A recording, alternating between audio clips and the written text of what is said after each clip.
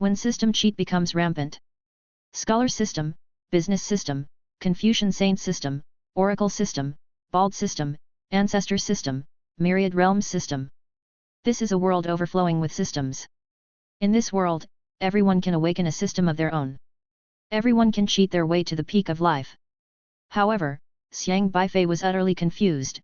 Why do all you locals have system cheats while I as a transmigrator, don't have one? Chapter 1, When Systems Overwhelm. The senior year classroom was as stifling as a pressure cooker. Thud. Thud. Thud. With familiar sounds of leather soles hitting the floor, Professor Yang walked into the classroom with a stern face and smacked a stack of papers onto a desk with a slap. Pull yourselves together.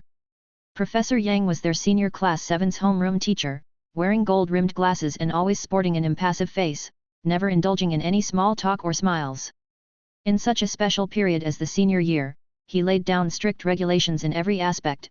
The school required commuting students to arrive by 7:20 am, he demanded 7 am. The homeroom teacher signaled the class representative to distribute the papers, and soon the white sheets were being passed around the room. Xiang Beifei also received his paper and glanced at the score. 43 points. I am very dissatisfied with the results of this mock exam. Extremely dissatisfied. The college entrance exam is only 2 months away.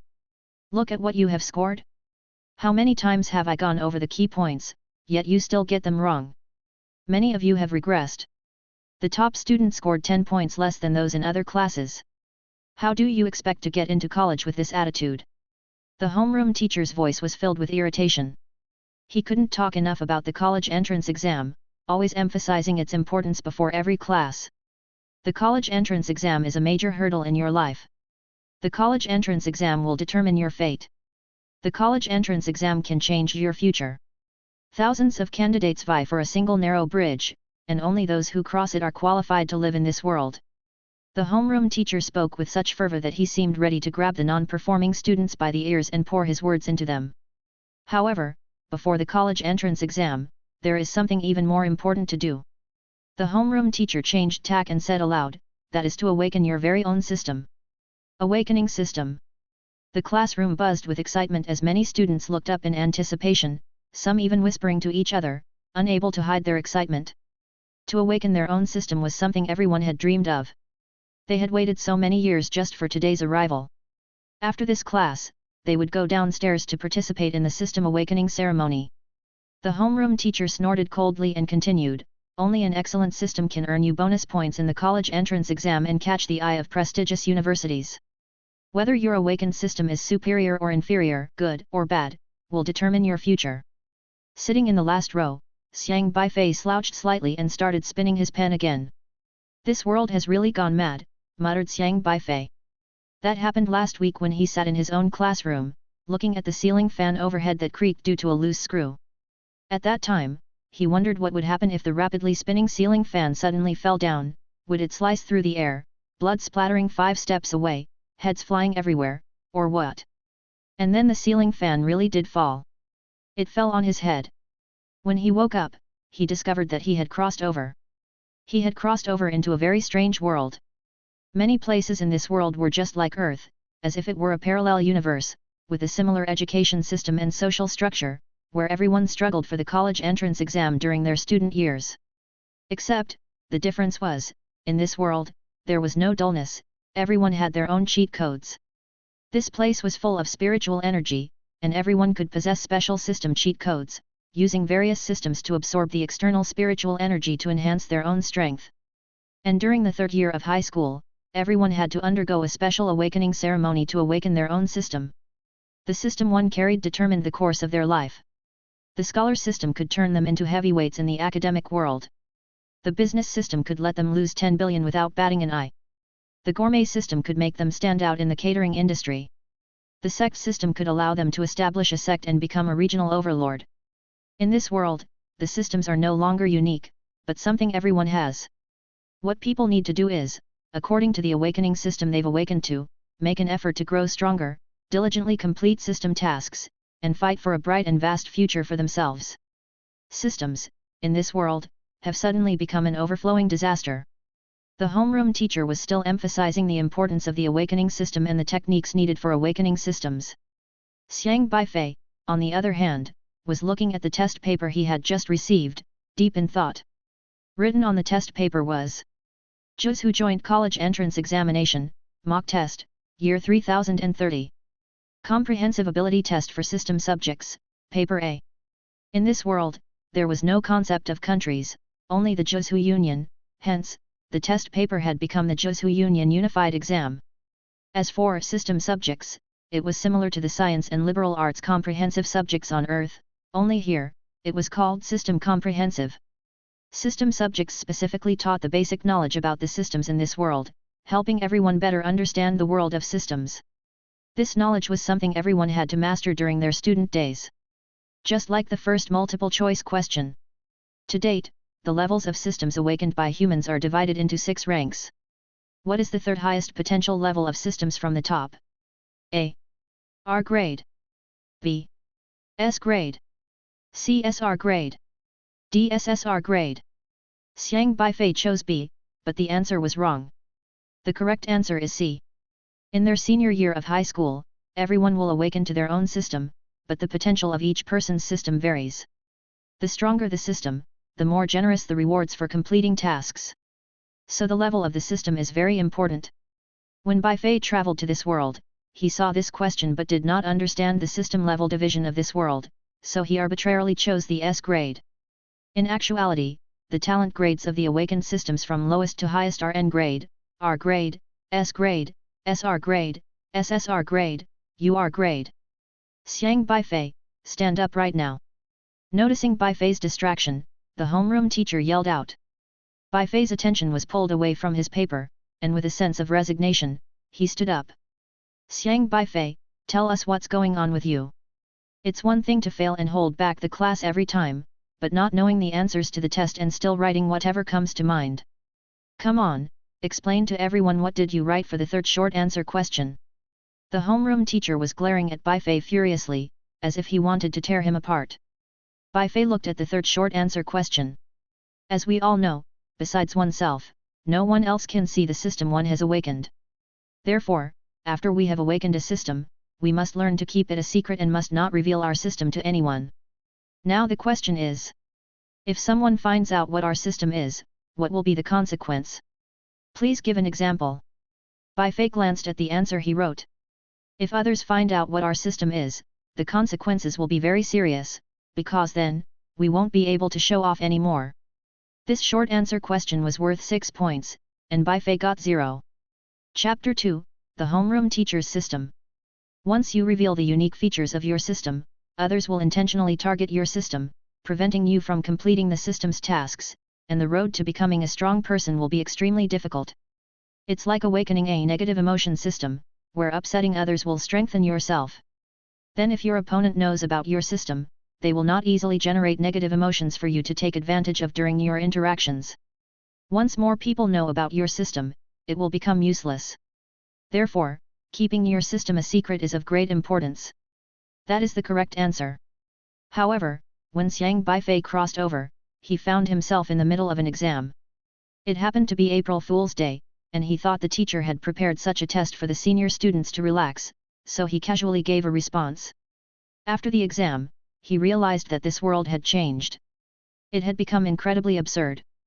The class teacher, furious, read Xiang Beifei's answer aloud to the whole class, and everyone burst into laughter. This is a question that gives you points. You all got it wrong, and you still want to get into college? How many times have I told you, in the college entrance exam, 80% is based on fundamental knowledge. As long as you secure the basic points, getting into a key university is not a problem.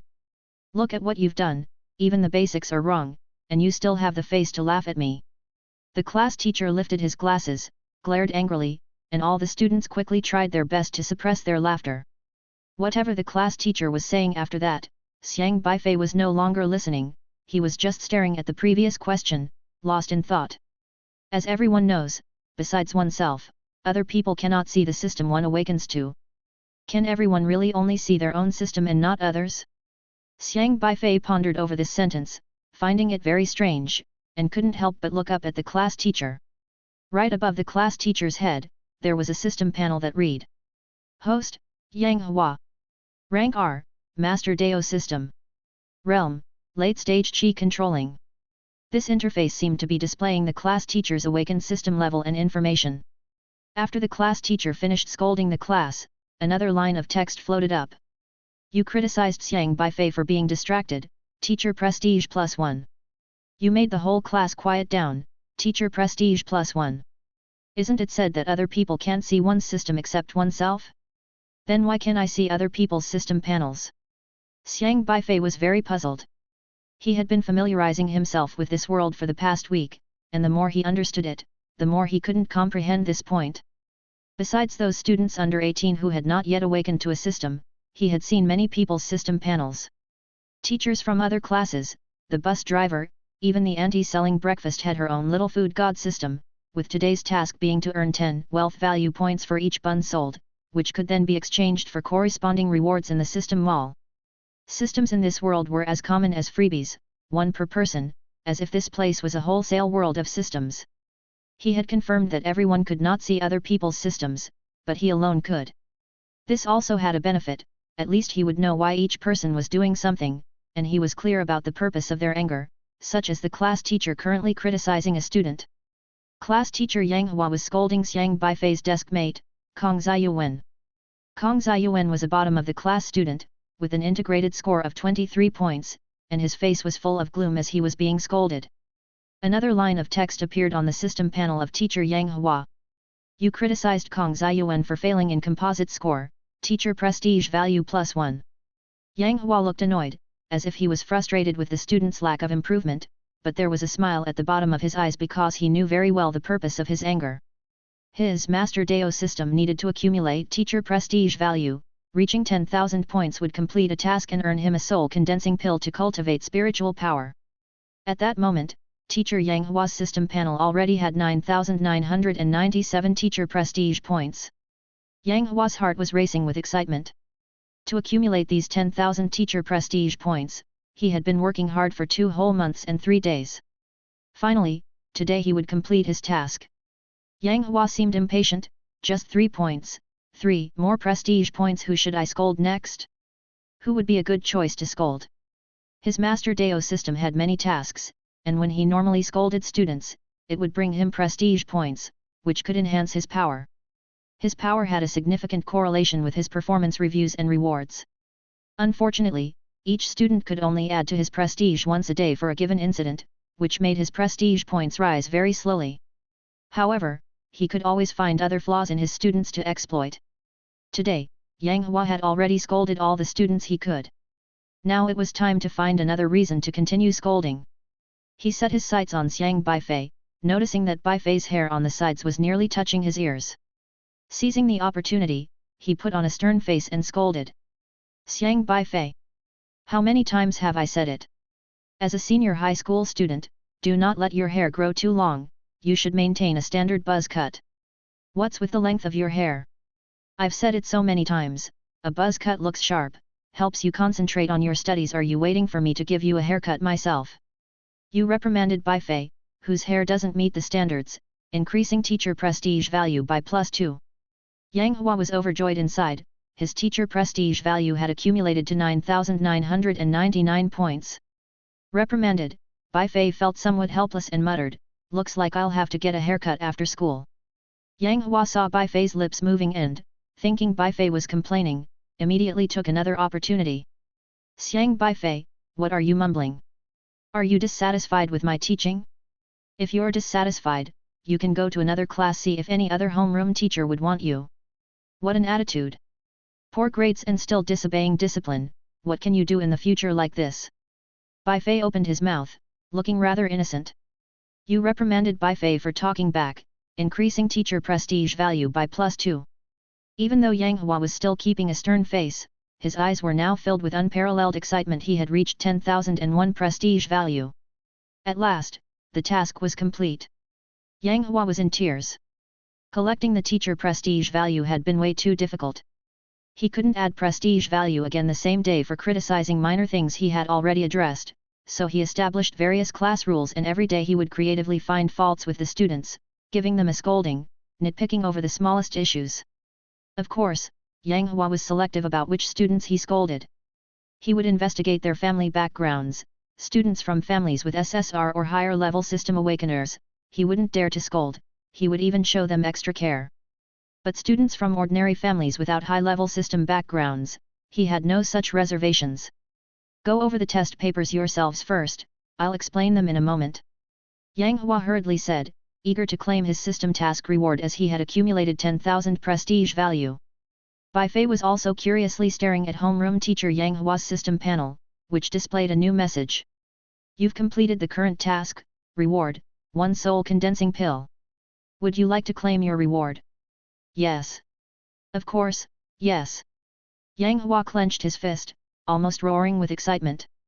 System task confirmation, dispensing task reward. Yang Hua hummed a little tune, joyful at heart. Dispensing task reward. Yang Hua paused, hey? Strange, why hasn't it been dispensed yet? Maybe his Master Dao system needed time to confirm? No worries, just wait a bit longer. Task reward dispensing complete. It's complete. Yang Hua looked at his empty hands. Wasn't the system supposed to have dispensed the reward? Why did no soul condensing pill appear in his hands? Wait a minute, system, where's my soul condensing pill? Yang Hua frantically checked his system. Reward dispensed, please select your next task. Bullshit. When was it dispensed? Yang Hua slapped the desk, shouting furiously. Instead of thinking these words, this time he shouted them out loud, startling all the students. Teacher, what's wrong? The class president Zhou Jing asked with concern. Shut up! Yang Hua bellowed. Zhou Jing was utterly bewildered. Yang Hua quickly realized he had lost his composure and said in a hurried tone to the class, what I mean is, focus on your self-study, I need to deal with something concerning the awakening system in a moment, so everybody stay quiet. Yang Hua was so furious he could burst after all the trouble of collecting prestige value for months by scolding students, it seemed as though the Master Dao system had swallowed it whole. He simply couldn't stand it. Enraged, Yang Hua stormed out of the classroom, intending to find a place where he could confront his system with what was really up. What's gotten into the homeroom teacher? Feels like he's just eaten a barrel of gunpowder. All the students began to discuss. Only Beifei sat silently in the back row of the classroom, not participating. Gazing thoughtfully at his hand, there lay a brown pill, exactly the soul condensing pill that had just been on homeroom teacher Yang Hua's system task reward list. Chapter 3, A Variety of Systems. I really can get other people's quest rewards, how bizarre. Xiang Beifei weighed the soul condensing pill in his hand, his gaze flickering slightly for a moment, finding it quite strange. This wasn't the first time he had taken someone else's quest reward. In the morning, the auntie selling steamed buns had a task from the little food god system, gather 5,000 wealth values to exchange for $5,000 and upgrade her shop. Xiang Beifei bought 2 buns, which just helped her complete the task, but she found that after exchanging, the money was gone. The money mysteriously appeared in Xiang Beifei's pocket. Because Xiang Beifei bought 2 buns, he just happened to help the auntie complete her task. However, Xiang Beifei still chose to discreetly drop the money on the ground and reminded the auntie that there was something on the ground, returning the money to her. Ever since he could see other people's systems, he found things were very off. When others were completing tasks issued by their systems, if the tasks involved Xiang Beifei, or if Xiang Beifei helped them complete the tasks, then the rewards issued by the systems ended up in Xiang Beifei's hands. Just like Professor Yang's Master Dao system, when he criticized Xiang Beifei, he gained prestige value for teachers, and when the task was completed, the rewards ended up with Xiang Beifei. He didn't understand why this was happening, just felt like he had become an anomaly in this system world. Xiang Beifei looked at the soul condensing pill in his hand. Such a pill could enhance his spiritual power, undoubtedly a great medicine, very rare for those cultivating spiritual power techniques. Then I might as well reluctantly accept it. Xiang Beifei examined the soul condensing pill and placed the pill into his pocket. The homeroom teacher always thought about scolding him to complete his own system tasks, and along the way, he always became the target of the homeroom teacher's tasks, grabbing some rewards. Shouldn't be anything wrong with that, right? He felt the real Master Dao system should be about educating people, not nitpicking and unfairly criticizing students. Although he had this peculiar ability, he still chose to use it selectively. There were some people's system rewards he would take, and others he would not. Xiang Beifei could refuse the money from the bun-selling auntie, but this kind of reward, he felt completely justified in taking. Yang Hua's face was livid, he was almost driven mad by his own system. He let the students self-study for an entire class period while he kept questioning his own system, protesting about where his quest rewards had gone. But the system always coldly replied, "Reward has been issued, please select the next task." Yang Hua was nearly at his breaking point. He understood he couldn't contend with the system because it was very rigid, wouldn't negotiate anything, and there was no chance of reconfiguring it, so he gave up and continued to choose the next task. The class period passed quickly. Yang Hua slammed his hand down on the desk and said, "Everyone, gather on the sports field, get ready for today's awakening system ceremony." All the classmates got excited and rushed out of the classroom. The awakening system ceremony was a turning point in the life of every student taking the college entrance examination and was crucial in determining their future. Everyone hoped they would awaken a high-level system. Finally, the system awakening. Xiang Beifei, what kind of system do you think you'll awaken? Kong Ziyuan closed his book and turned to ask. Xiang Beifei rested his chin on his hand, what kind of system would he awaken? He had never really considered this question. Actually, he thought that what system he awoke didn't matter. What systems others awoke was what's most important. Before Xiang Beifei could answer, Kong Ziyuan started talking to himself, "I'm not asking for much, just to awaken an S-rank system would be enough, then I wouldn't have to be scolded by the homeroom teacher every day. Haven't you noticed he always likes to pick faults with us too? If I awaken an S-rank system, let's see if he dares to scold me in the future." S-rank systems are quite rare, aren't they? Xiang Beifei asked. Kong Ziyuan nodded and said, "Yes, they say it's a 5% chance, usually not more than 3 per class every year." "What about people who have awakened an SR system?" Xiang Beifei asked again. SR systems are as rare as phoenix feathers and unicorn horns, a 1 in 50,000 chance. The last time someone in our school awakened such a rare system was 5 years ago. That person was directly admitted to an elite university. Kong Ziyuan spoke enviously of the system. If he could awaken such a powerful system, his future achievements would be limitless. Come on, everyone has gone to the sports field, it's just us left." Kong Ziyuan stood up and hurriedly urged Xiang Beifei. Xiang Beifei didn't linger any longer and followed Kong Ziyuan to the sports field. The sports field was already packed with people, not only students from the first and second year of high school but also parents who had come especially to see their children's system potential. The awakening system, comparable to filling out college entrance preferences, was a life-changing event. Every parent constantly paid attention to it. They all hoped their children would awaken an R-level or higher system, which not only gave extra points in their college entrance exams but also brightened their future prospects. Beifei Xiang and Kong Ziyuan squeezed into their class lineup, where the class monitor Zhou Jing was maintaining order. The homeroom teacher, Yang Hua, stood in front of the line, lips pursed, face ashen. Seeing Beifei and Ziyuan arriving last filled him with anger once more.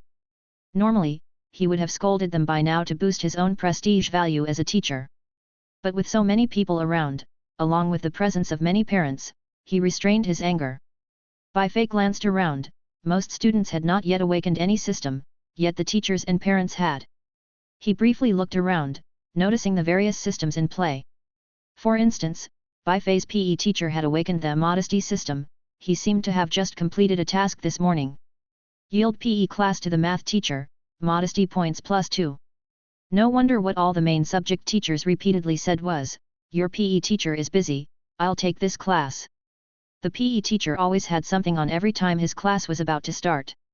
So approachable and empathetic apparently, it was because he had the modesty system and often willingly gave up his classes.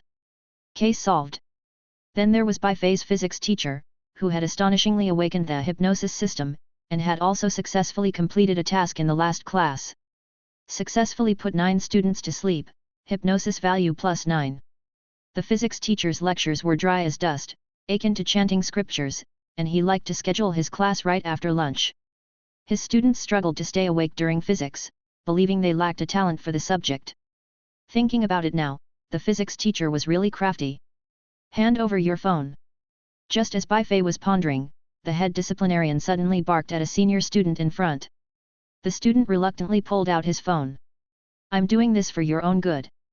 School time is for studying. How can you casually bring a phone to school? It can easily distract you from studying, and at your age, it's easy to be dazzled by all the flashy things online. The disciplinarian lectured the student earnestly. However, Beifei saw the disciplinarian's system interface. Host, Zhao Gang. N-level, confiscation system. Realm, late Qi controlling stage. You confiscated a student's phone, confiscation value +1. Apparently, the disciplinarian liked confiscating students' phones purely for his confiscation system. This type of system, if not used as a city urban management officer, then serving as a school disciplinarian wasn't bad either. Of course, not all teachers had systems related to their professions. Some teachers' systems weren't connected to their jobs at all, like the Chinese teacher from the class next door, who had awakened the suffering system. Every loss he took made his spiritual power grow stronger.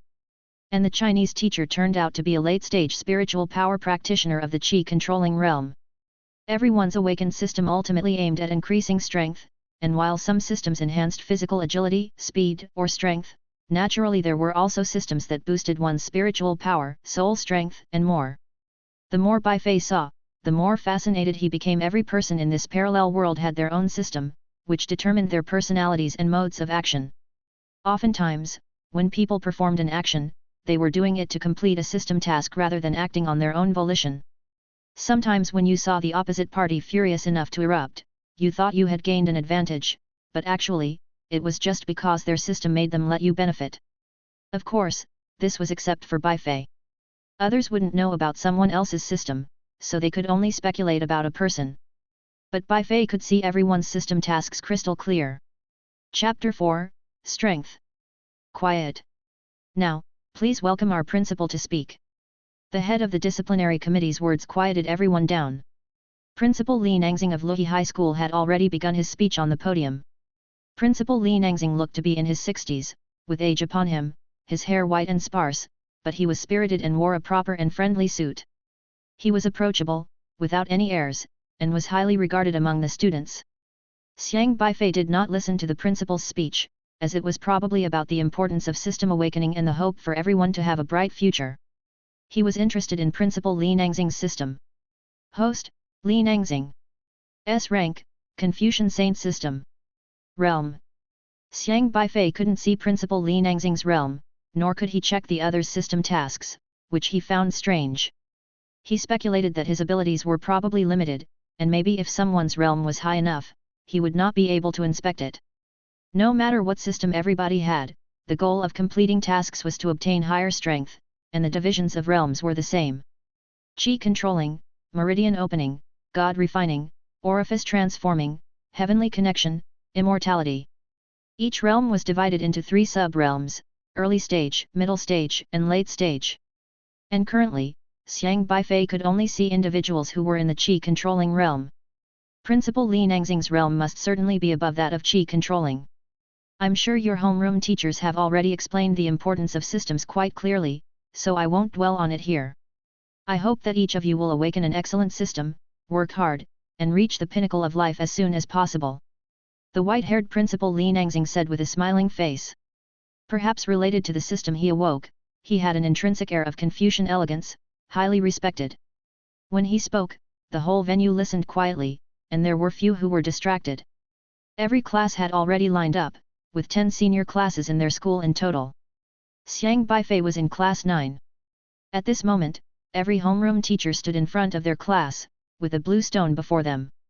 This stone was only about the size of a palm, completely crystalline and translucent, with faint traces of lightning swirling around it, floating mid-air, making it seem particularly solemn. That was the electric shock thunderstone used for system awakening. Made of special materials, it would emit lightning that struck the soul directly, stimulating the latent talents within everyone's body. As talents were awakened, the thunderstone would also evaluate the level of one's talents. The origins of this thunderstone were extraordinary. It was said to be created by a big shot from Yang's, known as electric shock thunderstone. Just the name sounded formidable. After all, getting struck by lightning could awaken one's talent system. Who would dare underestimate this thunderstone? Proceed one by one according to your seat number. Yang Hua said to his class in a deep voice. Actually, Yang Hua was also looking forward to it. if a student from his class awakened an S-rank system, it would reflect well on him, not to mention that he could receive a generous bonus. On the other hand, it could also increase his prestige value as a teacher, as nurturing a genius would certainly be noticed by the Master Dao system, and might even trigger hidden tasks within the Master Dao system. Thinking of his Master Dao system acting up earlier that day, randomly losing a soul-condensing pill, he was so pained he almost felt suffocated, wishing desperately for a good outcome from the student's S-rank system awakening. Student number 1, Wang Dan, walked nervously to the side of the thunderstone, pressing her hand onto the floating stone with trepidation. Blue lightning zapped from the thunderstone, transferring up her arm into her body with a sound, and she let out a shriek, her whole body enveloped by the tendrils of lightning. Intense fluctuations emanated from Wang Dan's body, and soon after, the surrounding lightning began to shake violently, forming wave after wave of ripples. As the blue lightning gradually converged, but the color of the lightning was not very clear. Beside it was a miniature electronic display screen, which would show the tier of talent based on the voltage from the thunderstone. An N appeared on the electronic display. Wang Dan's face was filled with disappointment. An N-grade system is the most basic of systems. Without an R-grade system, there are no bonus points for the college entrance exam, which means starting at a lower point than others. She looked very upset. N-grade system, a common talent system, don't be discouraged. As long as you dig deep into your system's potential, N-grade systems can sometimes exhibit strong capabilities. Principal Li Nangxing just happened to pass by, saw Wang Dan awaken her system, and didn't disparage her but instead encouraged her with a smile. Despite his words, Wang Dan still walked back dispiritedly. While others couldn't see what system Wang Dan had awakened, Xiang Beifei could see it clearly. Wang Dan's awakened system was the flower cultivation system, which required her to successfully raise a flower in order to increase her flower value by +1. Such a system destined her to apply for an agricultural college when it came time to choose a university. Looking at Wang Dan, she didn't seem to like cultivating flowers. Number 2. As the class teacher, Yang Hua was still brooding over his own system issues and did not offer comfort or disparagement, but instead urged the next student. Xiang Beifei watched his classmates awaken their own talent systems one by one, and some of the bizarre systems truly surprised him. Take the strange dishwashing system, for example, which relied on the number of dishes washed to earn points. One had to wash 100 dishes to get +1 diligence value. It goes without saying how despondent that delicate-looking boy was when he discovered he had awakened the dishwashing system. Wang Pengzi from their class, weighing 200 pounds, had awakened the Dance King system, which required mastering all kinds of dances from around the world, and only after completing a dance to the standard could he earn 1 Dance King value. Wang Pengzi was devastated when he saw the system he had awakened. And then there were quirky systems like the eating dirt system, brick moving system, and moonlight race system, all of which Xiang Beifei found fascinating. More and more people publicly awakened their systems, and some students were overjoyed after discovering theirs, clearly satisfied with the systems they had awakened. For example, Sun Ke from Xiang Beifei's class had awakened the N-grade real estate system. Although it was a common system, the initial tasks were particularly difficult to complete, with the first task being to purchase a commercial property. This was almost impossible for someone still in school unless their family had the means to support such endeavors. Considering Sun Ke's wealthy family background and the system he had awakened, it was certain that his family would later assist him in striving to become a real estate tycoon. Therefore, Sun Ke wasn't too disappointed. Similarly, systems like restaurant chain system and supermarket empire, among others, were part of the business system category. Representative figures in the business system included Ma Deun from Alibaba and Ma Deteng from the Penguin nobility. Even though no one knew what their systems were, it could be inferred that the individuals representing the two major Ma corporations had systems related to business, and those tycoons were rumored to have awakened SSR systems, which were likely linked to business. Legends that one could only look up to. Maybe I could awaken a UR grade system, and then I could finally stand tall and proud, Kong Ziyuan said beside him, full of longing. UR is a system with even greater potential than SSR, strong enough to crush all competitors, almost standing at the pinnacle of this world. You dreaming of awakening a UR system? That's daydreaming, class leader Zhou Jing said with an unexpected jab. Mind your own business. Kong Ziyuan retorted and, disregarding Zhou Jing's ugly expression, turned back to Xiang Beifei and said, Xiang Beifei, this is our only chance for a turnaround. If I awaken a UR grade system, then let's see them act arrogant. Those who could awaken an S-grade system would become the focus of the entire school. Come the college entrance exams, getting points deducted or being admitted without examination would not pose a problem. If it were a UR system, it would likely cause a major sensation. However, up to this point, no one at their Luhi High School had been heard to have awakened a UR system, and even SSR systems were rare.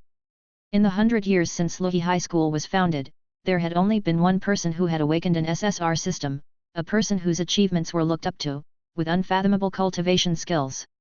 Chapter 5, The First S-Class System. What system do you hope to awaken? Xiang Beifei asked. The best would be the scholar system. It'd allow a show-stopping debut, let's see the slackers turn the tables and give those losers a beatdown. Wonder if they'd still dare to laugh at our poor grades, Kong Ziyuan said animatedly, then added, the superstar system wouldn't be bad either. Venturing into the entertainment industry could be a good choice. And if all else fails, I wouldn't turn my nose up at the tycoon system either. Lost in his merry fantasies, Kong Ziyuan believed that any system was intended to improve oneself, but a good system could make that improvement happen much faster. The trajectory of many people's lives during their college entrance exam year can be altered, as awakening a system that year can change their future choices. If someone has been interested in computer science since childhood but awakens a medical system, they would have to abandon their dreams to apply for medical school. This is quite similar to the real world, where parents force their children to apply for majors they think are promising. Therefore, the best system to awaken is one that matches one's own interests because only then would there be motivation to complete tasks. Moments later, Kong Ziyuan asked again, what about you, Xiang Beifei? What system do you hope to awaken? Me? I'm not picky, anything goes. Xiang Beifei, new to this world, hadn't fully grasped it yet, so he wasn't very demanding about the system. Kong Ziyuan said, how can you be so ambitionless? That won't do. Let me tell you a secret. Kong Ziyuan glanced at the others, leaned into Xiang Beifei's ear, and whispered mysteriously, my old man spent a fortune on a medicinal herb from an enlightened master. He's researched talent systems for years. Supposedly, if you take this herb, there's a 50% chance of awakening the system you want. Kong Ziyuan held out his hand, revealing 2 black pills emitting a pungent, strange odor. Dad told me to take both. With one, there's a 50% chance, but with 2, it's a sure thing. 50% with 1 pill, and 100% with 2? The math here is quite magical. Xiang Beifei couldn't help but grin. He felt that the master Kong Ziyuan mentioned was very likely someone who had awakened the bluff system or charlatan system. Kong Ziyuan, looking dead serious, shoved a black pill into Xiang Beifei's hand and said, I don't need 100% certainty, this one's for you. Xiang Beifei was surprised, for me. SHH, keep it down. It costs over 10,000 a pill. Dad told me to keep it quiet. I can't stand how the homeroom teacher always picks on us. We need to awaken an SR system and show them, give ourselves some breathing room. Kong Ziyuan's family was relatively well off, and Xiang Beifei's was struggling, but the two got along well, and Kong Ziyuan was always quite generous with Xiang Beifei. Wei S, amended as weighing, the black pill in his hand, Xiang Beifei was certain such a thing couldn't be effective if it were, there would already be geniuses all over the world. You keep it for yourself. I'll leave it to fate, Xiang Beifei insisted, heart not set on destroying Kong Ziyuan's illusion as he handed the pill back. But Kong Ziyuan adamantly forced the pill back into Xiang Beifei's hand, clapping him on the shoulder, take it, what's with the formality between us? What are friends for? Don't worry. If I awaken an advanced talent system, I've got your back. Then I'm going to cling to your coattails in advance. Xiang Beifei laughed. As they were discussing, a wave of envious exclamations suddenly burst from another corner of the crowd. Oh my! Someone has awakened an S-class system. So jealous, that's the first S-class system awakener today. The crowd became restless, craning their necks and looking on with envy at the person who had awakened an S-class system. She was a girl from Class 1 named Lu Qunro, not only outstanding academically but also exceptionally pretty.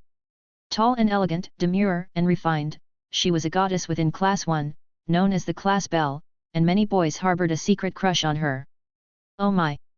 It's her, my goddess awakened an S-class system, oh my! I must work harder to awaken an S-class system and be with her. A boy from Class 2 exclaimed. Pfft, keep dreaming. Why don't you just take a piss and look at yourself? My pee is yellow, let me enlighten him. My breath stinks, let me have a talk with him. Many boys were all discussing animatedly, eyes filled with admiration, and quite a few girls were also mixing envy with jealousy. It wasn't enough to be good looking, but even the grade of the awakened system was so high. Xiang Beifei curiously looked toward Lu Qunro. A light yellow dress, fluffy hair. The outfit was very fashionable. Xiang Beifei glanced at her system. Host, Lu Qunro. S rank, backup snatch system. Status, ordinary person. Mission, please find 5 backups. Lu Qunro seemed to be contemplating her system's abilities as well, and after a moment of thought, she walked toward the crowd under everyone's envious gaze. When she reached the boy from class 2 who had not yet awakened his system but fantasized about being with the goddess, she accidentally twisted her foot and bumped into the boy. I'm sorry, I didn't do it on purpose, Lu Qunro said with a remorseful face. The boy was stunned, he had actually been accidentally bumped by the goddess. The goddess even apologized to him. No problem. The boy was extremely excited and a bit carried away. Hello, my name is Lu Qunro. Lu Qunro revealed a gentle and graceful smile, extending her hand to shake with the boy. Oh my god, is today my lucky day? Not only did the goddess apologize to me, but she also wants to shake my hand. The boy's eyes shone with a certain light. Hello, I'm Zhao Tian from class 2, really nice to meet you. Zhao Tian hastily stretched out his hand, holding Lu Qunro's delicate palm. The goddess's hand is as soft as if it has no bones, I'm not washing my hands for a month. Zhao Tian thought excitedly. At this time, Xiang Beifei saw that Lu Qunro's system interface already displayed a new line of text. You have gained a potential backup value +1. You shook hands with the backup, you snatched the backup's arm strength, your strength +1. You conversed with the backup, you snatched the backup's social skills, your social skills +1. Everyone was unaware of what system Lu Qunro had awakened, only knowing that Lu Qunro was an S-rank top student, with boundless potential, but only Xiang Beifei saw everything very clearly. This system is a bit sinister. Xiang Beifei couldn't help but think, Lu Qunro's system was actually about raising backups and then snatching their various abilities. And getting a backup was so easy, as long as someone was interested in her, they would automatically become a backup? What a green tea bitch! Xiang Beifei looked at the boy who was being used as a backup and snatched of his abilities without knowing, feeling quite sympathetic. If in the future he kept following Lu Qunro around, probably all his abilities would be completely taken by Lu Qunro. This system epitomized what is called a loser dog, in the end, losing everything by licking boots.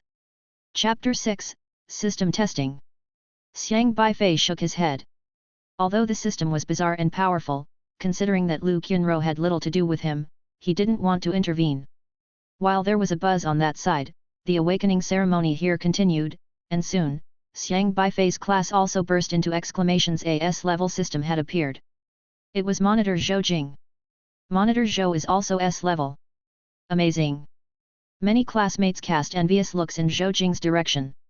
A student who awakened an S-level talent system started a whole class higher than everyone else, as if in a 100-meter race, they had run ahead by 20 meters.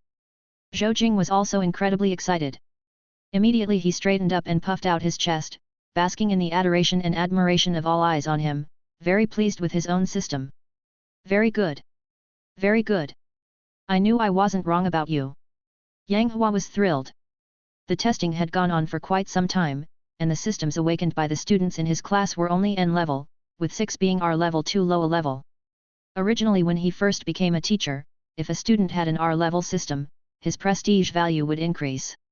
But as the system missions gradually increased in difficulty, now only an S level could add to his teacher prestige value.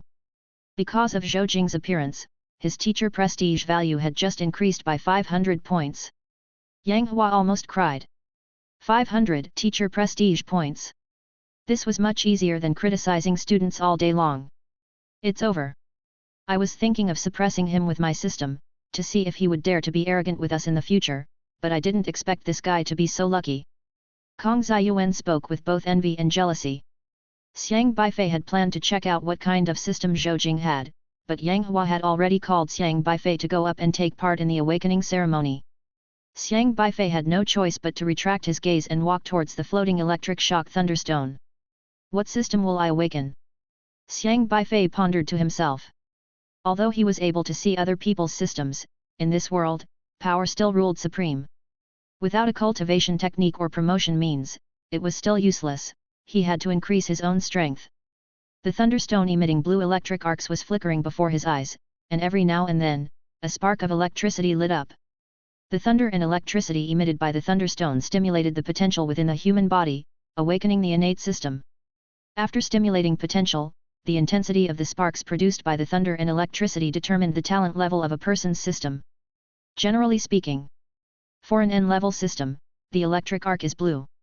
An R-level system turns the arc deep blue. An S-level system turns it black. An SR-level system is red. An SSR-level system is white. A UR-level system is golden yellow. Actually, based on the color of the electric arcs, one could judge what someone's talent really is. Xiang Beifei carefully pressed his palm against the thunderstone. Hiss!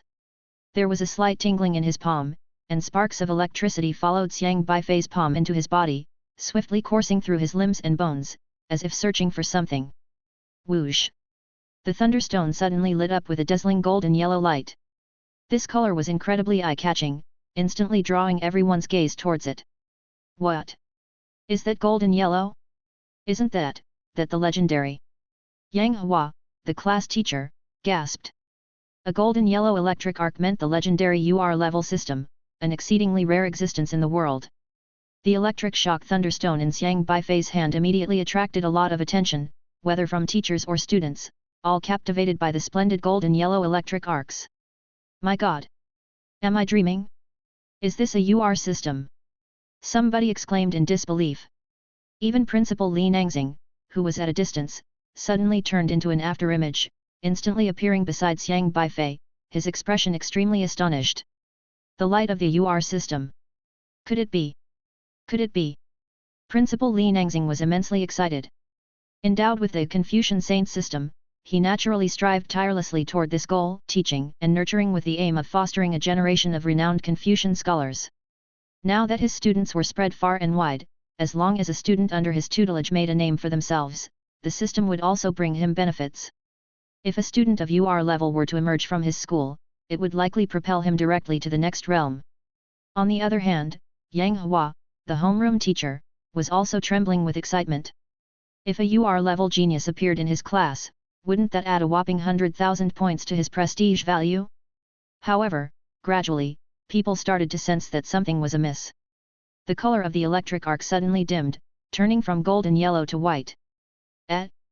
What's happening here? Many people were puzzled. Wasn't it the legendary, rare UR system just moments ago? How did it downgrade to SSR? But even the white electric arcs symbolizing the SSR system were shocking enough. That's SSR. Even if it's not on par with UR, it's still enough to drive people wild. And yet, soon people felt something was off again. The color of the electric arc of the electric shock thunderstone suddenly turned red. Was that the SR system? Why did the levels displayed by the thunderstone continuously decrease? Sizzle!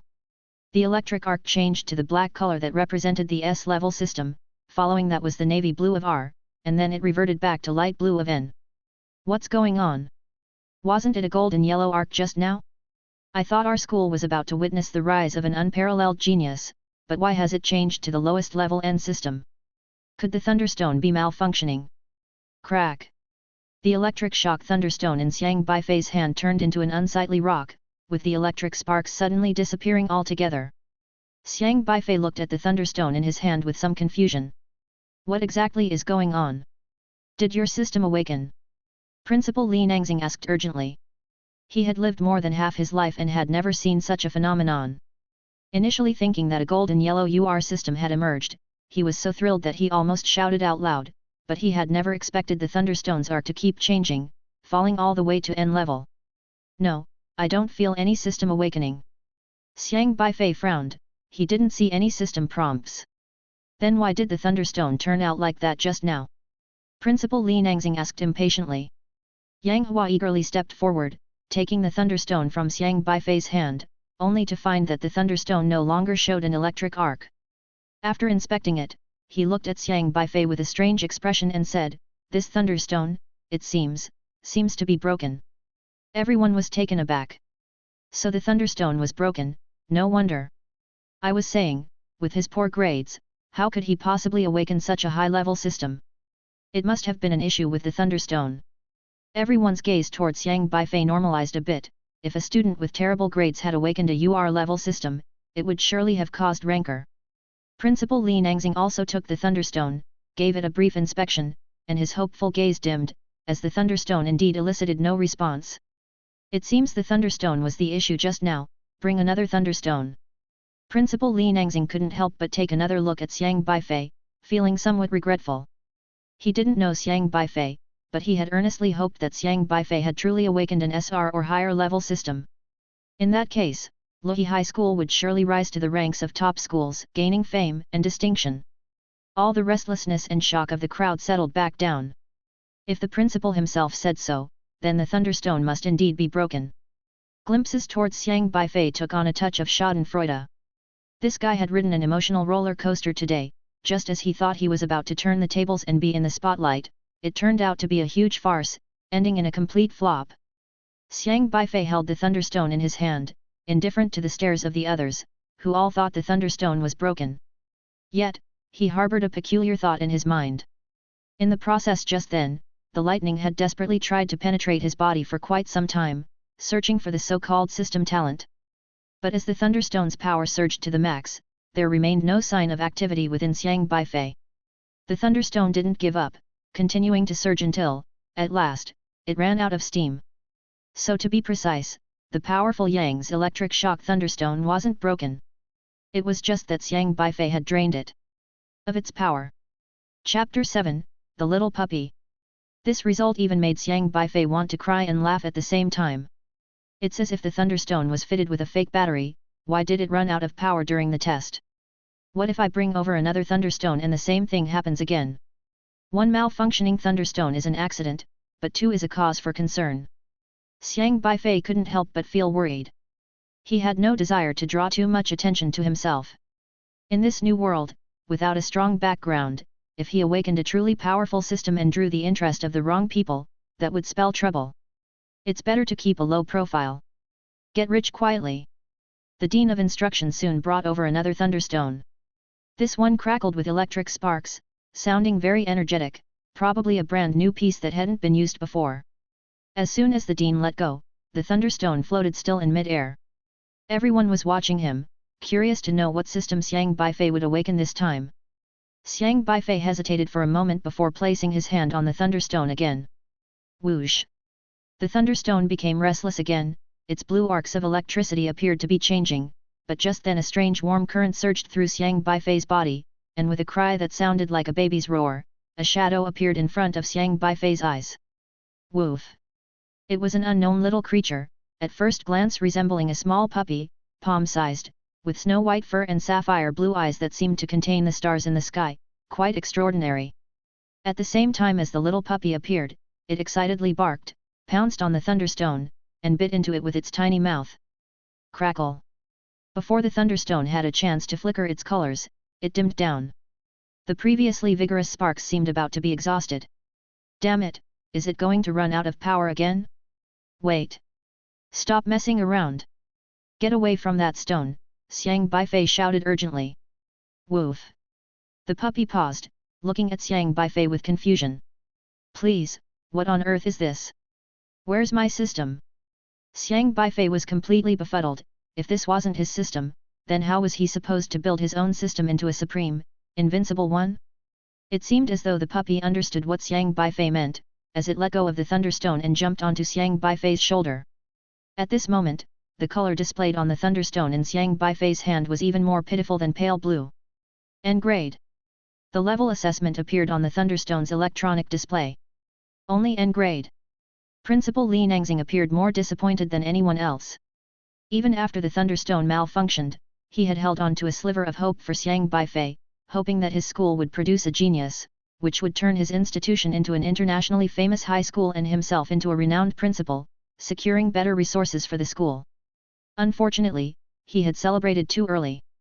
Yang Hua also looked distressed on the other side. Just now, his system had malfunctioned, losing the reward, and he was still brooding over how to make it up. When Xiang Beifei's test showed the UR glow, he was ecstatic, but now it only added to his frustration. I thought our school was going to have a UR prodigy. What a pity. Yet, I was getting ready to be envious of him, even thinking about quickly holding onto his coattails, but it turned out that it was me, an R level, who actually became the big thigh to hold onto. Many people looked at Xiang Beifei with considerable sympathy. This dramatic change caught them off guard. Those who didn't know Xiang Beifei felt sorry for him, but many of his classmates actually thought it was only to be expected. After all, he was the student with the lowest grades in the class. If he had awakened a UR system, it definitely would have upset the balance for them. Being N-level was normal too. There were quite a few N-level awakeners present, nobody had the right to pass judgment on anyone else. No matter, an N-level system shouldn't discourage you. Quite a lot of people became figures of great influence with an N-level system. Starting from a lower point than others doesn't mean your future will be any worse, we all create our own futures with our bare hands. Principal Li Nangxing comforted Xiang Beifei. After all, he was a renowned scholar of his generation, always kind to his students and never looking down on anyone, believing that learning has its own sequence and every profession has its master, and from every field emerges a top scholar. Students with poor talent have turned their lives around to become successful people after putting in effort. Such cases were numerous. Having lived for many years, Li Nangxing was very clear about this. I know, thank you for the advice, Principal, Xiang Beifei said. Although what Principal Li Nangxing said related to his system, it was undeniable that he truly had the students' best interests at heart. As the students succeeded, he also benefited from the system, so Li Nangxing never gave up on any student, often encouraging them to be proactive and helping them solve problems. This was something that Xiang Beifei still respected.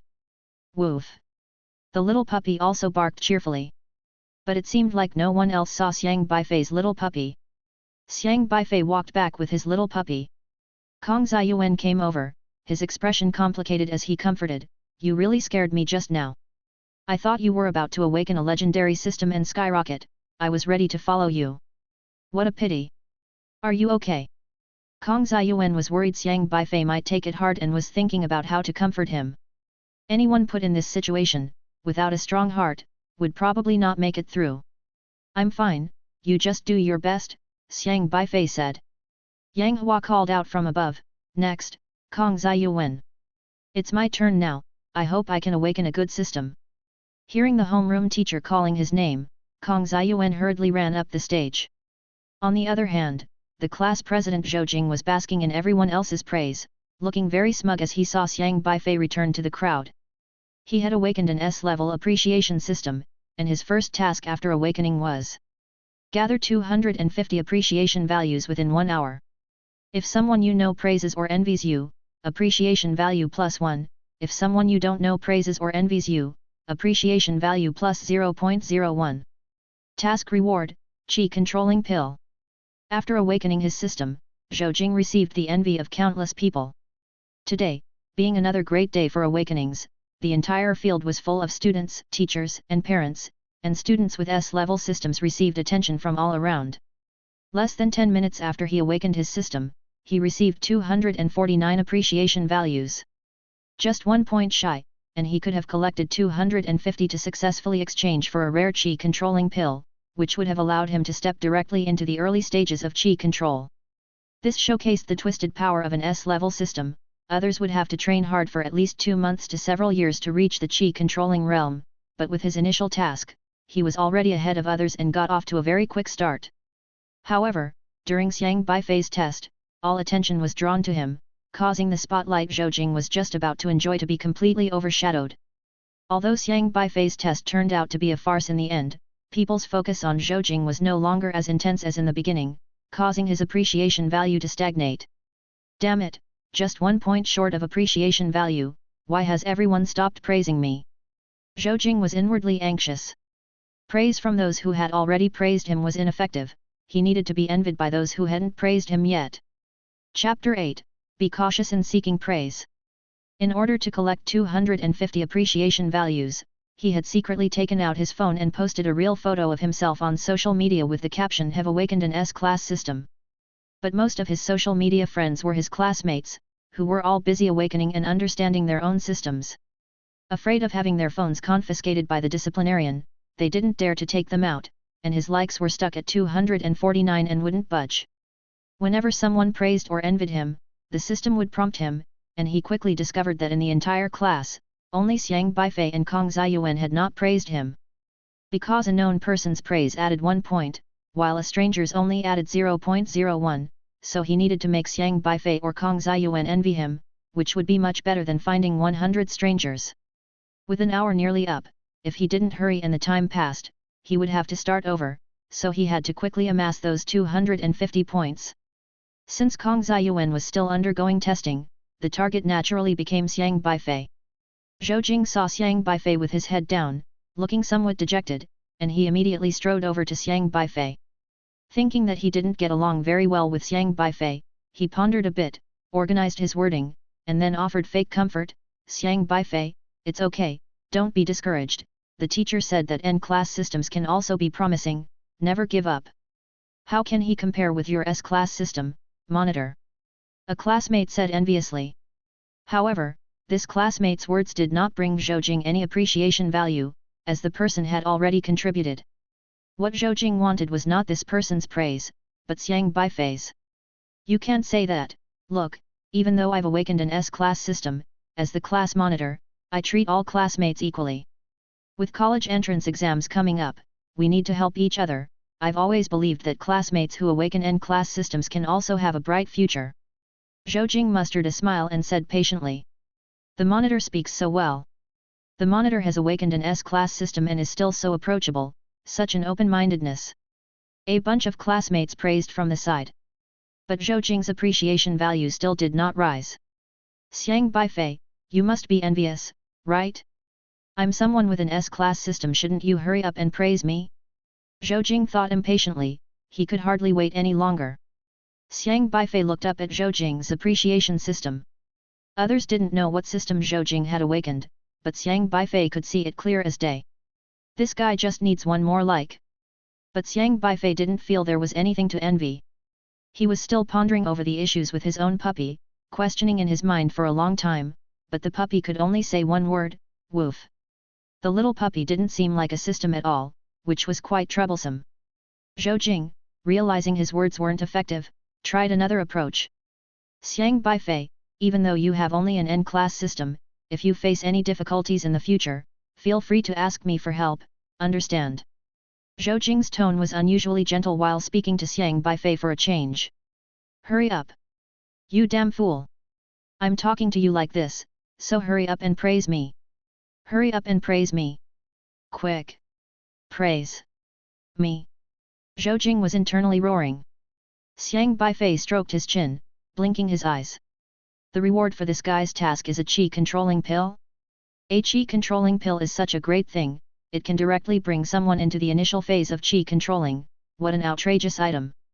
To think that even the class teacher Yang Hua, who has awakened an R-class system for almost 10 years, is still only in the later phase of qi controlling, whereas Zhou Jing's first task reward for his S-class system is the initial phase of qi controlling. With Zhou Jing's gifted system, he wouldn't need 10 years to surpass the class teacher. No wonder many universities favored students with S-class systems. The class teacher Yang Hua, for his system, would always reprimand Xiang Beifei in various ways, and Zhou Jing, to ingratiate himself with the teacher, never refrained from mocking Xiang Beifei coldly and heatedly. To know that before the system awakening, Zhou Jing was still mocking him and Kong Ziyuan. Now in order to get their praise, he immediately changed face and pretended to care about his classmates. Xiang Beifei had no fondness for this insincere fellow. He was already brooding over issues with his system, feeling quite annoyed, and seeing Zhou Jing prancing about in front of him with a weirdly contrived expression only added to Xiang Beifei's helplessness. This is what you want me to seek praise for? It's not my fault. Class leader, you're really awesome. Xiang Beifei said sincerely. We're all classmates after all. When Zhou Jing heard Xiang Beifei's words, his face broke into a delighted smile. He had completed his first task with such ease. He couldn't wait to check his system. You have received praise from Xiang Beifei. Appreciation value +1. Zhou Jing was overjoyed. Finally, It reached 250. He was about to break through to the Qi-controlling realm. In his mind appeared countless fantasies. As soon as he broke through the Qi-controlling realm, he would definitely attract everyone's attention again, and then there would be even more people praising him, from which he could harvest a large wave of appreciation values. Thinking of this, Zhou Jing felt even the air was refreshingly sweet. You have completed a task. Task reward, Qi-controlling pill. Would you like to claim your reward? Yes. Of course.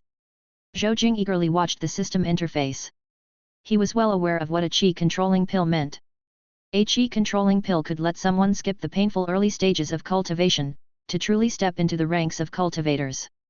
As long as he was the first to step into the Qi-controlling realm, he would become the standard child of someone else in the eyes of all parents. Zhou Jing nervously spread his hands, waiting for the Qi-controlling pill to fall into them. Reward has been issued. Host, please keep up the good work. Seek praise wholeheartedly, create a better future. Issued. Zhou Jing immediately checked his hands, but there was no reward. Then he searched his own pockets, still nothing. Could it be in the backpack? Zhou Jing rushed towards the classroom in a flurry to search for the reward issued by the system. I'm about to become the first person in the class to step into the Qi-controlling realm. If this news is known by everyone, the appreciation value I'll reap next will skyrocket, ha ha ha. Zhou Jing felt even his running posture was cool and impressive. Xiang Beifei watched Zhou Jing's retreating figure with a contemplative look, hands in his pockets, appearing quite calm. In his pocket, there was a pale yellow pill. That was the Qi-controlling pill for Zhou Jing's completion of his first task. Should this reward be returned? Xiang Beifei pondered slightly. Class teacher Yang Hua would use Xiang Beifei as a negative example for his own tasks, making a big deal out of every trivial matter to criticize him. Zhou Jing, too, was showing off in front of Xiang Beifei deliberately, trying to complete his own tasks through Xiang Beifei. But they all picked the wrong target. After a while, Xiang Beifei made a decision. When you're doing your tasks, don't try to drag me into it intentionally, nor seek validation from me. If that's the case, all is well. Otherwise, I can only reluctantly accept your rewards. Chapter 9, Only a bald head away from being strong. He planned to wait until he got home to properly research the 2 Qi-controlling pills he had received today, otherwise, if he took them right in front of everyone, an N-level system awakener suddenly breaking through to Qi-controlling realm would seem far-fetched. Of course, he could explain it as the work of his system, but after all, being N-level, the starting point shouldn't be so high. Xiang Beifei actually cared more about the little puppy he had awakened. He still didn't understand what his little puppy was for. What in the world are you? Xiang Beifei picked up the little puppy and studied it over and over. Woof woof. The little puppy barked happily, wagging its tail twice. But Xiang Beifei couldn't understand what it was saying, it seemed to be just barking simply. Xiang Beifei asked all sorts of questions, and the little puppy could only bark twice. You're not just here to be cute, are you? Xiang Beifei stroked the little puppy's head. The little puppy squinted its eyes on his palm. Xiang Beifei thought for a moment and said, I should give you a name. The little puppy, with its tongue out, looked eagerly at Xiang Beifei. You're so cute, all your fur is so white, white like a ball of snow, then I'll call you Xiaohe. Xiang Beifei said. Xiaohe blinked, looking somewhat astonished. I've always wanted to get a dog and name it Xiaohe. Xiang Beifei burst into laughter. Whine. The all-white Xiaohe whined discontentedly and bit at Xiang Beifei's palm. But it didn't have teeth yet, so the bite on Xiang Beifei's palm was neither light nor itchy. Xiang Beifei found this little guy very amusing and gently flicked its ear with his finger. This Xiaohe, clearly newborn and confused, seemed not even to know what it was. But intuition told Xiang Beifei that Xiaohe was probably not that simple. In the distance, exclamations were heard again, as if someone else had awakened an S-level system.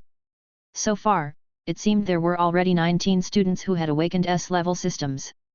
With 10 classes in the senior year, that was about 2 per class on average. This result was rather normal, and Xiang Beifei was not surprised. Xiang Beifei had been keeping an eye on Kong Ziyuan and noticed that Kong Ziyuan had awakened an S-level system too. Excellent! Excellent! I knew I was not wrong about you, Kong Ziyuan. Yang Hua excitedly patted Kong Ziyuan on the shoulder.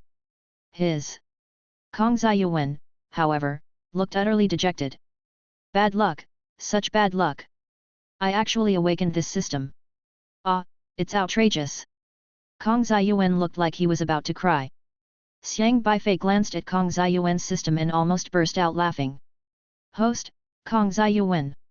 S level, bald system. State, ordinary person. Bald system? What kind of weird thing is that?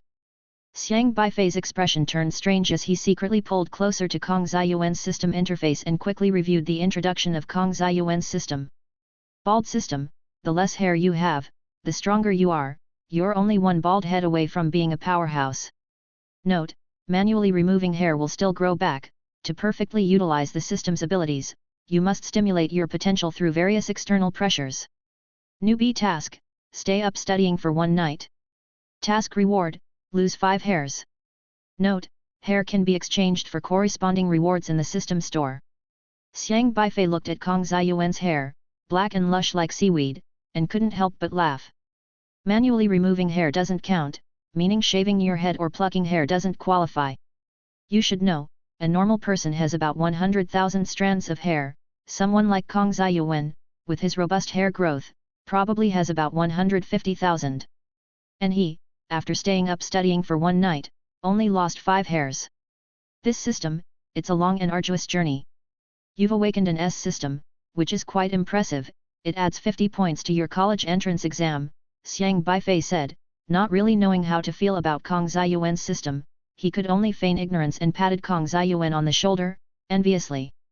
Ah, you have no idea what my system is. Never mind, I can't discuss systems carelessly. In any case, I would rather not have those extra 50 points, Kong Ziyuan said as he covered his face and sighed.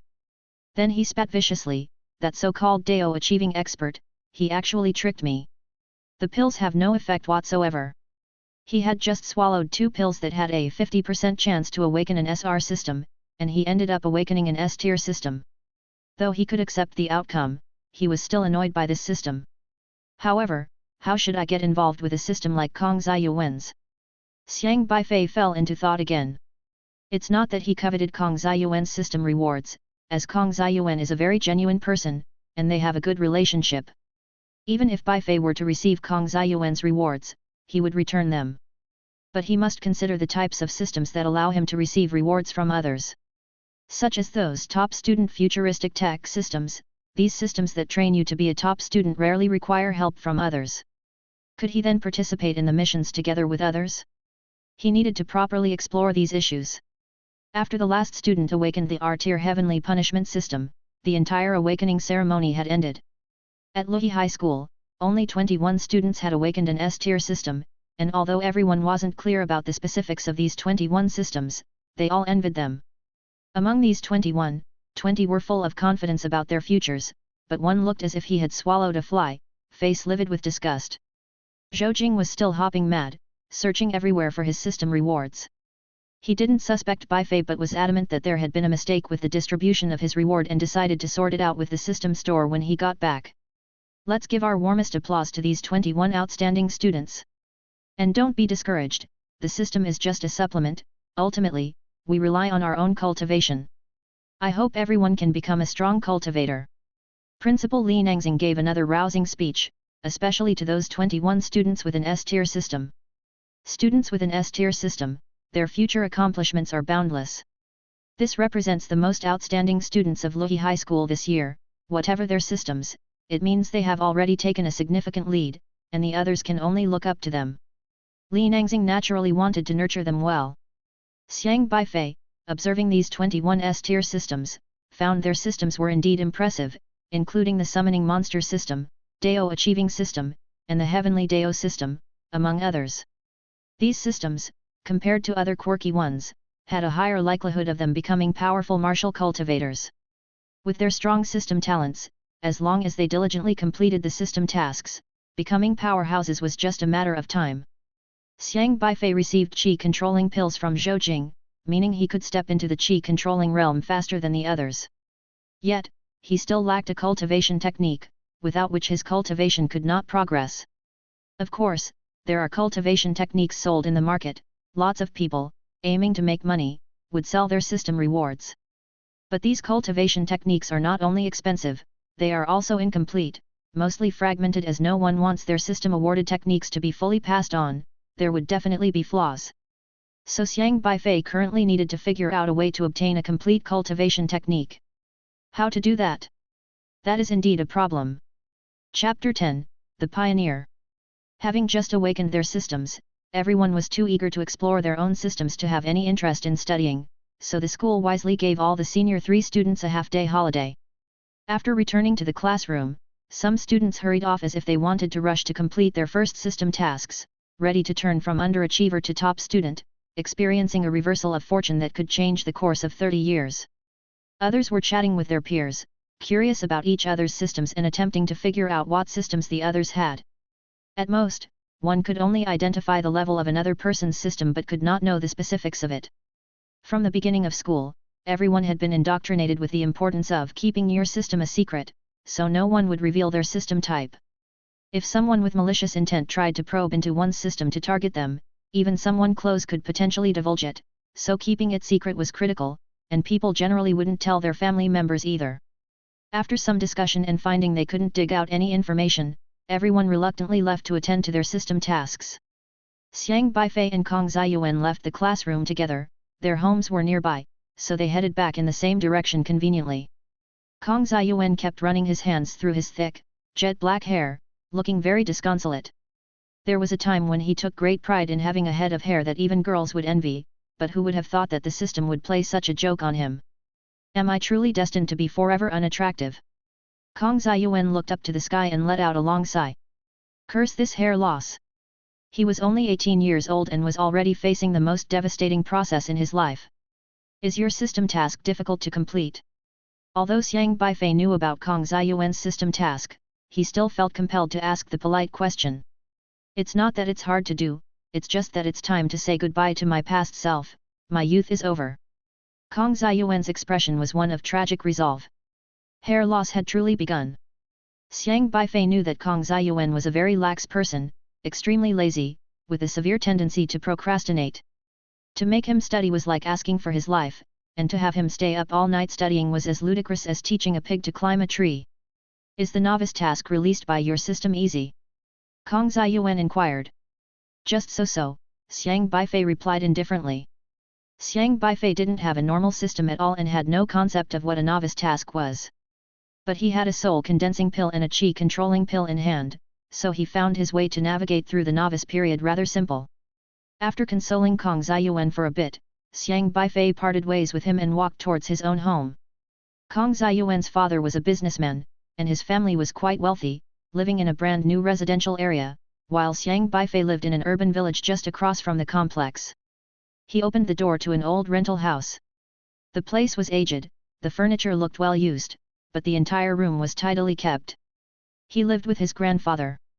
Xiang Beifei's grandfather, named Xiang Qingde, was a vegetable farmer who sold vegetables at the market. As for his parents, when he was very young, Xiang Beifei's parents went off to the outer wilderness to carry out tasks and never returned. The existence of the outer wilderness was why the world had formed the Zhuzhu Grand Alliance. How vast the outer wilderness is remains unclear to anyone. Because humanity has yet to traverse this expanse of wilderness, they cling to a small corner of the immense, boundless territory, like an isolated island in the midst of the ocean, fiercely guarding their own. In the wilderness beyond human territory, there exist various savage desolate beasts that continually invade human lands, devouring our territory. To counter these invasions, humans, through the awakening system, absorb external spiritual energy with the system's aid, empowering themselves to struggle against the desolate beasts. Countless powerful individuals ceaselessly battle these desolate beasts, reclaiming their territories. The human territories were once vast, but 300 years ago, the Zhuzhu Grand Alliance's defenses faltered, leading to an invasion by the desolate beasts from beyond, which caused a sudden halving of human lands. As the population has kept growing, space and housing prices have become increasingly strained, making it essential for humanity to gradually expand their territory and bring those lands under the Zhuzhu Grand Alliance's domain. Expanding territory is not an easy task, as one must always be ready for the desolate beasts' counterattacks, and some terrains are unsuitable for residence, disturbed by poisonous gases from beyond the domain, which must be slowly purified. To reclaim the lost lands for humanity, a noble profession has arisen within the alliance, known as pioneers. Pioneers are required to carry out missions in the outer wilderness, constantly facing life-threatening dangers. Xiang Beifei's parents were both pioneers. But when Xiang Beifei was 14, after they set out on a mission, they suddenly disappeared. In the Zhuzu Grand Alliance, the status of pioneers is highly esteemed as they battle for human territories, so the alliance ensures the well-being of the pioneers' families. After his parents' incident, they provided a considerable sum of compensation. But money is something that will eventually run out. To save on expenses, they moved here. Xiang Beifei's grandfather also often went out to sell vegetables, saving money to support his grandson. Xiang Beifei glanced at the time, it was only 11 o'clock. Normally at this time, he would still be in class. Today, school ended rather early. At that moment, the door creaked open, and an elderly man with grizzled hair hurried in. On seeing Xiang Beifei, he immediately showed a smile. "Beifei, you're back." Xiang King put down the basket of vegetables he was carrying, then quickly walked over, apologizing, "Sorry, Beifei. Today was the day for your awakening system, and I should have been at school to see it, but there was a sudden sanitation inspection at the market. To avoid a fine, I got held up, and by the time I got to the school, classes had already dismissed." "It's okay, Grandpa," said Xiang Beifei. Xiang King asked tentatively, "So, what level of system did you awaken?" Xiang Beifei hesitated, then said, "N level." Xiang King's expression dimmed slightly. N level signified the most common of people, those whose future accomplishments were destined not to be very high. But he quickly said, "N level is also fine. The system is just an aid after all. As long as one works hard, any system can help us live better. Think about the governor of Liangzhou in our Zhuzu Grand Alliance. It's said that he is a host to an N-level system. The governor of Liangzhou, Shang Tianxiang, represents a rational archetype. When he first awakened, it was an N-level system, yet he managed to become a high-ranking official in Zhuzu with sheer perseverance, was written into textbooks, and became a model story for our times." "I understand, Grandpa." Xiang Beifei smiled. In truth, he knew all too well that the higher the level of the system, the more substantial the rewards for completing system missions, and the faster one's strength and wealth would increase. This was nearly a universal understanding. Those like Shang Tianxiang, who rose to legendary status starting with an N-level system, are after all a rarity. Xiang King knew this too, yet he still encouraged his grandson, not wanting Xiang Beifei to become disheartened due to the low level of his system. Xiang Beifei looked at his grandfather's system panel. Then, he frowned slightly. Displayed on his grandfather's system panel was a snowflake. His system appeared to be broken. Chapter 11, The Broken System. Grandpa's system panel was broken, something Xiang Beifei had discovered on the first day he transmigrated back home. During his transmigration, he had inherited the original owner's memories, but the original Xiang Beifei had never possessed the ability to see other people's system panels, so he wasn't clear about what Xiang King's system was, let alone why his own grandfather had lost his system. Over the past month, the more Xiang Beifei explored the rules of this system world, the more curious he felt. He had seen various people on the streets, and as long as someone reached adulthood, they would awaken their own system, which meant that every adult, regardless of talent, had their own system. Whether it was the tracking system for law enforcement or the old driver system for those who drove, everyone chose their professions based on their systems. Yet seeing an adult like his grandfather with a system panel turned into static was something Xiang Beifei had never encountered before. But in this world, people couldn't see others' system attributes, so Xiang Beifei couldn't tell his grandfather that he was a transmigrator and could see other people's system attributes, nor could he openly ask his grandfather why he didn't have a system panel. "What are you thinking about?" Xiang King had already prepared the meal and cheerfully brought it to the table. "Nothing much, just thinking about my own system," Xiang Beifei replied casually as he sat at the dining table, staring at the broken system panel above his grandfather's head. "By the way, I haven't asked yet, which aspect is your system awakened in? Physical strength, intelligence, or financial power? Does completing system tasks require money?" Xiang King asked. Before Xiang Beifei could answer, Xiang King added, "Whatever the specifics of your system, you don't need to tell me. It's a secret, and even the closest people shouldn't reveal it. But if it requires financial resources, just let me know, and I'll find a way to gather the money. There was a pension fund at home, which Xiang King had always saved, not spending it, just waiting to use it for his grandson. After a moment's thought, Xiang Beifei shook his head and said, I don't need money for now, my system, it's related to intelligence. He actually didn't have a system at all, just an all-white Xiaohe. However, considering his unique circumstances, he decided to keep it a secret for now. Intelligence. Xiang King suddenly realized and then said, an intelligence-based system, that's good, being smart is better than being simply honest. Don't be discouraged, just strive hard. Although Grandpa may not be very capable, I will never let you suffer. Xiang King was an optimistic old man who always held hope for life. Even if his grandson had only awakened an N-level system, he believed his grandson could still carve out a future. Xiang Beifei propped up his chin, deep in thought, and after a long while, he asked, Grandpa, what type of system did you awaken? Xiang King smiled gently and said, Grandpa's system talent isn't great, just a vegetable selling system, but telling you won't hurt. Although I'm also trying hard to make money, even the weakest system can still help us in life. Xiang Beifei looked thoughtfully at Xiang King, not asking further. Days before, he had looked through books related to systems, learning about system principles. The origin of systems was beyond verification. They seemed to integrate into each person's genes. After reaching adulthood, they possessed the ability to awaken. Humans without an awakened system had long gone extinct in this world. Everyone would awaken a system even if that system was terribly flawed. Ordinary means couldn't cause a system to fail. Of course, low-level systems made the system tasks extremely arduous, but there was still a system interface. But having a system screen turn into static and fail was something Xiang Beifei was hearing about for the first time. So far, there had been no records of system failure in books. Xiang Beifei felt that his grandfather seemed to be hiding something. After dinner, Xiang Beifei returned to his own room and then began to contemplate Xiaohe's situation. Xiaohe, white as a cotton ball, lay on Xiang Beifei's shoulder, yawning sleepily. Xiaohe, what can you do? Xiang Beifei placed Xiaohe in the palm of his hand and gently tapped Xiaohe's head with his finger. Woof woof. Xiaohe barked twice, blinked its small eyes a couple of times, and then shook the fur on its body. The immaculate white fur suddenly turned pitch black as ink, like a lump of coal. Hey? You can transform. Xiang Beifei looked at Xiaohe in surprise. Xiaohe proudly raised his head, wagging his tail. Try turning yellow. Woof woof. Xiaohe shook his fur and turned into a white furball. So your ability is only to turn black and white? Xiang Beifei asked. Xiaohe barked twice, unclear what he was trying to express. That's going to be a problem. Xiang Beifei realized it was very difficult to communicate with Xiaohe. He was like a newly born, ignorant fellow who couldn't even speak, making communication tough. But at least he had appeared during the awakening system activation today. Well, might as well treat him as a mascot.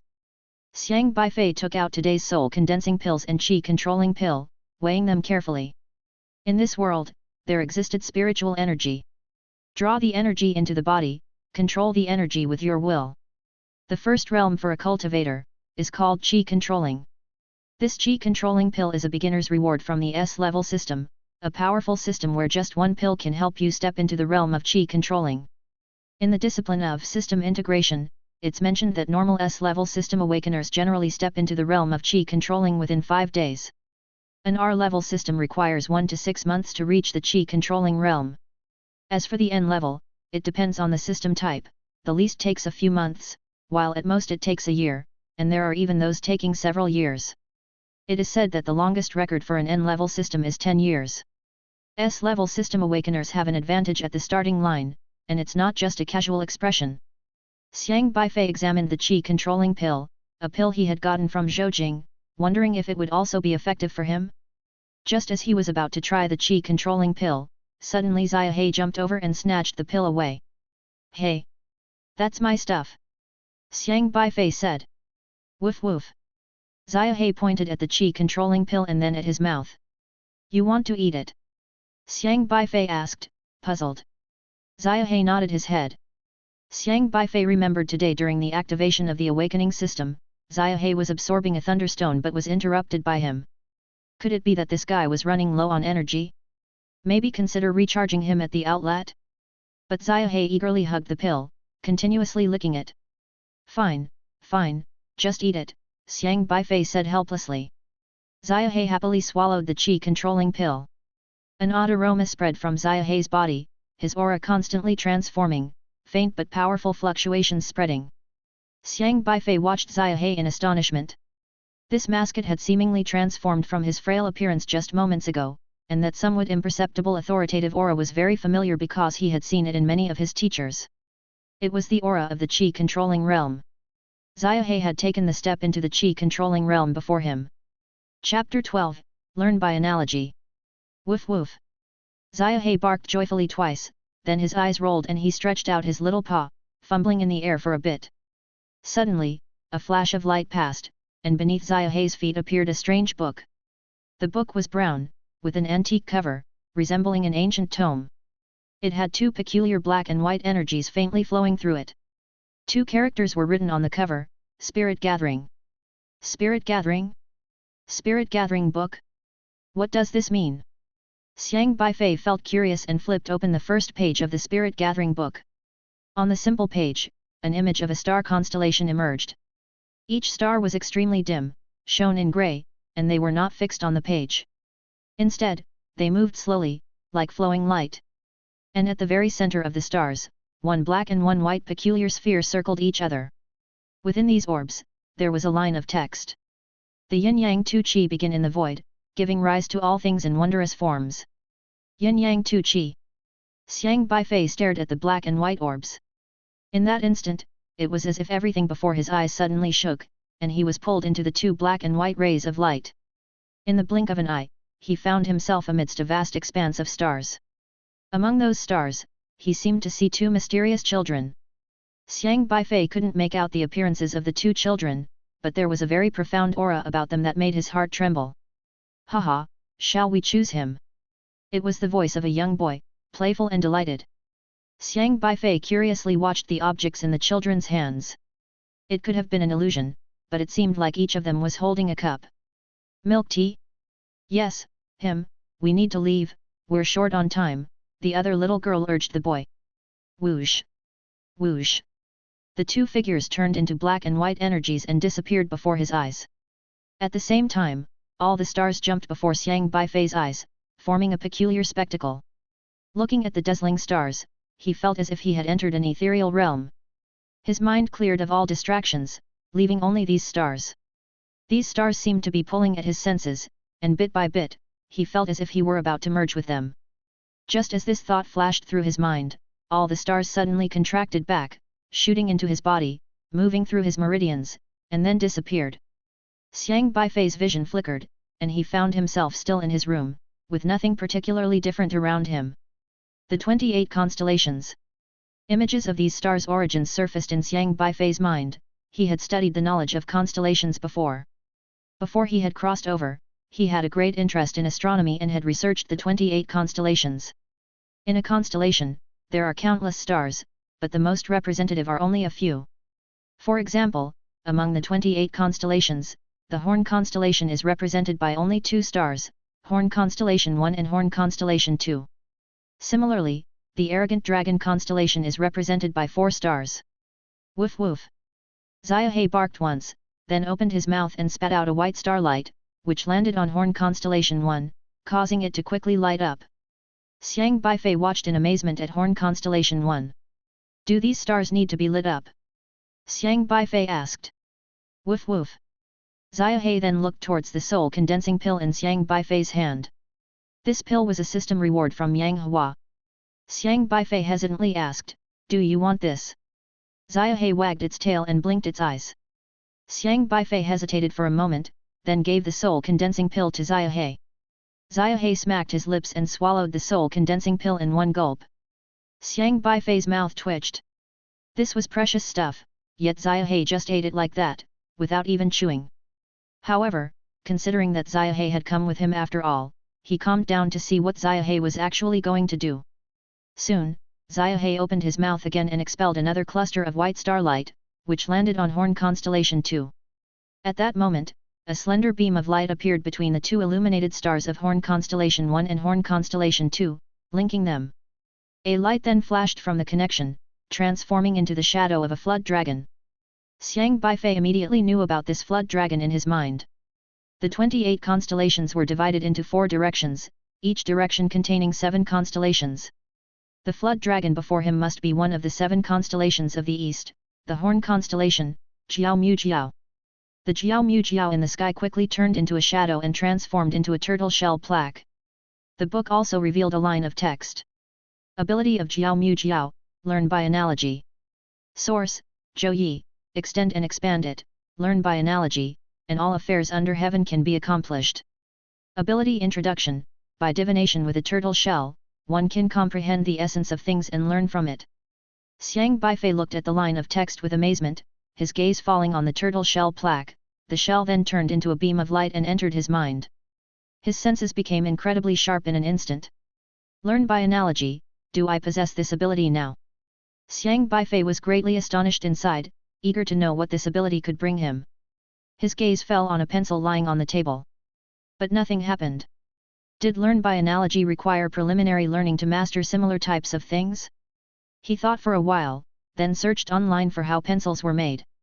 Once he understood the information about pencils, he looked at the pencil on the table, and suddenly, his mind was filled with information. Twilight pencil, 2 grams, the core made of graphite and clay, the body of linden wood, used for 3 months and 2 days, last used 15 hours ago, manufacturing method as follows.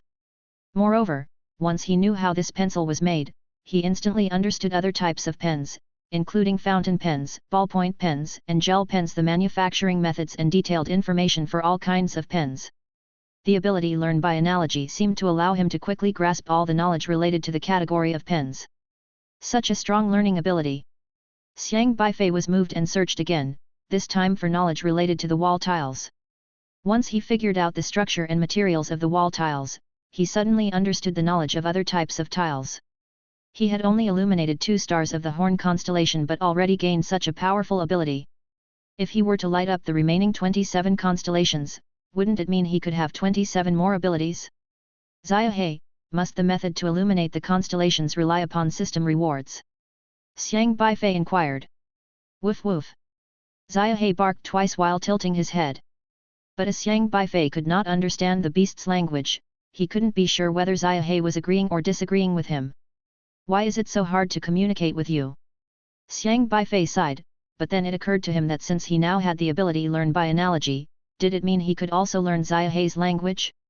Xiaohe, bark a few more times, I need to understand what you mean, he said, focusing on Xiaohe. Woof woof. Xiaohe pointed at himself, then at Xiang Beifei, before starting to gesture excitedly with his paws and feet.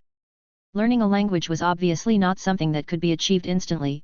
It was much more difficult than learning about pencils, as Xiaohe only had 1 woof, and Xiang Beifei needed to analyze its tone and combine it with Xiaohe's body language to figure it out. You're wagging your tail so energetically, tail wagging, wag, wag, which rhymes with handsome. Oh, does that mean you're saying I'm handsome? Xiang Beifei asked seriously. Xiaohe stared at Xiang Beifei with a confused expression. Well then, I'll take your tail wagging as a compliment for my handsomeness from now on. Xiang Beifei declared cheerfully. Xiaohe extended a paw toward the clock on the table, then pointed his paw at Xiang Beifei's face. 1 paw, clock, face. Oh, are you gesturing that looking at my face, I seem like a handsome and talented man? Xiang Beifei pondered and said. Chapter 13, Confucian Saint System. Learning Xiaohe's language wasn't too hard.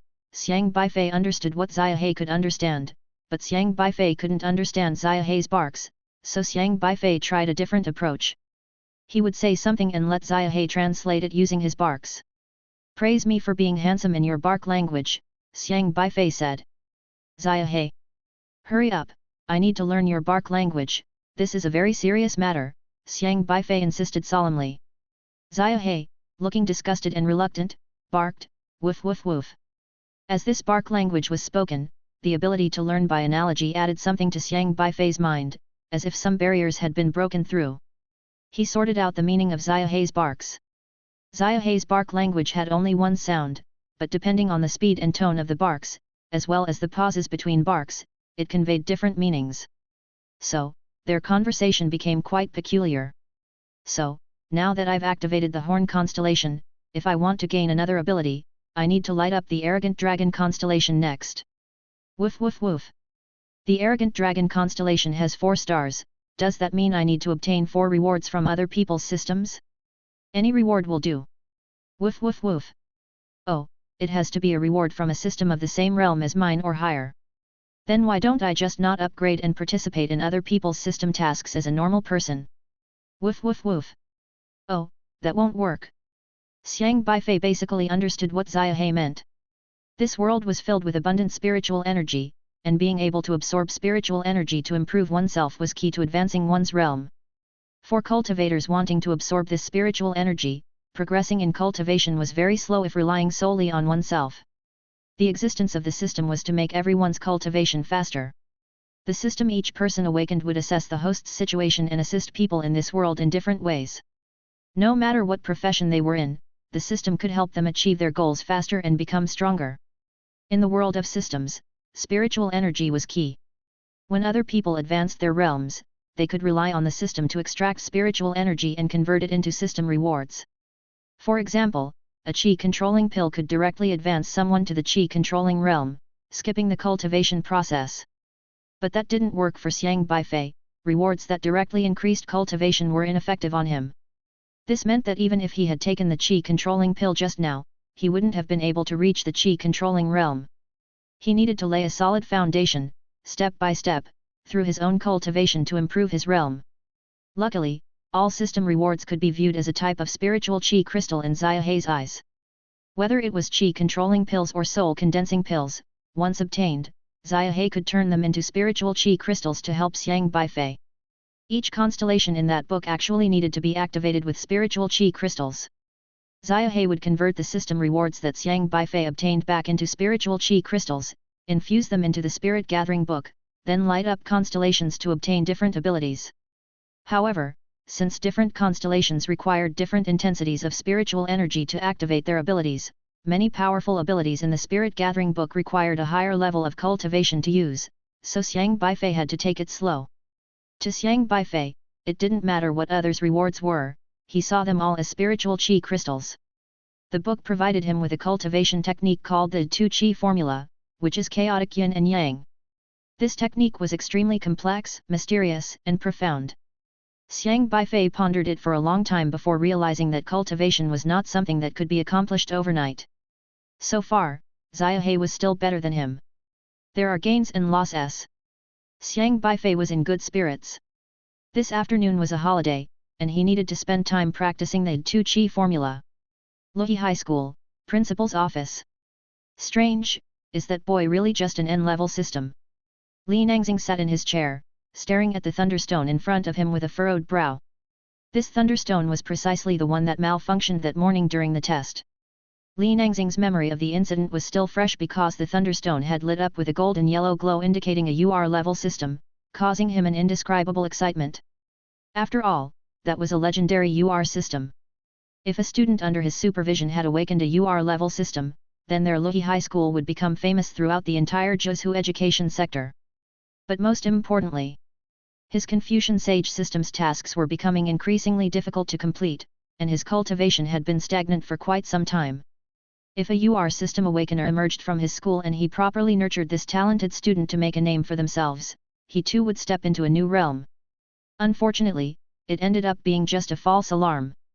He had already checked once in the morning, finding no response from the thunderstone and thinking it really was broken, but after the system awakening ceremony, the more he thought about it, the more he felt something was amiss, so he took the thunderstone to check it again. Li Nangxing reached out and touched the thunderstone, his hand shimmering with a strange light, and his spiritual power entered the thunderstone. 1 minute later. Zap! The previously inert thunderstone suddenly sparked with blue electricity. Electric sparks joyfully danced over the thunderstone, crackling pleasantly and crisply. Li Nangxing's expression faltered. This thunderstone! The thunderstone isn't broken. His heart started pounding again. Could it be? Li Nangxing hastily took out a glass jar from the cabinet behind him. The glass jar was tightly sealed, with blue lightning occasionally flickering inside. Thunderstone is a type of high-tech product, with its energy derived from the Outer Realms wilderness. This kind of lightning is common in the Outer Realms wilderness and is not hard to collect. Every school has a substantial reserve of it. When the Thunderstone's energy used to awaken system talents is depleted, it needs to be recharged with this backup energy. Li Nangxing inserted the glass jar into the groove of the Thunderstone and gave it a twist, causing the Thunderstone to immediately tremble into action. Whir! The Thunderstone restored to its original state. Could it really have run out of power? Li Nangxing muttered to himself. This morning, before the awakening ceremony, he made sure to charge all the Thunderstones. One Thunderstone was supposed to awaken 100 students, and there were about 50 people in each class. One Thunderstone per class. It shouldn't have been possible for the Thunderstone's energy to run out under normal circumstances. Li Nangxing looked at his Confucian Sage system interface and said, "Pull up Xiang Beifei's data for me, let's see his seat number." The Confucian Sage system stored all student data from Li Nangxing's school, including Xiang Beifei's enrollment information. Soon, a line appeared on the system interface, Xiang Beifei, N-level system awakener, class seat number 37. Was he the 37th to be tested in their class? Then it couldn't have been him who depleted the Thunderstone's energy. The more Li Nangxing thought about it, the more bewildered he became. Could it be that his system level is too powerful, exceeding what the Thunderstone can handle? This thought popped into Li Nangxing's mind. But he quickly dismissed his own guess. No, the most powerful talent systems are of the UR level, it should not be due to this reason. Li Nangxing was very certain of this. His Confucian Sage system was extremely special and could completely discern the system talent level of each student. He reviewed the system values in the Confucian Sage system today.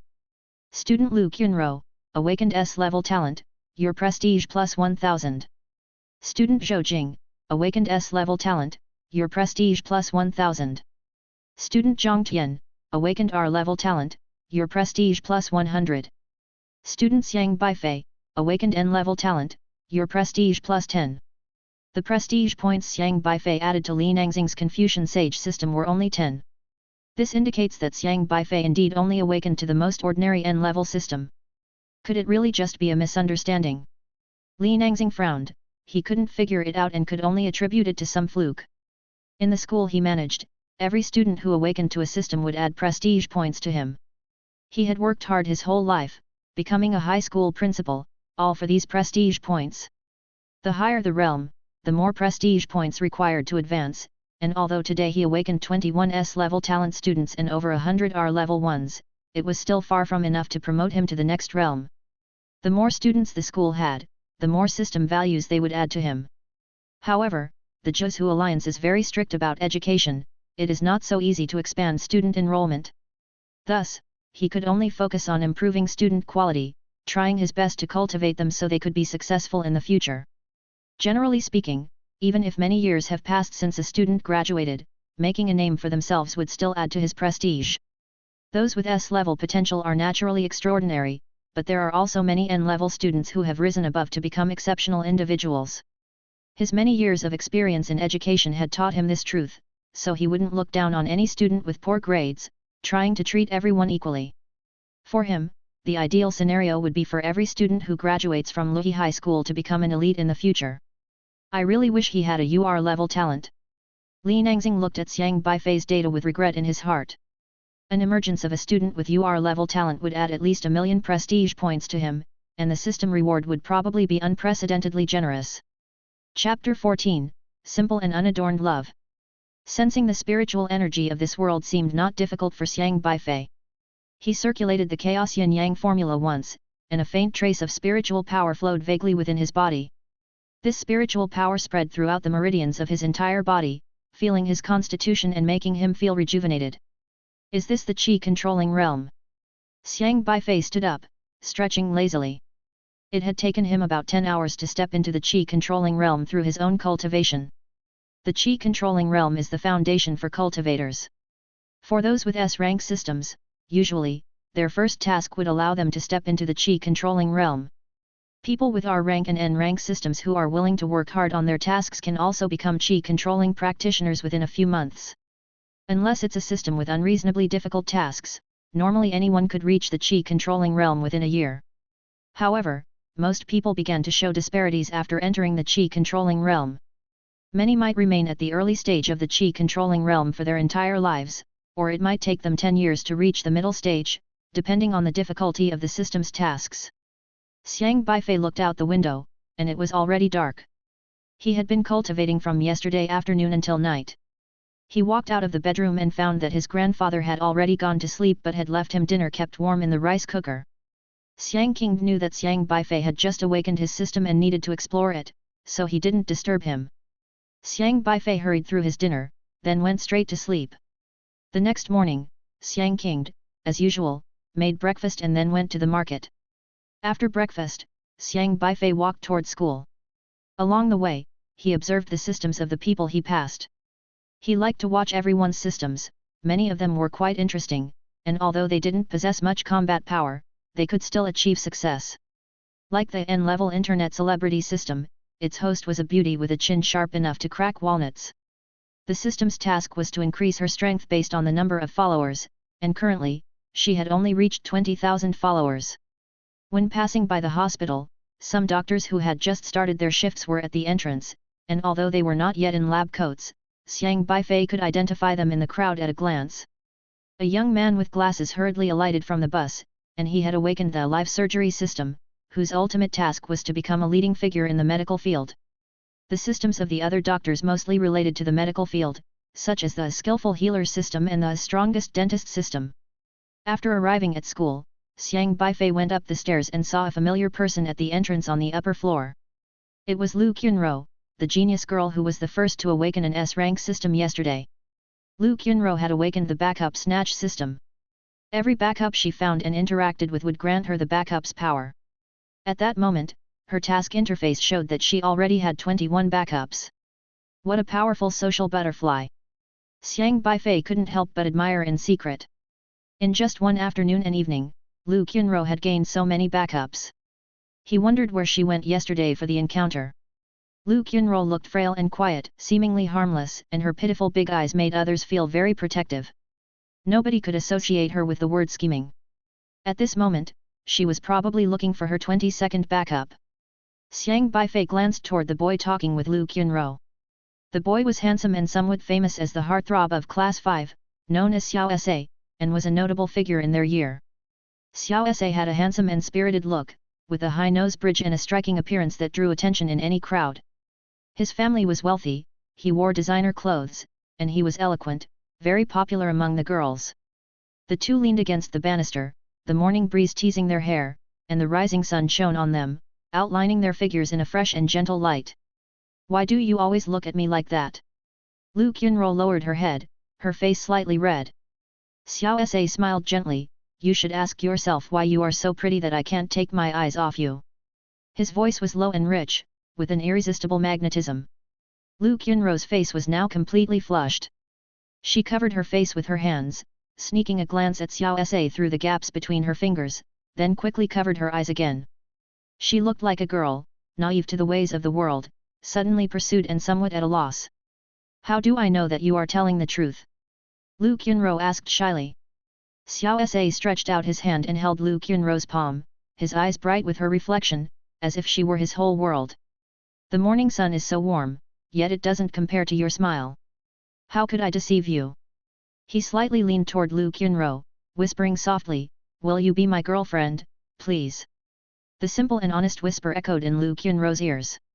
To a girl, it was all about a sense of security. Lu Qunro seemed very conflicted as she shook her head, saying, "I'm about to graduate, and I want to focus on my studies and get into a good university." "Is that so?" Xiao Sa seemed a bit disappointed. Lu Qunro lowered her voice, looked up into Xiao Sa's eyes, thinking he was going to give up, and then hastily added, "But if you can wait for me, after graduation, I will consider it." Xiao Sa, hearing Lu Qunro's words, smiled, a smile with a contagious quality, as refreshing as a spring breeze. "Okay, I can wait for you, even if it takes forever, I will wait." Beifei was dumbstruck hearing the two's romantic exchange. Such green, straightforward love. Two young hearts, creating brilliant sparks, heart-wrenchingly beautiful. Had it not been for Beifei seeing Lu Qunro's system panel rapidly increasing. "You've gained an S-tier backup value +1. You've conversed with an S-tier backup, you've snatched the backup's communication skill, your communication skill +20. You shook hands with an S-tier backup, you've snatched the backup's arm strength, your arm strength plus 20. Xiao Sa was clearly an S-tier systems awakener, no doubt, this S-tier backup was powerful. Just yesterday, a normal boy had been snatched by Lu Qunro and only gave 1 point, while Xiao Sa could add 20 points. No wonder Lu Qunro approached Xiao Sa. Beifei shifted his gaze from Lu Qunro's system, looking toward Xiao Sa's system. Host, Xiao Sa. S-tier, bootlicker system. Stage, early qi controlling. Xiao Sa's system panel was also increasing rapidly. You've successfully captured the heart of S-tier talent Lu Qunro, gaining her favor. You shook hands with Lu Qunro, you've snatched her poise, your poise plus 20. You complimented Lu Qunro, you've snatched her charm, your charm plus 20. Beifei glanced at Xiao Sa, then Lu Qunro, and was dumbfounded. The two systems. One a backup system, the other a bootlicker system. Mutual, snatching. Such plain love, yet so moving. It brings tears to one's eyes. Chapter 15, Lu Qunro. It seems that my idea yesterday was wrong. Xiang Beifei sighed. Being a bootlicker doesn't necessarily mean you end up with nothing. As long as you have the system, you can lick your way to a bright universe. Xiao Sa and Lu Qunro, both well-known figures in their grade, had both awakened S-level systems yesterday and were widely known. These two were definitely in the spotlight now. But Lu Qunro didn't agree to be with Xiao Sa because she had to play the long game, fishing for big fish. Her system was designed to find backups, not a real boyfriend. If she had immediately agreed to be with Xiao Sa and they had confirmed their relationship, other righteous boys would recoil in fear, hindering her backup hunting. However, if she kept the relationship ambiguous, just teasing him and making all the boys think they still had a chance, she could fulfill her system's tasks. Lu Qunro was masquerading as the innocent girl, reaping her backups. So, when S-level talent Xiao Sa approached her today, she agreed without much thought. But she probably didn't realize that Xiao Sa had his own agenda too. Xiao Sa's awakened system was the S-level bootlicker system. Lu Qunro was a girl with high talent and good looks. He didn't hesitate at all and went straight for the lick. Everyone could only see their own system and had no way of seeing others, so Lu Qunro and Xiao Sa were both unaware of each other's systems. Thus, they hadn't yet realized what was happening to them. After all, it was a consensual deal, both aiming for their tasks, no debts owed. I really hope those two get together. Xiang Beifei was eager to see how their systems would play out. What each seized from the other was different, and it seemed like their systems had not recognized that the other's system had plundered some qualities from their hosts. There were no prompts about this. If they were together, one madly licking, the other playing hard to get, who would win in the end? Xiang Beifei was contemplating this when Lu Qunro and Xiao Sa parted with longing looks, glancing back 3 steps and swaying heads every 5 as they headed to their respective classrooms. At the corner, Lu Qunro happened to bump into Xiang Beifei. Her heart suddenly skipped. Hey, isn't that Xiang Beifei from class 7? Lu Qunro took a second look at Xiang Beifei. Yesterday, when the Thunderstone incident occurred, Xiang Beifei had become famous throughout the school. Everyone knew that Xiang Beifei's Thunderstone had emitted a golden glow symbolic of the UR level. The moment the glow appeared, the whole school was watching, thinking that a peerless genius was about to emerge at Luhi High School. Everyone was quickly inquiring about who this person was. But it turned out to be a misunderstanding. Everyone harbored a schadenfreude attitude towards Xiang Beifei. After all, no one wanted others to have a better awakened talent than theirs. In the end, Xiang Beifei had awakened the weakest N-level system, bringing some balance to everyone's feelings. And thus, the name Xiang Beifei was also memorably etched into their minds. Lu Qunro recognized Xiang Beifei and thought deprecatingly that he was only an N-level awakener. After all, an S-level like Xiao Sa had a much stronger plundering ability compared to an N-level awakener. However, considering that she was still a novice, she shouldn't be too picky. A mosquito's leg is still meat, after all. Yes, right. Don't dismiss any potential backups. Yesterday he went through a great upheaval in his life, and today his mood must be quite down. If I show some kindness now, I could probably turn him into my backup with just a few words. Lu Qunro pondered internally. Anyone who experienced what Xiang Beifei went through would hardly remain calm thinking they were about to become a peerless genius, stepping into the spotlight of a life's peak, only to be knocked back down to square one. Those with unstable minds would probably go mad. Even if not mad, the mind might become hazy. So now must be his weakest moment in terms of mental defense.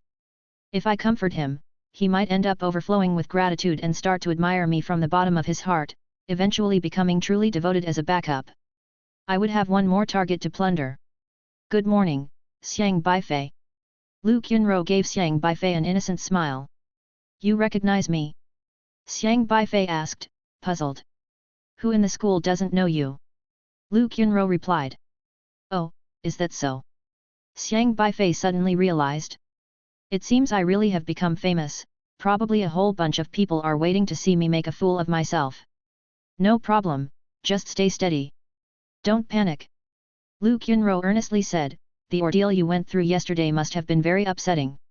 I sincerely hope our school can produce a UR-level genius so he can set a benchmark for us all, becoming a role model for everyone to follow. Sincerely hope my foot. You're right, Xiang Beifei responded nonchalantly. But don't be discouraged. The principal said yesterday that there are countless examples of N-level awakeners turning the tables. With perseverance, determination, hope for the future, and a positive approach, you can definitely achieve great things. Lu Qunro's voice was potent and inspiring. Xiang Beifei paused. He understood. This girl wants to make me her backup? Lu Qunro spoke so earnestly, and if Xiang Beifei couldn't see other people's system information, he would have almost believed her. But what's in it for me to become your backup? Xiang Beifei checked the others' system rewards. The rewards need to entice me before I consider cooperating and becoming your potential backup. Otherwise, I'll just end up being plundered of various powers by you for nothing. What a loss!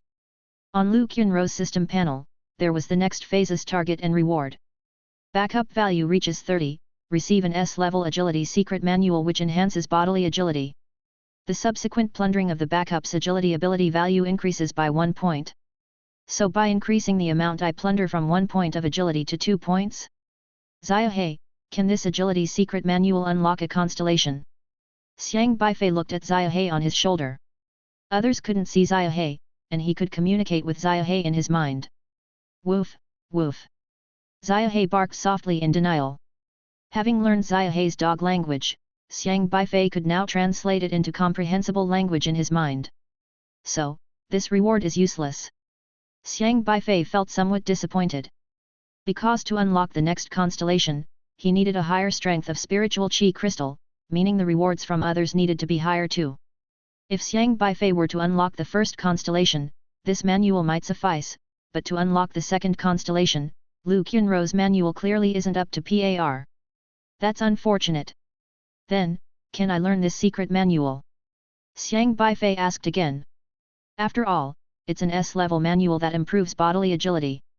Woof. Woof, woof, woof. Woof, woof. Xiaohe barked cheerfully. Xiang Beifei understood. This thing wasn't suitable for him, but he could collect all these rewards and convert them into spiritual chi crystals. As long as he has enough spiritual chi crystals, he could unlock the constellations. This actually isn't too bad. Chapter 16, Free Shipping. However, if he had to cooperate and become her backup, his body's various qualities would be plundered by the other party. Xiang Beifei was pondering whether this exchange was worth it. He didn't have much cultivation anyway, and being plundered by Lu Qunro of those powers felt like a loss. At this moment, Lu Qunro spoke again, Xiang Beifei, you must not give up hope. Keep pushing, and if you encounter any difficulties, feel free to come to me. Lu Qunro had already lowered her stance significantly, constantly watching her system panel. I've been so gentle and considerate, so why haven't you become my backup yet? You fool, admire me quickly. I am running out of time. She was getting impatient. If it weren't for getting through the newbie period, she wouldn't bother talking to such an N-level person. Xiang Beifei then asked Xiaohe, how much power does this plundering equate to? How much power do I have for her to plunder? Xiaohe said, according to the other's system conversion, the strength of an ordinary person is about 500 points, chi controlling period is about 1000 points. 1000 points, losing 1 point doesn't hurt at all. Then, can the power that was plundered be recovered? Xiang Beifei asked. Yes, but the spiritual chi crystal I swallowed yesterday has leftovers, which can be converted into 300 system points, you can use those to offset the loss, Xiaohe woofed. Alright then. Since that's the case, I might as well go along with it. Thank you, Qunro, I didn't expect you to care about me so much. Xiang Beifei looked at Lu Qunro, his face sincere. He had already confirmed that he could choose independently whether to participate in someone else's tasks. Lu Qunro's system panel displayed a line of text. The other party has expressed gratitude to you, you have gained a potential backup, backup value +1, please work hard to develop him into your official backup. You conversed with a potential backup, your communication skills were plundered from the other party, your communication skills +1. Where? We are all classmates, mutual help is natural. Lu Qunro gave Xiang Beifei a gentle and thoughtful smile. But a hint of scorn flashed in the depths of her eyes. Humph, if it wasn't for the system, would I care about you, an N-level awakener? Don't even look in the mirror, I, an S-level genius girl, am out of your league. You pathetic thing, being sold and still clueless. Lu Qunro sneered disdainfully in her heart, but outwardly she remained demure and graceful. Potential backup only meant that there was a chance to become a backup, this relationship was unstable, and not much ability was plundered, any boy could become her potential backup. But an official backup was the target she wanted to develop. Her backup value had already reached 23, just 7 more backups to go before she could get that cultivation technique. With the task at hand urgent, she had to quickly look for her next target. Xiang Beifei shrugged his shoulders, he clearly knew what Lu Qunro was thinking, such outwardly sweet girls were deeply scheming. But he didn't mind. Once Lu Qunro found another 7 backups, that cultivation technique would be his. With her ability, she should probably finish today, right? By the way, Xiaohe, if she completes the task and I'm not around her, will the reward still come to me? Xiang Beifei asked. Xiaohe wagged his tail, carefreely woofing, within a certain distance, express delivery is postage free. Awesome! Postage free, those 2 words sounded so comforting. Xiang Beifei couldn't help but think of every time he shopped online, the same product, one store sold for 89 yuan but added 10 yuan shipping, another sold for 99 yuan but with postage included. He would definitely choose the latter. Not for anything else, just for postage free. Truly. Xiang Beifei quickly arrived at his classroom. There were already about a dozen people in the classroom, all of whom had awakened their systems yesterday. Most of them looked excited, pondering how to complete their tasks, but some had furrowed brows, seemingly finding their system tasks quite challenging. Xiang Beifei's desk mate, Luze, had awoken to the R-level dungeon system, a video game type system, which he would complete by clearing game levels. This was a virtual game where he would be taken by the system into relevant game scenarios. For each level cleared, the system would provide corresponding rewards. As a beginner, he had 10 lives per day. When Xiang Beifei checked the other's system panel, he found that Luze had already cleared 6 levels, but he had used up all his lives for the day, looking like he had stayed up all night gaming hard. He was now somewhat troubled, as the rewards from clearing 6 levels were far from enough to help him enter the Qi-controlling realm. Xiang Beifei was wondering whether he could participate in this kind of system himself. It wouldn't be bad if he had the chance to help him play the game as well. He wanted to understand the characteristics of each system, so as to have a better grounding in the world governed by these systems. However, his relationship with Luze wasn't too bad, so he wasn't going to scheme for Luze's system rewards, and he would return them even if he did obtain them. Morning. Kong Ziyuan yawned as he sat down next to Xiang Beifei, shoved his school bag into his drawer, and lay down on the desk sighing. Morning. Xiang Beifei looked at Kong Ziyuan's system panel and saw that he had finally completed a task. Which meant that he had lost 5 strands of hair. Of course, compared to 150,000 strands of hair, this was just a drop in the ocean. You look out of sorts, did you stay up late? Xiang Beifei asked. Under his dark circles, Kong Ziyuan said, you would never believe what I did last night. He tugged at his thick hair, both sentimental and exhausted. He still couldn't accept the fact that he had awakened the bald system. Definitely doing a system task, it's the same for everyone. Xiang Beifei said. In fact, he had slept quite soundly last night. Yet. I'm so tired, was up all night studying. Kong Ziyuan said listlessly.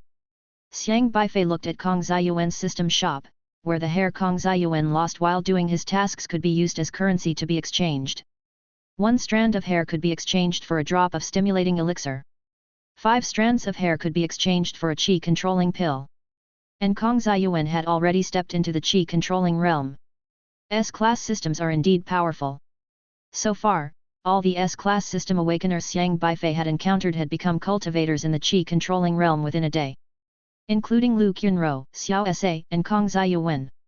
As for the class president, Zhou Jing, Xiang Beifei glanced around the classroom and spotted Zhou Jing sitting in the front row. Yesterday, this guy had tried to fish for appreciation by showing off in a phony display, and Xiang Beifei, unable to watch any longer, happily accepted his system rewards. But he was suddenly surprised to find that Zhou Jing had also stepped into the qi controlling realm. Without his qi controlling pills, how could he have reached the qi controlling realm? Xiang Beifei couldn't help but look at the task Zhou Jing's system had posted. Record a wild video and upload it, achieving 500 likes on social networking sites. By now, Zhou Jing's appreciation value had reached 619. What kind of video could have gotten him 619 likes overnight? Xiang Beifei was very curious. Chapter 17, Attitude. He clicked on the video that the other party had uploaded to the system panel and glanced at it, then froze for a moment. In the video, Zhou Jing was dressed in black women's clothing, with a thick layer of foundation, puckering his lips alluringly in front of the camera, blinking his long eyelashes, and using a voice changer to sing in a sweet, girlish tone, flying to someone else's bed. Ah! This was wild enough. Xiang Beifei didn't continue watching, he needed to wash his eyes. Normally, this guy had the image of a tall and strong guy, but now he had made this kind of video. Beifei felt that he could never look at this guy the same way again. Moreover, judging by Zhou Jing's demeanor, he didn't seem to feel ashamed, on the contrary, he seemed to enjoy it. People's hearts are unpredictable. Zhou Jing had awakened the S-level appreciation system, which couldn't be manipulated with fake likes, it had to be calculated based on real people. This bizarre video, once posted, amassed over 600 likes overnight. And Zhou Jing's appreciation value was also a type of currency, he used 500 likes to exchange for a qi controlling pill in his system's store. Thus, Zhou Jing failed his first mission, but still stepped into the qi controlling realm with his second mission. For those with S-level systems, completing initial tasks was much simpler than for ordinary people. This was also why those awakeners with higher talents had greater achievements in the future. Xiang Beifei shifted his gaze back, he was tempted to give Zhou Jing's video another like, as that would mean the next reward would probably be shipped his way again. But Beifei restrained himself. Because if Xiang Beifei liked the video, Zhou Jing's system would receive a notification. If a reward disappeared once, it could be said that there was a system error, and Zhou Jing wouldn't associate it with Xiang Beifei. But if it happened often, Zhou Jing would definitely notice that each disappearance involved Xiang Beifei, and he would surely become suspicious. You don't always have to fleece the same sheep. Give other sheep some chances. Or wait for another season to fleece.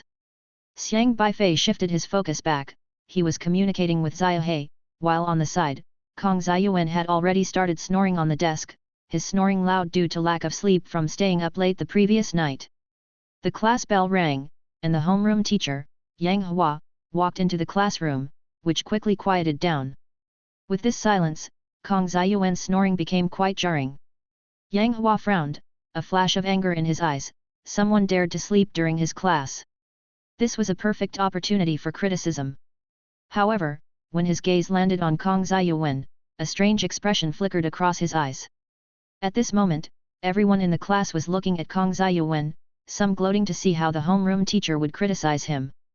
Xiang Beifei nudged Kong Ziyuan with his elbow, quietly reminding him that class had started.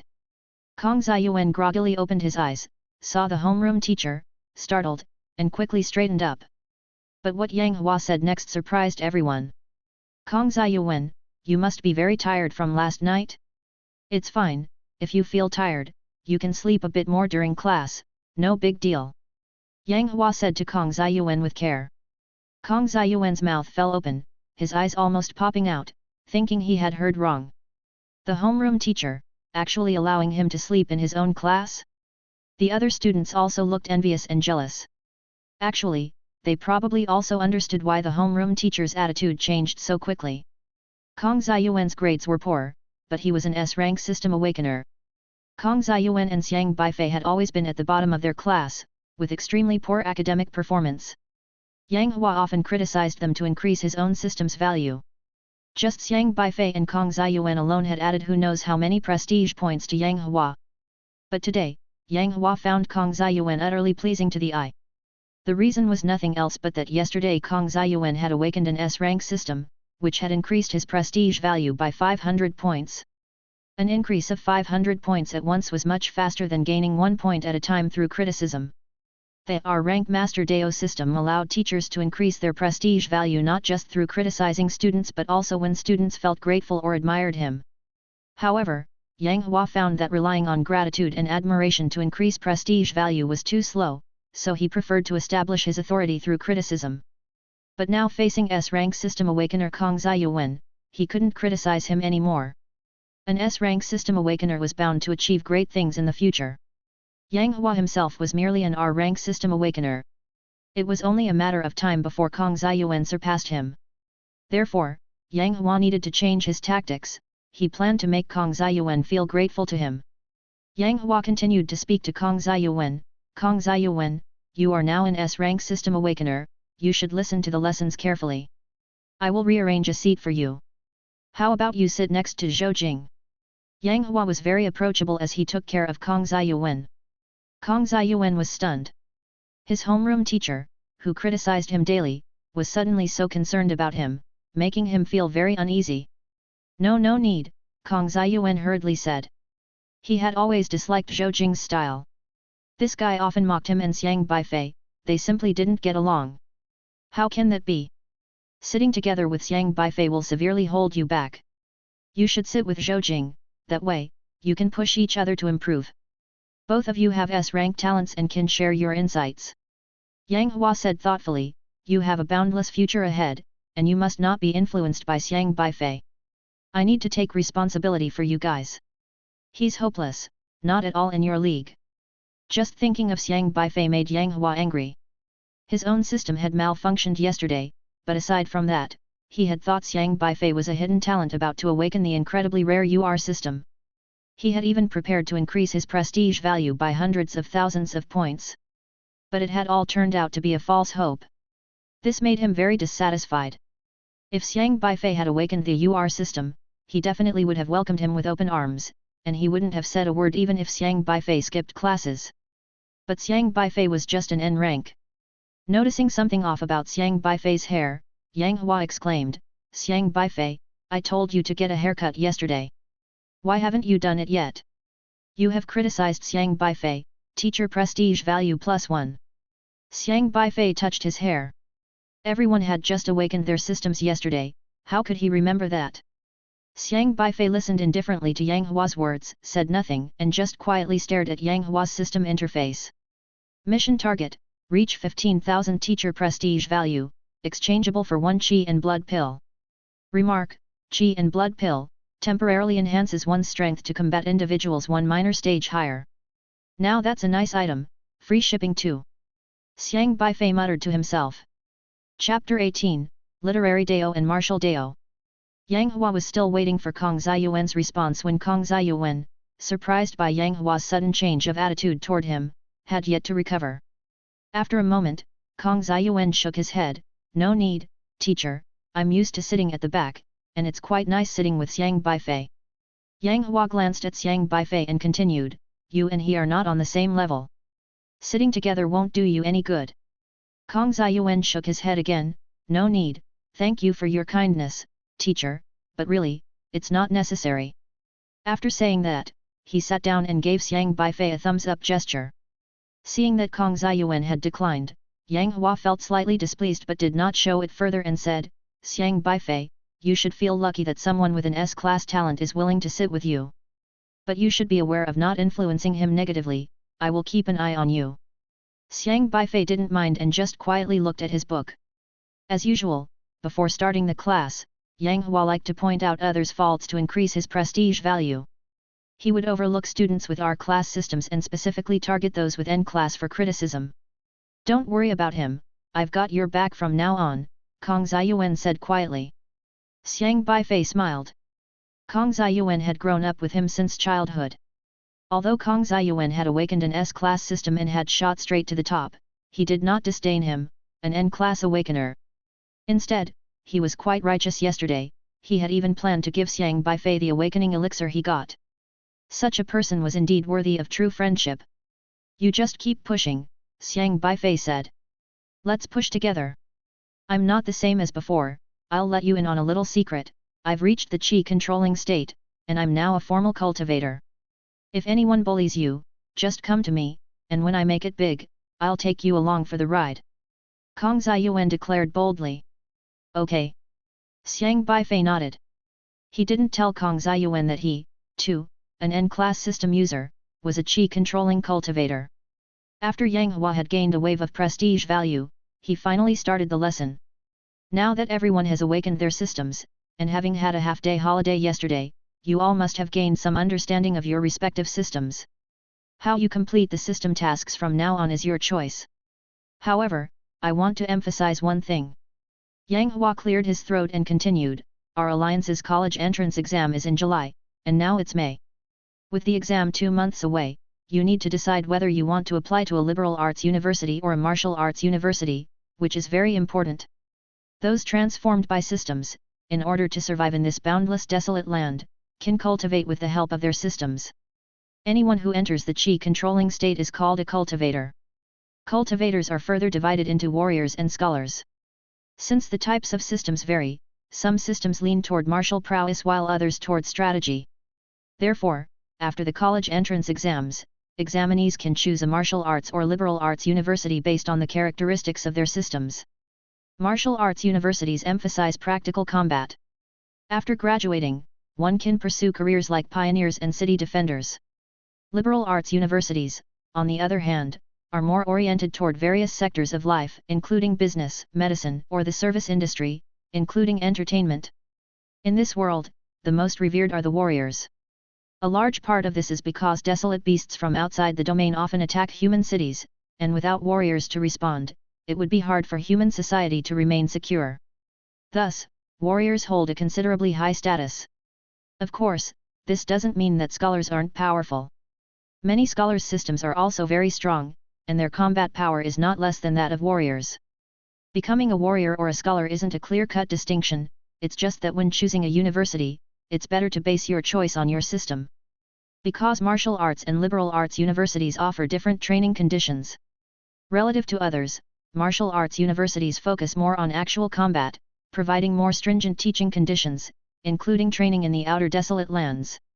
Whereas liberal arts universities offer fewer opportunities for combat, focusing more on the trivialities of daily life, thus their teaching conditions are more diversified. Only by choosing a university that matches the characteristics of your own system can you attend a truly good university. You have just awakened your systems. Over the next few days, you should carefully consider which area your system tends more toward. You must determine what general type your system is, and don't just impulsively decide it belongs to something like the plant industry and then go apply to a martial arts university, as it will only hinder your future. Yang Hua said sternly. Xiang Beifei was reminded of his past world. This was somewhat similar to choosing a major during the college entrance exams back then. In the former world, there were no systems, and when choosing a major, many relied on their parents' suggestions. Some parents wished their children to pursue respectable professions like doctors, so they forced their children into medical studies. As a result, the children, having no interest in medicine, struggled through college and could only end up selling medications or changing careers after graduation. Also, some students couldn't get into the major they wanted and were adjusted to other majors. Facing a major they disliked and unable to meet the conditions to switch majors, they gave up on themselves, essentially equating graduation with unemployment. But in this system world, such problems would be much less common. Because everyone chooses their university based on the characteristics of their system, which creates a very purposeful approach, and parents would not force their children to apply for a major they dislike. As long as the students themselves aren't stubborn, they would normally be able to get into a suitable university. Teacher, what if one can't discern whether their system is more suited to the liberal arts or the martial arts, then what? Kong Ziyuan raised his hand and asked. Kong Ziyuan's bald system was S-rank, but his system did not readily indicate which path to take. It seemed viable for both the literary Dao and the martial Dao. Seeing that it was Kong Ziyuan who asked, Yang Hua explained patiently, this is what I am going to talk about next. Each person must undergo a system school selection consultation. Starting today, the school will arrange experienced system counselors to help you understand your own systems on a one-on-one basis. You don't need to tell the counselors what your system is, you just need to ask them any questions you don't understand. Counselors will protect your privacy and won't leak any information about your consultation. You can rest assured about that. All participating counselors are discreet and will not delve into matters they are not supposed to ask about. However, you too must learn to weigh your questions carefully. Yang Hua's words prompted the entire class to start whispering among themselves. Everyone had only awakened their systems the day before, and many didn't fully understand what their systems were exactly. The system school selection consultation was undoubtedly a great help for these novices. Chapter 19, 9 Universities. In fact, many people's systems could directly determine the university they should choose. For instance, Wang Dan from their class, the owner of the flower cultivation system, she clearly knew that she must choose a liberal arts university, specifically one related to plant disciplines. And Wang Pangzi, with his Dance King system, had to opt for the College of Dance Arts within a liberal arts university. However, systems like Zhou Jing's appreciation system, Kong Ziyuan's bald system, Lu Qunrou's backup system, and Xiao Sa's bootlicker system did not have a strict boundary. Whether walking the path of literary Dao or martial arts, they could each be used to complete missions. Thus, system school selection consultation primarily targets these undecided awakeners, helping them answer some questions and ascertain their future direction. Xiang Beifei, is your system inclined more toward literary Dao or martial arts? Kong Ziyuan turned and asked. It's hard to say. Xiang Beifei pondered. Having no system tied to him, choosing between literary Dao and martial arts made no difference to him. But since his parents were both pioneers, which means martial artists, if he had to choose, he could try a martial arts university. I'm also not sure, Kong Ziyuan said with great agony, clutching at his own hair, then said, why don't you come with me? That way, we can look out for each other. We'd better apply for martial arts university because the martial arts university's required entrance score is lower than that of the liberal arts university. I feel it'd be hard for us to attend a good liberal arts university with our grades. Your S-grade system gives you an added 50 points, have some confidence in yourself. With my performance in cultural classes, even an added 50 points won't help. Kong Ziyuan lamented. That's not necessarily true, their homeroom teacher, Yang Hua, said, having arrived at some point and heard their conversation. Individuals with S-grade systems, no matter how poor their grades, needn't worry about not having a university to attend. You can participate in autonomous recruitment of ordinary universities. As long as you pass, the grades from your cultural classes won't matter much. Really? Kong Ziyuan was very surprised. Yes, after all, those with S-grade are 1 in 100, the alliance wouldn't let such talent go to waste. But for specific admission rules, you'll need to consult your counselor and can also contact the admissions office, sometimes even opting for an interview. Yang Hua was very patient with Kong Ziyuan, then glanced at Xiang Beifei. In his view, Xiang Beifei, an N grade, failing his subjects, was beyond help. All morning, Xiang Beifei reacquainted himself with everyone in his class and their systems. Some systems were quite concrete, like Yu Wei from their class who awakened the R-grade director system, his ultimate task being to become a top director. He was currently wandering about with a smartphone, preparing to start filming small clips for quick shake videos. Then there was a girl Xiang Beifei hardly spoke to, named Jian Xiaolu, who awakened the R-grade Dongxi effects system, capable of briefly imitating other people's abilities. In the class, the one nicknamed Silly Big Guy, Huang Han, had awakened an N-grade ghost capturing system, a rather peculiar one, as it required him to venture into various horror films to capture ghosts, which he could then summon for his use. Yet, everyone knew this guy was quite timid. The horror movie scenes the system transported him into felt very real to him. He had undertaken his first mission the previous night and seemed to have been terrified. However, these systems were still better than some like the dishwashing system or the flower cultivation system. System school selection consultation was arranged according to seat numbers, and every 5 students were sent in a batch, while others needed to solidly revise their cultural classes in the classroom. Xiang Beifei was also studying. Before traversing to this time, the person named Xiang Beifei had poor grades in cultural classes, but the current Xiang Beifei was different. Learn by analogy was an extremely powerful learning ability. Anything, simply with a glance, could be computed in mind. In his previous life, he was quite devoted to his studies, and although the academic content here was not completely identical to that of his previous world, it was not very difficult to master. For him, using his cultural class grades to enter a good university gave him self-assurance. But which university should he choose? Xiang Beifei looked at the freshly distributed university enrollment manual. The Zhuzhou Alliance, divided into 9 provinces, Zhizhou, Yanzhou, Qingzhou, Zhuzhou, Yangzhou, Jingzhou, Yuzhou, Liangzhou, Yangzhou. The 9 provinces each possessed a top institution named after the province. Since Xiang Beifei's Luhi High School fell under the jurisdiction of Liangzhou, the most prestigious university there was naturally Liangzhou University. It was a comprehensive university which further categorized into Liangzhou Martial Arts College and Liangzhou Literary Arts College. The situation in other provincial universities was the same, such as Zhizhou University, Yanzhou University, Qingzhou University, etc. The 9 universities were Ivy League schools of the Alliance, each year setting extremely high admission scores. Apart from these 9 universities, there were other ones of smaller scale. These were less prestigious and had lower score thresholds. Almost all awakeners in the 9 elite universities are S grade or above, truly a gathering of elites. Xiang Beifei mused on his future prospects. With only 2 months until the college entrance examination, he needed to determine his future direction. Having no system, if he needed to obtain someone else's system rewards, it seemed better to attend a university filled with S-grade elites. The rewards from S-grade systems were significantly substantial. With his current situation, theoretically, scores were not the issue. Yet, the tuition fees of these 9 universities were frighteningly expensive. A school year costing 100,000 in the currency of Zhuzhou Alliance. The educational conditions in the elite universities were top-notch, but correspondingly, to meet graduation requirements, many expenses were unavoidable. Xiang Beifei's family, living on the income from his grandfather selling vegetables, made merely 2,000 to 3,000 a month. Even with a pension, these expenses are still too great. Xiang Beifei frowned slightly at the thought of the 100,000 tuition fee. If he got into an elite university, his grandfather would certainly be ecstatic, even going as far as to sell everything to pay for his education. But he didn't want to burden his grandfather so greatly. It wasn't easy for the old man. Xiang Beifei needed to figure out how to earn money. Well, he thought, let's just cross the bridge when we come to it.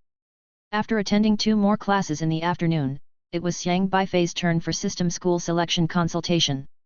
Xiang Beifei and Kong Ziyuan made their way to the office together. He needed to inquire about things like student loans, as 100,000 was a significant expense. The location for system school selection consultation was the academic building, where quite a few students gathered, all exchanging thoughts with one another, most appearing very nervous. These were all novice awakeners. Even with systems, they couldn't guarantee full comprehension of their system's attributes. They still required help from others. Chapter 20, What day is it tomorrow? The counselor responsible for system school selection consultation was one of 20 people, all of whom were teachers at Luhi High School, and each was assigned a separate small room. All system consultations were completely confidential. Besides the teachers, other students would not know. I haven't even figured out what questions to ask. Can you give me some advice? Kong Ziyuan said, tugging at his own hair. Since you're an S-level awakener, you can ask the counselor which direction your system should take. If you want to attend one of those 9 elite universities, how big are the chances? Xiang Beifei suggested. Kong Ziyuan shook his head. I won't even consider those 9 elite universities. I've heard that only S-levels can get in, and even then, I'd be at the bottom. I'd rather try for other ordinary universities, preferably the same one as you. Universities were quite pragmatic, with the 9 elite universities feasting on S-level students first and leaving the rest for other universities to sip at the leftovers. Hence, apart from the 9 elite universities, S-level awakeners were rare in other ordinary universities. Kong Ziyuan had also thought about how his abilities would surely be trounced within elite universities. Then, attending an ordinary university, where being an S-level would definitely secure a higher status than in elite universities. Classmate Kong, don't be discouraged. We've just awakened our systems.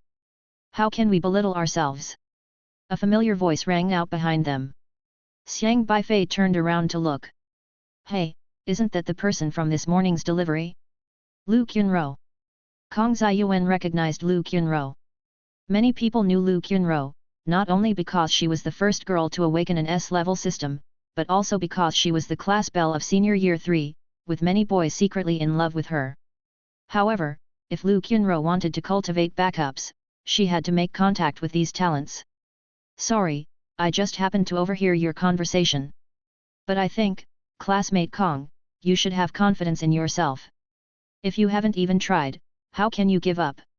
Lu Qunro's voice was full of goodwill, and she even winked meaningfully at Kong Ziyuan. That's true. Kong Ziyuan's face turned slightly red. His grades were poor, previously Lu Qunro and he were as distant as heaven and earth, and he could not aspire to reach her level. But unexpectedly, today Lu Qunro had taken the initiative to talk to him. He knew this was most likely because he had awakened an S-level system. Xiang Beifei raised an eyebrow. He obviously knew what Lu Qunro meant. She must have already inquired about the list of all 21 S-level system awakeners in the school, and Kong Ziyuan was certainly on her target list. As an S-level backup, Lu Qunro could gain much more attributes from than from R or N levels, snatching away 20 at a time. Lu Qunro naturally wouldn't let go of someone like Kong Ziyuan. Upon seeing Xiang Beifei, Lu Qunro also revealed a happy smile. Hello, Xiang Beifei, we meet again. Hello. Xiang Beifei nodded politely. No sooner had he finished speaking than Lu Qunro's system panel began to flicker. You greeted an N-level potential backup, and you have plundered the backup's social skills. Your social skills +1. That's just unreasonable. Xiang Beifei glanced at Lu Qunro's system panel, which now showed her backup value had reached 28. Seeing Lu Qunro, Kong Ziyuan appeared somewhat dazed, and he stammered, Qunro, did you also come to attend this consultation? Yes, I'm not very confident about my system and feel at a loss. Classmate Kong, could you give me some advice? Lu Qunro looked at Kong Ziyuan bashfully. Kong Ziyuan felt as if he was floating on air. This was the goddess of the grade. She was actually asking him, a student so poor in his studies it was a mess, for advice. Kong Ziyuan felt invigorated as though his spirits had multiplied 100-fold. Just as he was about to respond, Xiang Beifei interjected. It would be better to ask the counselor about that question, we can't answer it, Xiang Beifei said. N-level potential backup answered your question, your social skills +1. Lu Qunro's system panel vibrated again. Damn it! Xiang Beifei couldn't help but mutter to himself. Just by answering a question, she could steal away someone's social skills. If a backup inflated her with chatter all day long, she could probably suck them dry. Even though as soon as Lu Qunro accumulates 30 backups Xiang Beifei would receive an email, he couldn't let Kong Ziyuan become one of Lu Qunro's backups. He might not care about others, but he still needed to help Kong Ziyuan out.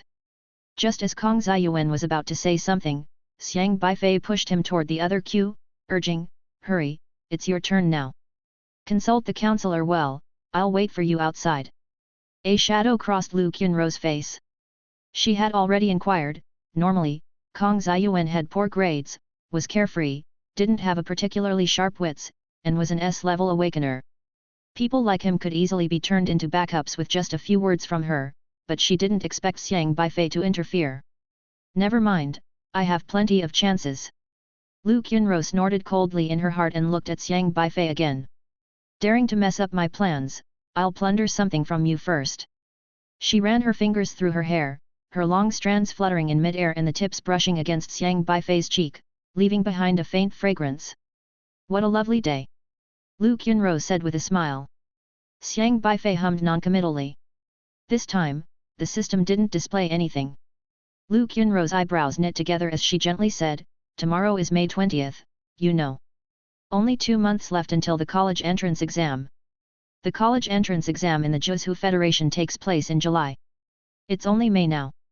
Seeing that Xiang Beifei wasn't responding, Lu Qunro softly continued, I just heard from classmates that May 20th is a very special day, but they talk so much and I really didn't get it. Xiang Beifei, do you know what 520 means? I know, Xiang Beifei replied. Playing with her fingernails, Lu Qunro asked in an innocent voice, can you explain it to me then? I really want to know the meaning of 520. She looked like an innocent girl, her face full of curiosity. Xiang Beifei nodded seriously and said, No problem. Let me think. 520.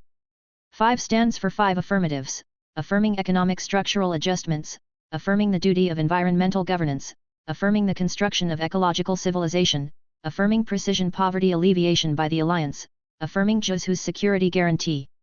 2 stands for 2 must-haves. We must have both wealth symbolized by our mountains of gold and silver and ecological beauty symbolized by clear waters and green mountains. 0 stands for zero tolerance towards illegal and criminal behavior. Championing uprightness is everyone's responsibility. The voice in which Xiang Beifei spoke was compelling and spirited. Lu Qunro. She was completely flustered. What kind of answer was that? She had thought that this N-level backup would spout a bunch of affectionate nonsense, but she didn't expect him to come out with something like this, and it had totally baffled her. By the time she collected her thoughts, Xiang Beifei had already coolly and breezily turned and walked away. Chapter 21, Special Favors. Xiang Beifei couldn't be bothered to care about Lu Qunro's reaction. Originally, he hadn't planned to have any interaction with Lu Qunro. It was Lu Qunro who had intended to seek him out as a backup plan, running into the line of fire herself. He simply went along with it casually, to grab some system rewards or something. Xiang Beifei walked to a queue with fewer people, where only 2 people were waiting in line ahead of him. Both of them were engrossed in their system interfaces, paying no attention to Xiang Beifei. He glanced at their systems. Xiang Beifei then looked at another person's system, that slightly curly-haired fat girl from class 4. He didn't know her name, but because of her weight, people often made fun of her behind her back, so he remembered her vaguely. Her system had awakened to become an N-level calorie-burning system. You walk 2 kilometers, burning 110 calories of your own, plus 110 calories. You walk 2 laps around the track field with Lu Ping, helping her burn 44 calories, plus 44 calories.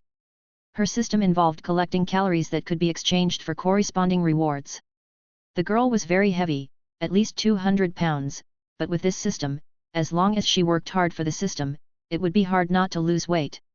Although she was terribly heavy now, she obviously had potential. Burning calories and helping others lose weight could also make her stronger.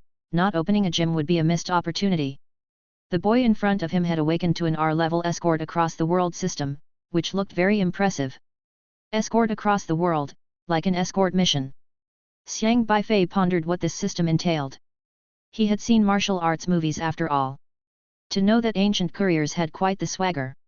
They performed escort missions, retrieved and fought over lost valuables, and sparred with bandits using wits and bravery absolutely thrilling and blood-pumping.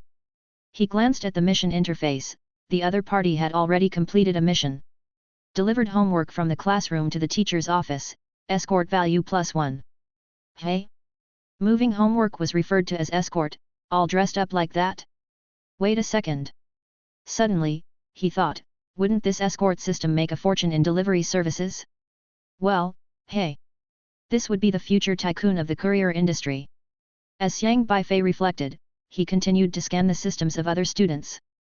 Most R-level and N-level systems were pretty quirky, but he knew that the truly powerful systems were definitely S-level. Like the guy who just arrived not far away, named Qi Bin from Class 3. He had awakened to an S-level summoning monster system.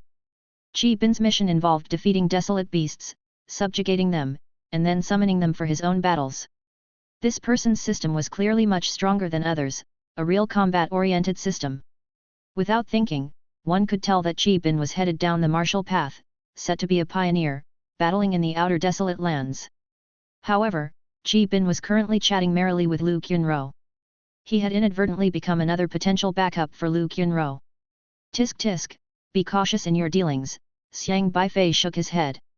The achievements of those with S-level systems were limitless in the future, but Lu Qunro was close to having all the school's S-level guys in her pocket, which was terrifying. There were only 21 S-level system awakeners in the school, and Xiang Beifei had already gotten a brief grasp on them. But to witness more S-level systems, one would have to go to one of the 9 elite universities. At that moment, a refined old man walked through the crowd, and many stopped in their tracks, looking at the elder with respect. Good day, Principal. The students hurried to greet him. Principal Li Nangxing is highly respected, he is approachable, treats students with kindness and patience, and is dearly loved by them. Xiang Beifei looked towards Principal Li Nangxing and then felt a bit surprised. Host, Li Nangxing. S-Class, Confucian Saint System. Realm, late stage of Meridian opening. Current prestige value, 158188544. Yesterday, Xiang Beifei was unable to see Li Nangxing's realm and system tasks, but today he could actually see them. Xiang Beifei seemed to understand. Yesterday, he was just an ordinary person, but today he was already a qi-controlling cultivator. In other words, the people he could see were, at most, one major realm stronger than him. Good morning, Principal. Lu Qunro and Qi Bin, who were talking, also hurriedly greeted Li Nangxing. Even though they were S-Class awakeners, they did not dare to act big in front of the principal, as the principal was also in S-Class with much greater strength than them. Ah, hello there. Don't be formal, I'm just passing by. Keep up the good work, reflect on your problems, and feel free to ask questions to your counselors. As teachers, we're here to help clear up any confusion, Li Nangxing said with a smile, nodding to Qi Bin and Lu Qunro, both of whom were S-Class awakeners he recognized. With proper nurture, they were bound to become pillars of the alliance in the future. Understood. Qi Bin and Lu Qunro nodded obediently. Even Lu Qunro did not dare to misbehave, her backup system could not take anything from those stronger than herself, and of course, she would not dare to target the principal. I'll say it again, the talent from awakening is secondary. What truly determines the future is your attitude. Whether it's an N-class system or an S-class, as long as you work hard, it's hard to say who will surpass whom in the future. Li Nangxing encouraged those students with lesser talents, telling them that as long as they were earnest, anyone could make a breakthrough. Many students were greatly inspired, especially those with N-class systems. After being addressed by the principal in such a manner, they all perked up, their faces filled with gratitude. After awakening to N-class systems yesterday, these students were disappointed, not just themselves, but even some parents were disappointed in them. But at least the principal hadn't given up on them. Just as Li Nangxing was about to leave, his gaze swept across the room and suddenly landed on Xiang Beifei standing in a corner. He saw Xiang Beifei frowning deeply and thought of something, sighing softly in his heart. Is this child losing hope for the future? Well, anyone would probably find it hard to handle such a situation. His gaze flickered for a moment before he walked towards Xiang Beifei, smiling and patting him on the shoulder before asking, "Student, can you come with me for a moment?" Xiang Beifei looked up at Li Nangxing somewhat unexpectedly. Are you calling for me, Principal? Yes, come to my office. Li Nangxing walked ahead with his hands clasped behind him. Xiang Beifei hesitated, and although he did not understand why Li Nangxing was summoning him, he still followed. As they left, the other students immediately started discussing. I recognize him, isn't that Xiang Beifei, who almost became your class yesterday? The principal actually called him to the office? Is he getting special treatment? What special treatment? If anyone's to get special attention, shouldn't it be the S-class geniuses? Look, Lu Qunro and Qi Bin are right here. That's true, it must be psychological counseling. Are they afraid he might commit suicide from despair? Ha ha ha. Yeah, such a drastic fall is tragic.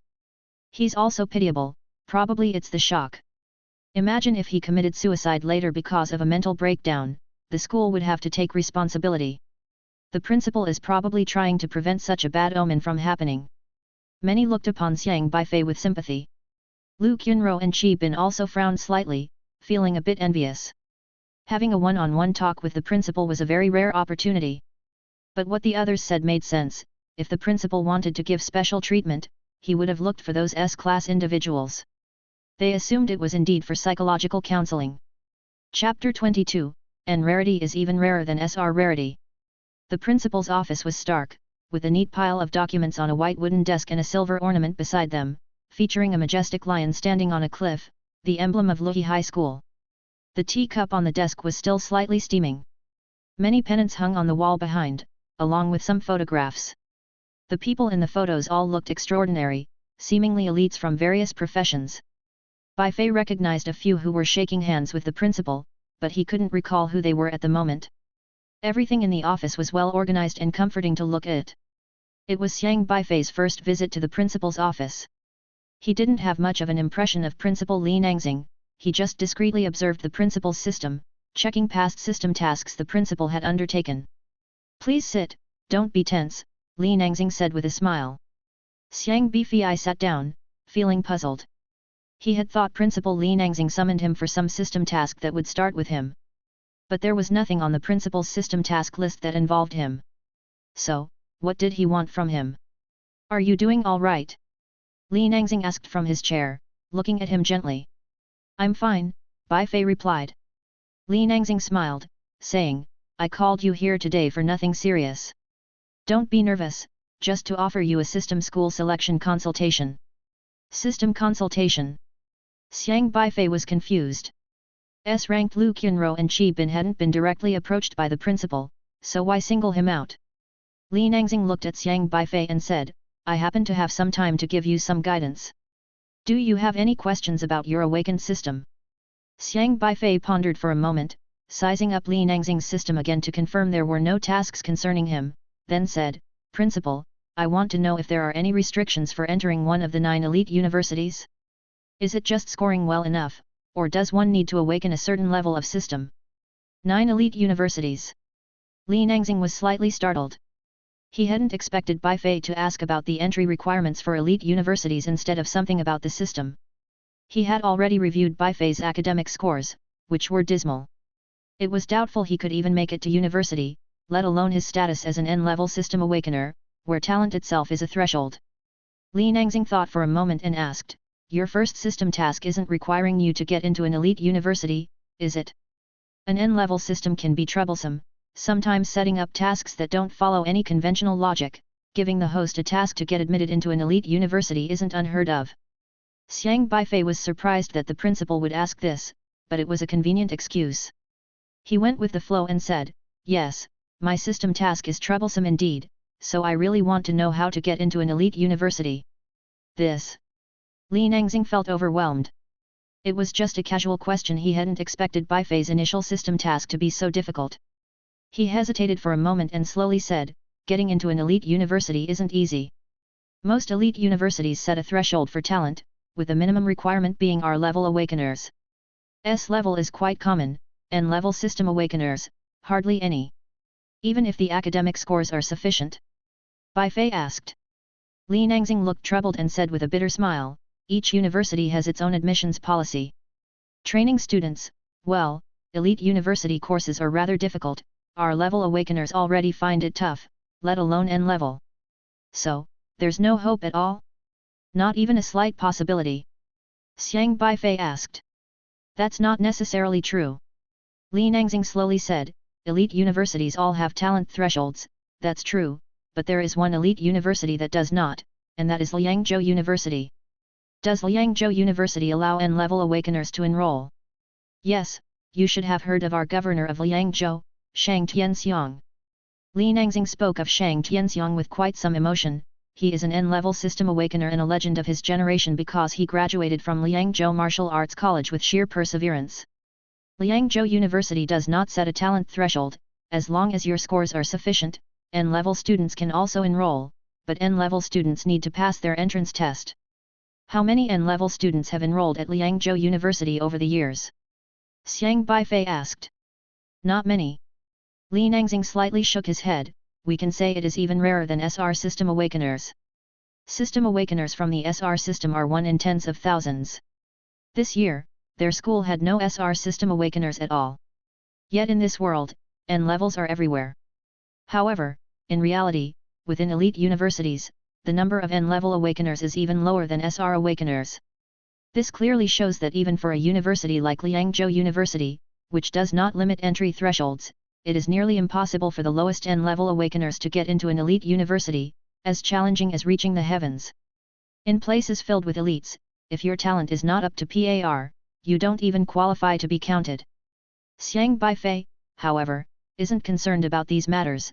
Since Liangzhou University is the only elite university without a talent threshold, he needs to set his sights on Liangzhou University. Principal, after getting into Liangzhou University, are there any scholarships or loans available? I heard the tuition is very expensive. If possible, I need to find a part-time job at school, Xiang Beifei said. Li Nangxing was taken aback again upon hearing Xiang Beifei's words. From the tone of this child, it seemed he had already assumed he would be accepted into Liangzhou University. He even planned how to make a living after entering the school. Was this child not understanding his point, or was he too arrogant? Suddenly, Li Nangxing realized that Xiang Beifei might not be as hopeless as he seemed yesterday when he awakened, nor was he about to give up on life. On the contrary, this child was filled with confidence for the future. Could it be because of the system? But that's impossible. As an educator, he knew all too well how bad the N-level system was. It's not that everyone can have great perseverance and become a legend like Shang Tianxiang. Xiang Beifei's grades had always been at the bottom, and now with only 2 months left, to reverse his fortunes to the scoreline required by elite universities in such a short time was a mere fantasy. Even with the help of the system, if an N-level system could so easily help someone become elite within 2 months, it wouldn't be called an N-level system. You seem very confident about getting into Liangzhou University. Li Nangxing's perception of Xiang Beifei gradually changed.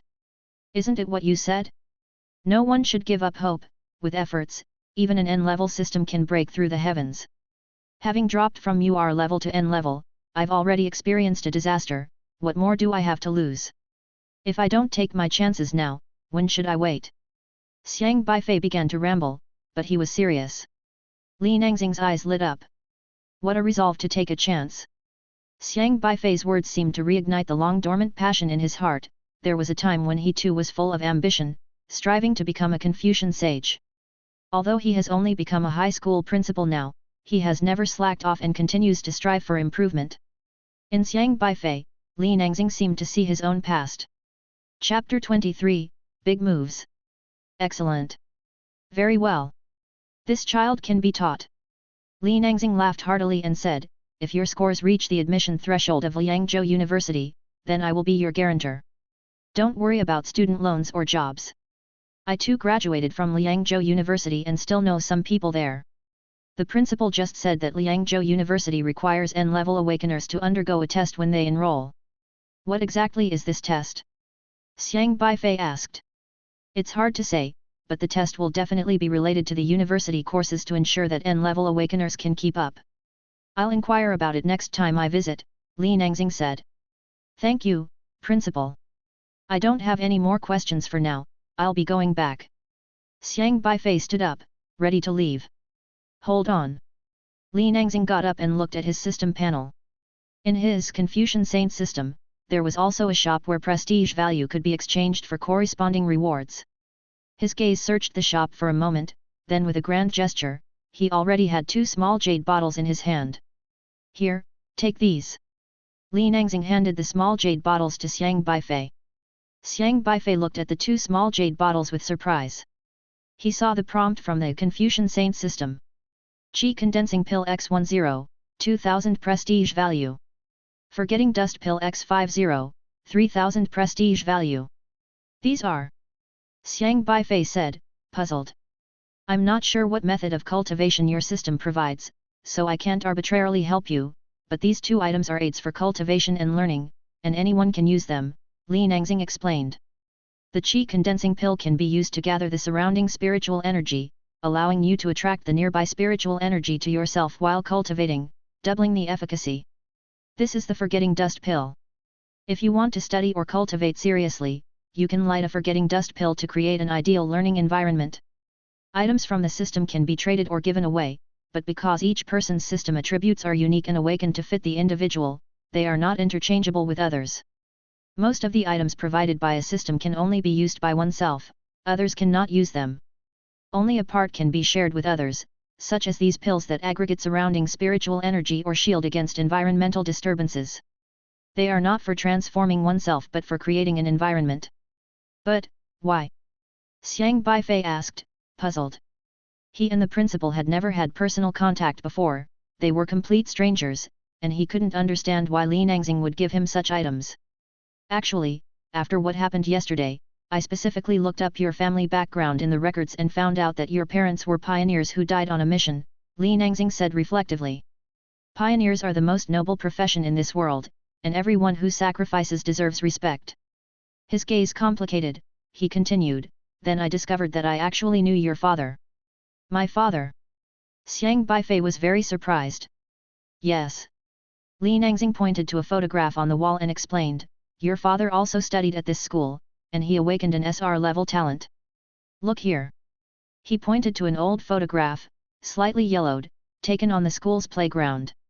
About a dozen people were in the photo, Li Nangxing in the center, with Xiang Beifei's father in the second row. Xiang Beifei hadn't looked closely earlier and had overlooked it. Luhi High School 100th Anniversary Alumni Meeting. Li Nangxing sighed and added, the people in this photo are all SR system awakeners from different years. The anniversary celebration managed to gather all 12 SR awakeners from various years. SR awakeners are extremely rare, 1 in 1,000, typically appearing every 2 or 3 years. This year, Luhi High School has not seen a single SR appear. Gathering all 12 SR awakeners at once could only have been achieved during such an event as the anniversary celebration. Xiang Beifei stared at his young father in the photo, who looked to be about 20 years old. He knew that his father was named Xiang Tianxing, but that was all he really knew. His memories weren't particularly plentiful. He had been raised by his grandfather, his parents being too busy and seldom home. Even when they were home, it was just a fleeting glimpse, barely speaking before they left again. Until a mission 4 years ago, after which his parents never returned home again. Ultimately, he was influenced by the memories of his former life, and some emotions were still there. At the time of the centennial school celebration, you had not been born yet. Afterwards, because of your father's job, I never contacted him again, and I had no idea his son had grown so much. Li Nangxing sighed, no matter what, I am giving you these 2 things, you must work hard, just as you said, go for it with all you've got. Xiang Beifei looked at Li Nangxing's system interface. Prestige value, 157135544. 5,000 points were deducted. Li Nangxing's realm was in the late meridian opening stage, just a step away from the God-refining realm. He needed to use the God-refining pill to help himself break through to the God-refining realm. Purchasing 1 God-refining pill required 16 million prestige points. He was still short by nearly 290,000. The higher the strength, the more arduous the system tasks, the harder it was to elevate one's realm. Every prestige point was extremely precious to Li Nangxing, who usually accumulated them very cautiously. It had taken him 10 years to save up these 15 million prestige points. He had reached the late meridian opening stage 10 years ago and had not been able to advance a single step further since then. Unexpectedly, for Xiang Beifei's sake, he was actually willing to spend 5,000 prestige points. This was indeed a generous gesture. Understand this, even though Xiang Beifei had awakened the system yesterday, adding only 10 prestige points to Li Nangxing. And an S-grade awakener is only worth 1,000 points. Xiang Beifei valued these 2 items very much because they were much more powerful than the system rewards given to Lu Qunro and the others, enough to illuminate the constellations. Thank you, Principal. Xiang Beifei said. No need for thanks, go back now, and do not mention this matter to anyone else, or they will accuse me of favoritism. Li Nangxing waved his hand. Understood. Xiang Beifei pondered for a moment, didn't say much, and turned to leave the office. Li Nangxing watched Xiang Beifei's retreating figure. This young man gave him a very special feeling. Even after experiencing such significant ups and downs yesterday, he faced them calmly, he seemed unconcerned with the fact his system was N-grade. It's rare to find someone with such a mentality. I know it's impossible for you to get into an elite university this year, but with your positive attitude, perhaps if you retake the exam for 3 or 4 more years, a miracle might happen. Li Nangxing admired Xiang Beifei's ambition, but he was not optimistic about his performance this year. Even Shang Tianxiang, the governor of Liangzhou, had to retake the exams for 4 years to get into Liangzhou University. Thick and thin hair. Only then did he pass the N-grade awakener test set by Liangzhou University. No one had the perseverance like Shang Tianxiang. Li Nangxing was willing to spend 5,000 prestige points to help Xiang Beifei complete the first system task for a reason. Back when Xiang Beifei's father awakened the SR system, he had only recently become principal. An SR awakener appearing in his school brought him a huge increase in prestige points, which allowed him to break through at a crucial moment. Moreover, Xiang Tianxing had an excellent reputation in the alliance, and, all told, had brought him many prestige points, far more than just these 5,000. In a sense, Xiang Beifei's father had also done him a favor. If Xiang Beifei failed, then consider these 5,000 prestige points a way to commemorate Xiang Tianxing. Chapter 24, Competing for Favor and Jealousy. Xiang Beifei learned for the first time that his father had been an SR-level awakener. He also understood that Li Nangxing had given him these two items likely because of the prestige value his father had gained when awakening his SR system, and now it was a form of repayment to him. But to be honest, Li Nangxing didn't owe Xiang Beifei anything. His Confucian saint system wasn't obtained through plundering. Li Nangxing's Confucian saint system, like Yang Hua's Master Dao system, had the marvelous quality of instructing and solving doubts for others. The difference was that Li Nangxing chose to strengthen himself by properly educating his students, truly considering their needs, cultivating them into talents, and gaining system prestige through their achievements later on. Yang Hua, on the other hand, chose to criticize his students to increase his teacher's prestige value, always pointing out their faults. Thus, the breadth of their spirits differed. One could say that Principal Li Nangxing was truly a paragon of teachers. If an N-level system student were admitted to an elite university, I wonder how much prestige value that would bring. Xiang Beifei pondered. Qi condensing pills and forgetting dust pills. Xiang Beifei indeed needed these two items right now. Not to create a learning environment, but to activate his astrological points. As for improving his cultural studies grades, that was not difficult for him. Xiang Beifei left the principal's office and headed to the classroom. The hallway was still bustling with students, many senior year students queuing up, waiting for system school selection consultation. Soon, he spotted Kong Ziyuan amidst the crowd. Kong Ziyuan had just come out from a consultation room, excitedly talking to Lu Qunro. Xiang Beifei felt that something was amiss and glanced at Lu Qunro's system interface, furrowing his brows slightly. You have gained an S-level potential backup value at 30. Had Kong Ziyuan unwittingly fallen into a trap? Lu Qunro had now gathered 30 backup values, enough to exchange for a secret manual on training body techniques, yet she hadn't rushed to exchange it, instead conversing with Kong Ziyuan like a sweet, dependent bird, continuously plundering from Kong Ziyuan. You're still here, hurry up, I have something to talk to you about, come this way. Xiang Beifei grabbed Kong Ziyuan and started walking back, to prevent him from being completely drained by Lu Qunro. Then let's talk after school, bye. Kong Ziyuan didn't forget to turn back and wave goodbye to Lu Qunro while being pulled away by Xiang Beifei. Alright, Ziyuan, I'll wait for you after school. Lu Qunro spoke softly. Kong Ziyuan, being an S-level awakener, had certainly gained a lot just now. After walking a distance, Xiang Beifei finally said to Kong Ziyuan, listen to my advice, don't interact too much with Lu Qunro. Kong Ziyuan found it odd and said, I always feel like something's off with you. Just now when Lu Qunro greeted me, you deliberately interrupted, and now you're telling me not to interact with her. Ah! I get it, you wouldn't happen to like her, do you? Xiang Beifei. Are you worried that I'll steal the girl you like? Kong Ziyuan eyed Xiang Beifei with a strange look. Xiang Beifei's mouth twitched. How would his brain have to be wired for him to like an awakener like Lu Qunro? Lu Qunro had been watching her system interface all along, and at this moment, a new message appeared. Two potential backups are fighting over you out of jealousy. You have plundered the personal charm of an S-level potential backup, your personal charm plus 20. You've plundered the charm of an N-level potential backup, your charm value plus 1. Ha, what a couple of fools. They turn against each other after just a few words. Lu Qunro looked at her system panel and chuckled with pride. This system is just too easy to use, even jealousy over a backup can boost her own value. She would love nothing more than for Xiang Beifei and Kong Ziyuan to come to blows. At that moment, she suddenly saw Qi Bin walking towards her. What if 3 backups were jealous over me? Wouldn't that increase the system values even more? Lu Qunro plotted in her heart as she walked towards Qi Bin. Don't think too much, I don't have any feelings for her. Xiang Beifei said. Come on, Lu Qunro is at least the belle of the year, what's so embarrassing about admitting you like her? Kong Ziyuan's eyes rolled as he continued, but she is indeed beautiful, no wonder you're tempted.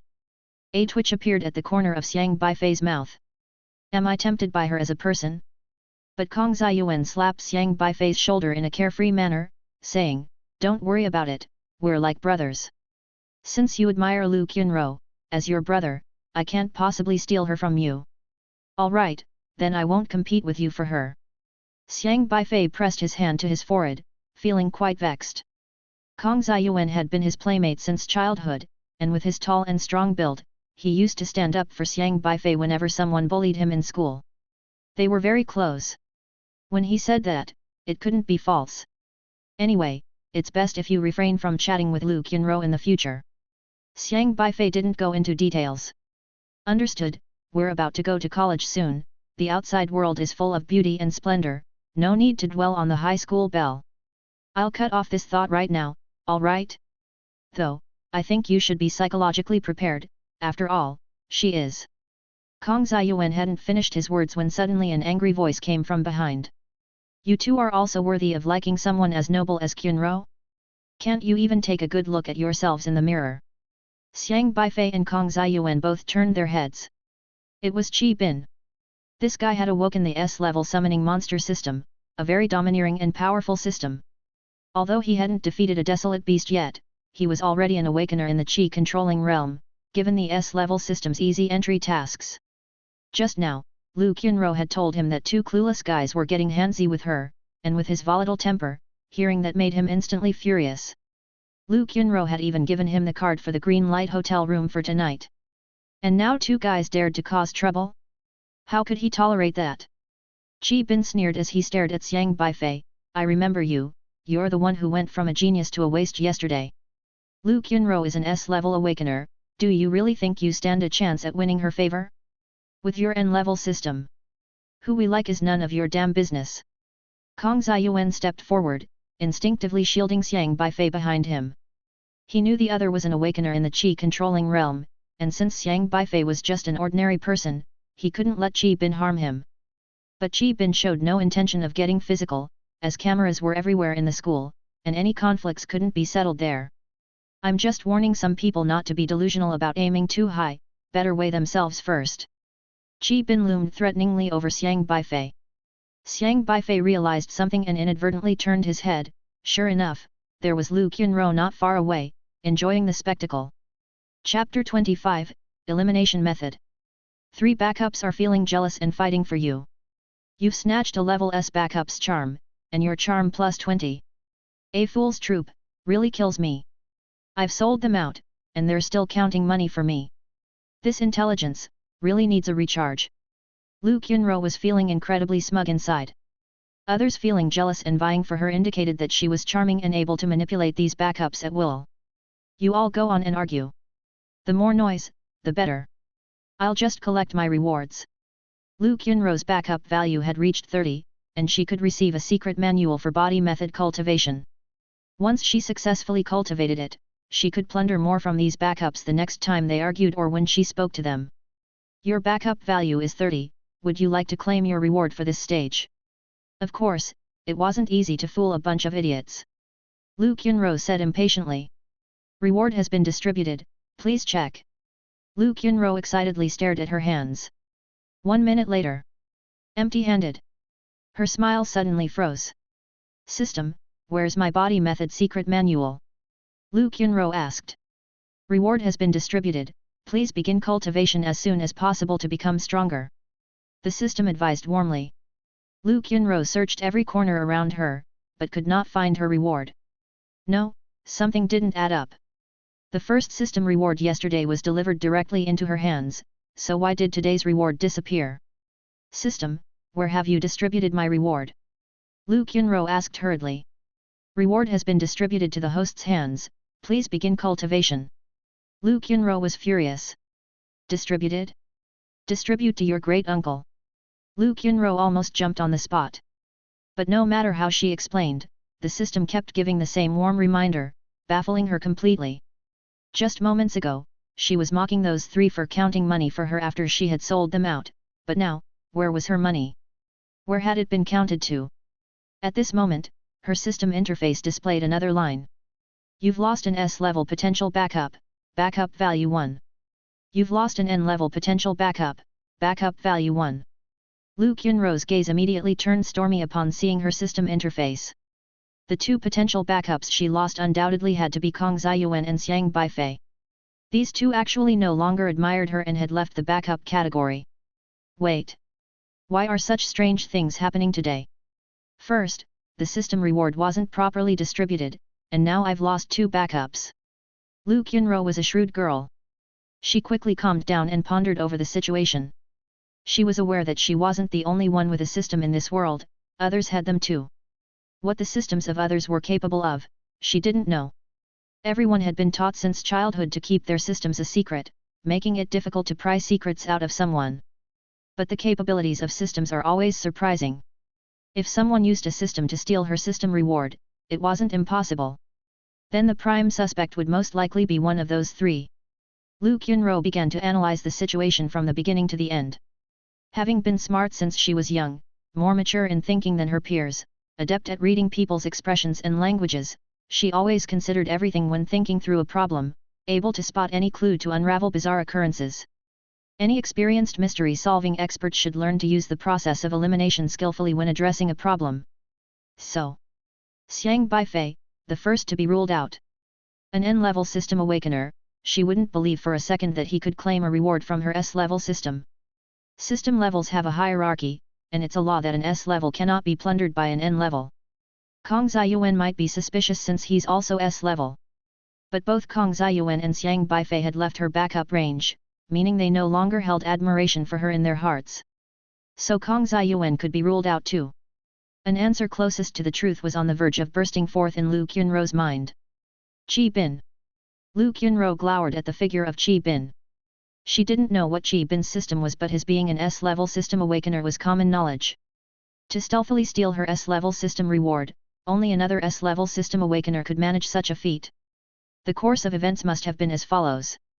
Qi Bin, spurred by her, went to find Kong Ziyuan and Xiang Beifei, but turned the tables instead.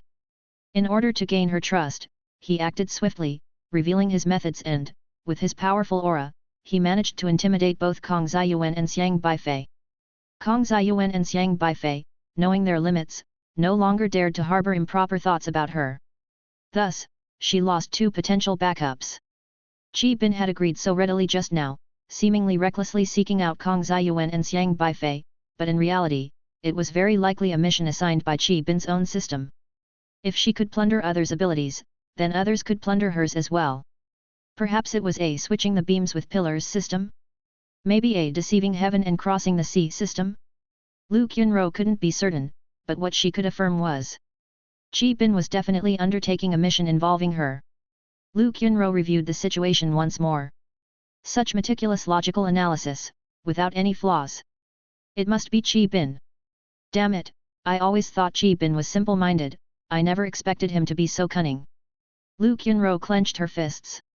She had been too careless. Originally, she just wanted to make the three backups argue among themselves, and harvest a wave of personal charm, but she had inadvertently fallen into a trap. What to do now? I have already given him the hotel room card for tonight. But having been played by this scheming man, can I still go tonight? Lu Qunro was extremely annoyed in her heart. Her system could plunder the backup's abilities even with a minor contact like a handshake. Let alone other methods of more extensive contact. Originally, she had planned to go to the hotel tonight, first with Qi Bin, then with Qi Bin, and finally with Qi Bin. But she had not expected this Qi Bin to be such a tough nut to crack. Was he possibly waiting to deal with her tonight? This was bad.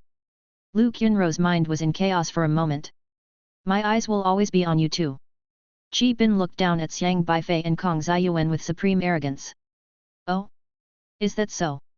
Kong Ziyuan was not one to back down, ready to throw back some harsh words, but Xiang Beifei shook his head, pulling him away. What are you afraid of? He's clearly bullying you. I'm also S-level, am I supposed to be afraid of him too? I've said it, I have your back. Why are you being so timid? Kong Ziyuan, while being pulled away, was visibly resentful. The college entrance exam is nearing, avoiding trouble is better than seeking it. Xiang Beifei discreetly pocketed the secret book on body technique cultivation. You can't go on like this, being fearful of everything. If we end up at different universities, who will stand up for you then? Kong Ziyuan shook his head with resignation, I'm already worried about you. Without me to cover for you, I don't know how much you'll be bullied in university. Will I be bullied? Xiang Beifei shrugged. I'm just an N-level awakener, being cautious is not a bad thing. Xiang Beifei walked to the railing of the second-floor staircase and looked down. From this angle, he could see Lu Qunro very well. He squinted at Lu Qunro's system panel and, noting that Kang Ziyuan was no longer her backup, he felt somewhat relieved. When Xiang Beifei saw Qi Bin coming over, he had felt something was off, so he quickly disengaged from being a backup, just going with the flow. Luckily, he knew about other people's systems and could choose whether or not to participate in their system tasks. Kang Ziyuan, for the sake of his childhood friend, had indeed cut off his thoughts of Lu Qunro, which was crucial. Otherwise, who knows what trouble this guy might end up in one day. As for the personal charm that Kang Ziyuan lost, he was going to be bald in the future anyway, and as he would lose hair, his charm would keep dropping, so he might as well give it to Lu Qunro. Chapter 26, Set a small goal first. But come to think of it, the secret manual for cultivating body techniques that he got from Lu Qunro was of little use to him, as the spiritual chi crystal contained within wasn't powerful enough to light up the constellations. However, Xiang Beifei suddenly thought of the tuition for elite universities. 100,000 a year for tuition fees alone, not to mention all kinds of living expenses. If he wanted to attend an elite university, he would have to start saving money now. Lu Qunro's reward wasn't of much use to him, but could he sell it? He needed money. System rewards, if not needed by oneself, could be sold to others. Some people couldn't complete system tasks on their own, but with someone else's system reward, they could bypass that stage and meet the requirements. So, many system rewards could be sold for a good price. Thinking back to how Kang Ziyuan's father had spent a great deal of money to obtain 2 so-called awakening elixirs, it was clear that there was a target market. Even though those elixirs were utterly useless, it couldn't be denied that there were targeted customers. But to whom should he sell this cultivation manual? Who would be a good candidate? That was the problem. On the edge of the Luhi High School cafeteria. This was a biological geography garden. Many high schools had such a small garden, featuring various educational facilities including globes, wind vanes, and various kinds of statues. Schools with better conditions would also keep some small animals or plant some vegetables and flowers in the biological geography garden. Hidden by a dense forest, the place was usually deserted during class time. In the bushes, a figure cautiously surveyed the surroundings, appearing sneaky. Seeing no one around, he took out his phone and dialed a number. Today, during the system school selection consultation, the principal personally called him to the office. A deep voice came through the phone. Did you investigate what exactly he did? No, I didn't dare eavesdrop on the principal's conversation. After all, he's a strong practitioner in the Meridian opening late stage. The line went silent for a moment before the voice responded, what's your speculation about his talent? It's hard to say. I specifically came to the school yesterday to watch Xiang Beifei's awakening ceremony and saw the whole process. Although Li Nangxing concluded that the electric shock thunderstone was broken, Xiang Beifei is Xiang Tianxing's son after all. Xiang Tianxing is an SR-rated genius, so it's hard for me to believe his son is just an N-rated waste. The voice on the phone continued, so, you're suspecting that Li Nangxing deliberately tampered with the electric shock thunderstone to cover up Xiang Beifei's UR-rated talent? It's possible, especially since Li Nangxing took Xiang Beifei to the office alone today for the system school selection consultation, which makes me suspicious, the figure in the bushes spoke in a hushed tone. Then go investigate thoroughly, came the reply from the phone. If Xiang Beifei is truly a UR-rated genius, what do you plan to do? We'll proceed according to the rules. If he's just an N-rated awakener, then let it be. But if he's UR, we can't just ignore it, the voice on the phone stated. Understood. The figure in the bushes hung up the phone and with a swift motion, disappeared into the biological geography garden. Isn't this a bit too hard? Kang Ziyuan scratched his head, looking quite frustrated. Xiang Beifei was curiously examining Kang Ziyuan's system. Kang Ziyuan's system had just issued a task for him to complete a comprehensive exam paper, with the option to refer to books. The system's reward was to lose another hair. For Kang Ziyuan, who was terrible at studying, this was a massive challenge. His foundation was not solid, so completing this task might be a bit difficult. Pioneers are a noble profession. In the wilderness, how many people make up a pioneer team? What types of systems do these team members generally awaken? Please provide examples. Kang Ziyuan read the question while twirling his pen. His pen twirling skill was flashy, he could twirl the pen around each finger but he just couldn't untangle the answer to the question. After a while, Kang Ziyuan turned his head and quietly asked Xiang Beifei, right, you should know more about pioneers than I do. Help me look at this question. Kang Ziyuan knew that Xiang Beifei's parents were pioneers, and he should be quite familiar with these kinds of questions. Xiang Beifei glanced at the question and then said, "Every pioneer team is composed of 5 people, and generally speaking, the system types they awaken are all different. One needs to have detection abilities, mostly serving as the team leader, to command the overall situation. One needs to have a healing system, responsible for treating teammates' injuries. One needs to be a system awakener with powerful offensive capabilities to open the way. One needs to have a defensive ability, to protect the entire team and avoid damage. The last one would be a system awakener with special action capabilities, responsible for advancing or retreating. Healing systems are generally sought from the liberal arts college's medical specialty, while the rest mostly come from the martial arts college. Having special action capabilities generally refers to practitioners who have awakened systems such as the flight system or the earth escape system. In the wilderness, faced with all sorts of dangers, it's necessary to have a team member with retreat capabilities to lead the team in avoiding insurmountable perilous situations at critical moments." Kang Ziyuan hurriedly wrote down Xiang Beifei's answer. "Right, do you plan to become a pioneer in the future, like your parents?" Kang Ziyuan asked. "Maybe." Xiang Beifei answered offhandedly. That was not his heartfelt answer. For him, it was enough just to survive well in this world overrun with systems. Whether or not to become a pioneer wasn't that important to him. Unless he needed to help others complete tasks for rewards or something. Yet, just like that. "So, is your system one of these 5 types?" Kang Ziyuan asked. "Sort of. What about you?" "My system allows for a wide range of specialization choices, but I think I'll go down the path of strength. I'm not good at studying, but I can fight." Kang Ziyuan chuckled and habitually touched his hair. Then he couldn't smile anymore. The less hair one had, the stronger one was. Yet, his hair was still like seaweed, lush and thriving. "Right, have you decided on your university after consulting with the system school selection consultant?" Xiang Beifei asked. "Not yet, but I plan to go to the same university as you." "I'll go to whichever university you can get into," Kang Ziyuan said. He was an S-rank awakener and had policy privileges. Except for the 9 elite universities, he could easily get into any of the ordinary common universities. "Then we should set a small goal first." Xiang Beifei paused, then said, "Like getting into Liangzhou University." "Goodness! Is that a small goal?" Kang Ziyuan gasped and stared at Xiang Beifei. Liangzhou University was one of the 9 elite universities. Even as an S-rank system awakener, he never dared to set his sights on one of the 9 elite universities. Chapter 27, Fractions. "You actually want to try for Liangzhou University, have you lost your mind?" Kang Ziyuan asked softly. "I've checked for you, Liangzhou University's score line is the lowest among the 9 elite universities. You need to aim for the Martial Arts College of Liangzhou University. The score requirement for the cultural courses in the Martial Arts College is lower, and with the added points you have, you will just need to score 500. Xiang Beifei said. "What's the use of you checking for me? It's mainly about you.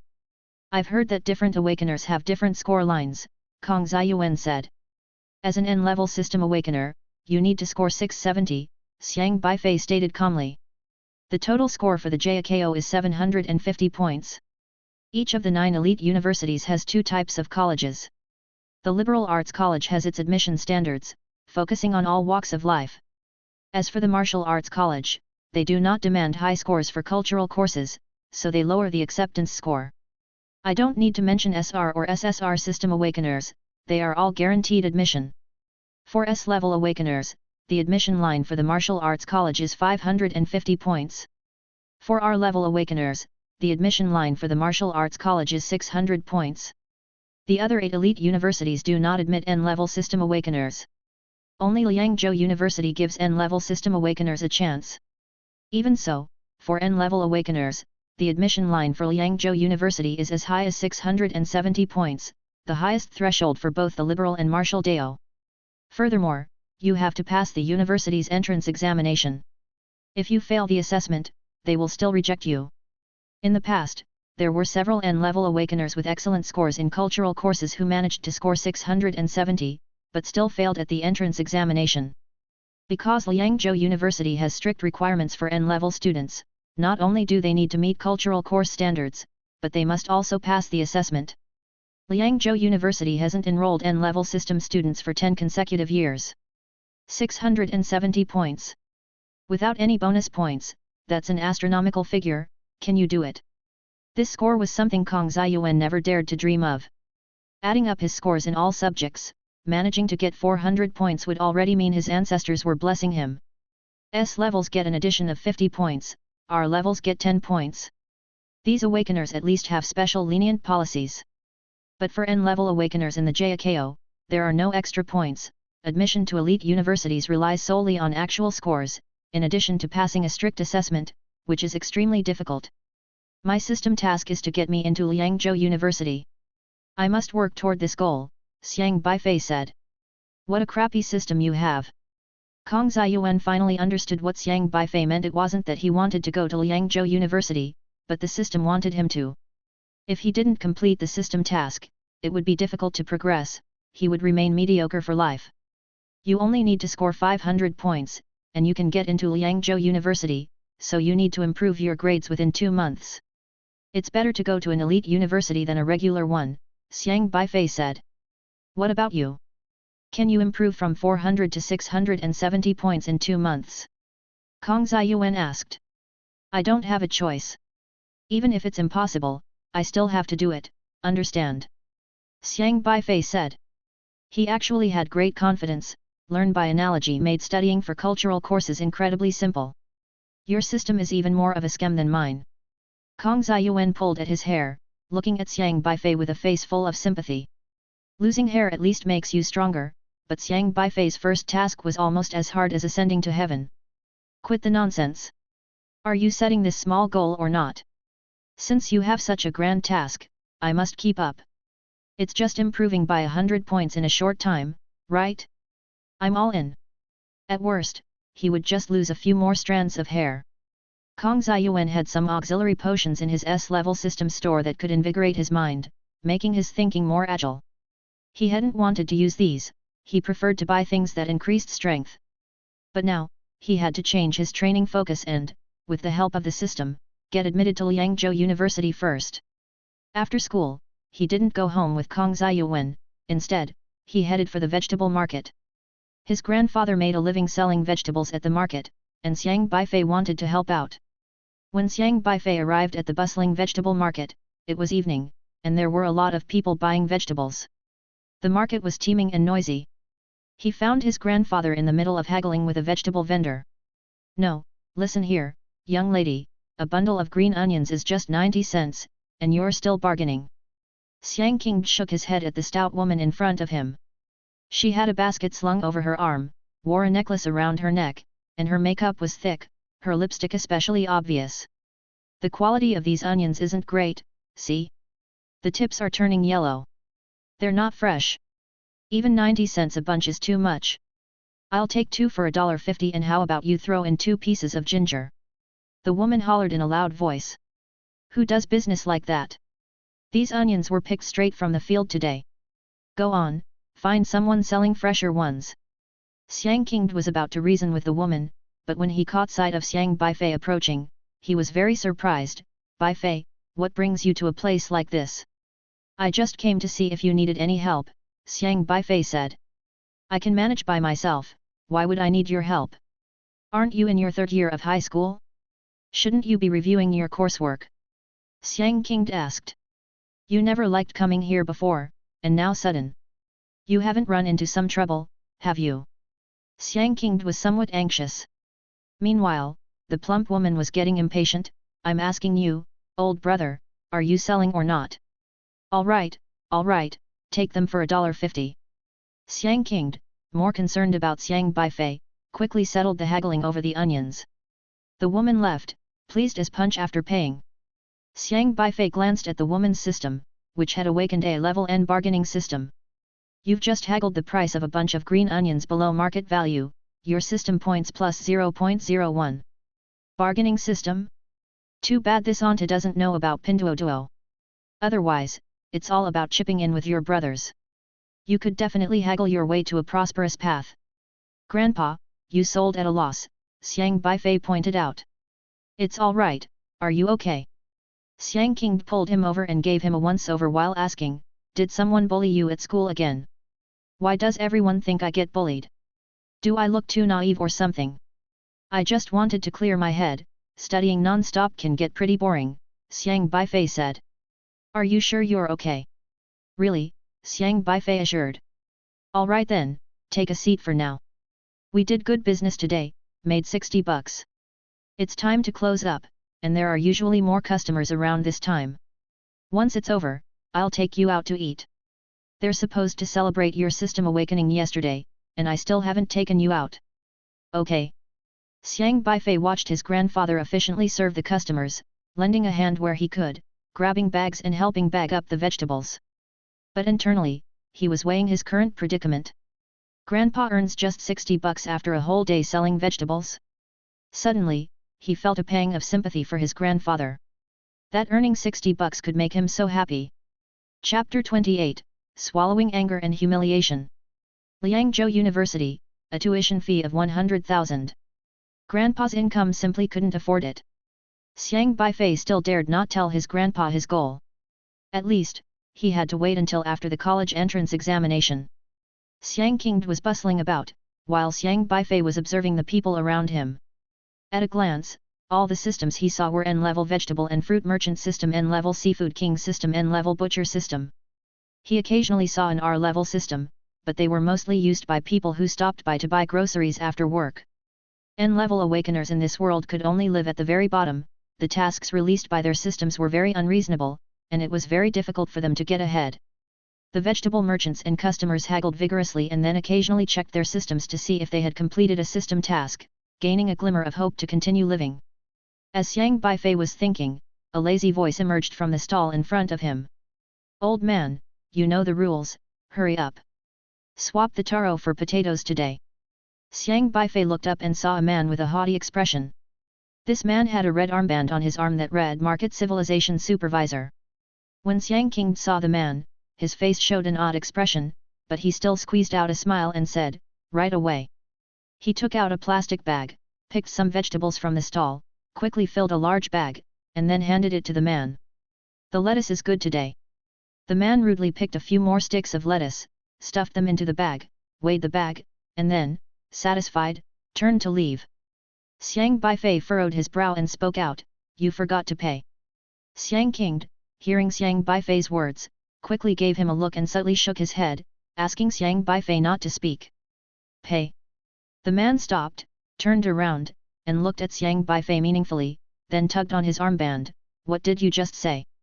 "Nothing, Captain Ma, it's just the child talking nonsense, don't take it to heart," Xiang King hurriedly said. Xiang Beifei looked at the man's system interface.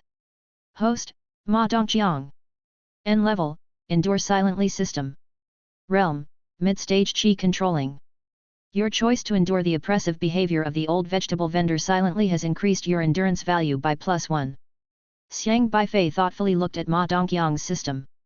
In the system's description, he saw a line. Endure silently system. When you choose to silently endure something or someone else chooses to silently endure your behavior, you can gain endurance value. Ma Dongqiang, as a market civilization supervisor, managed this entire area of the market. The small vegetable vendors who wanted to sell their goods here had to listen to him.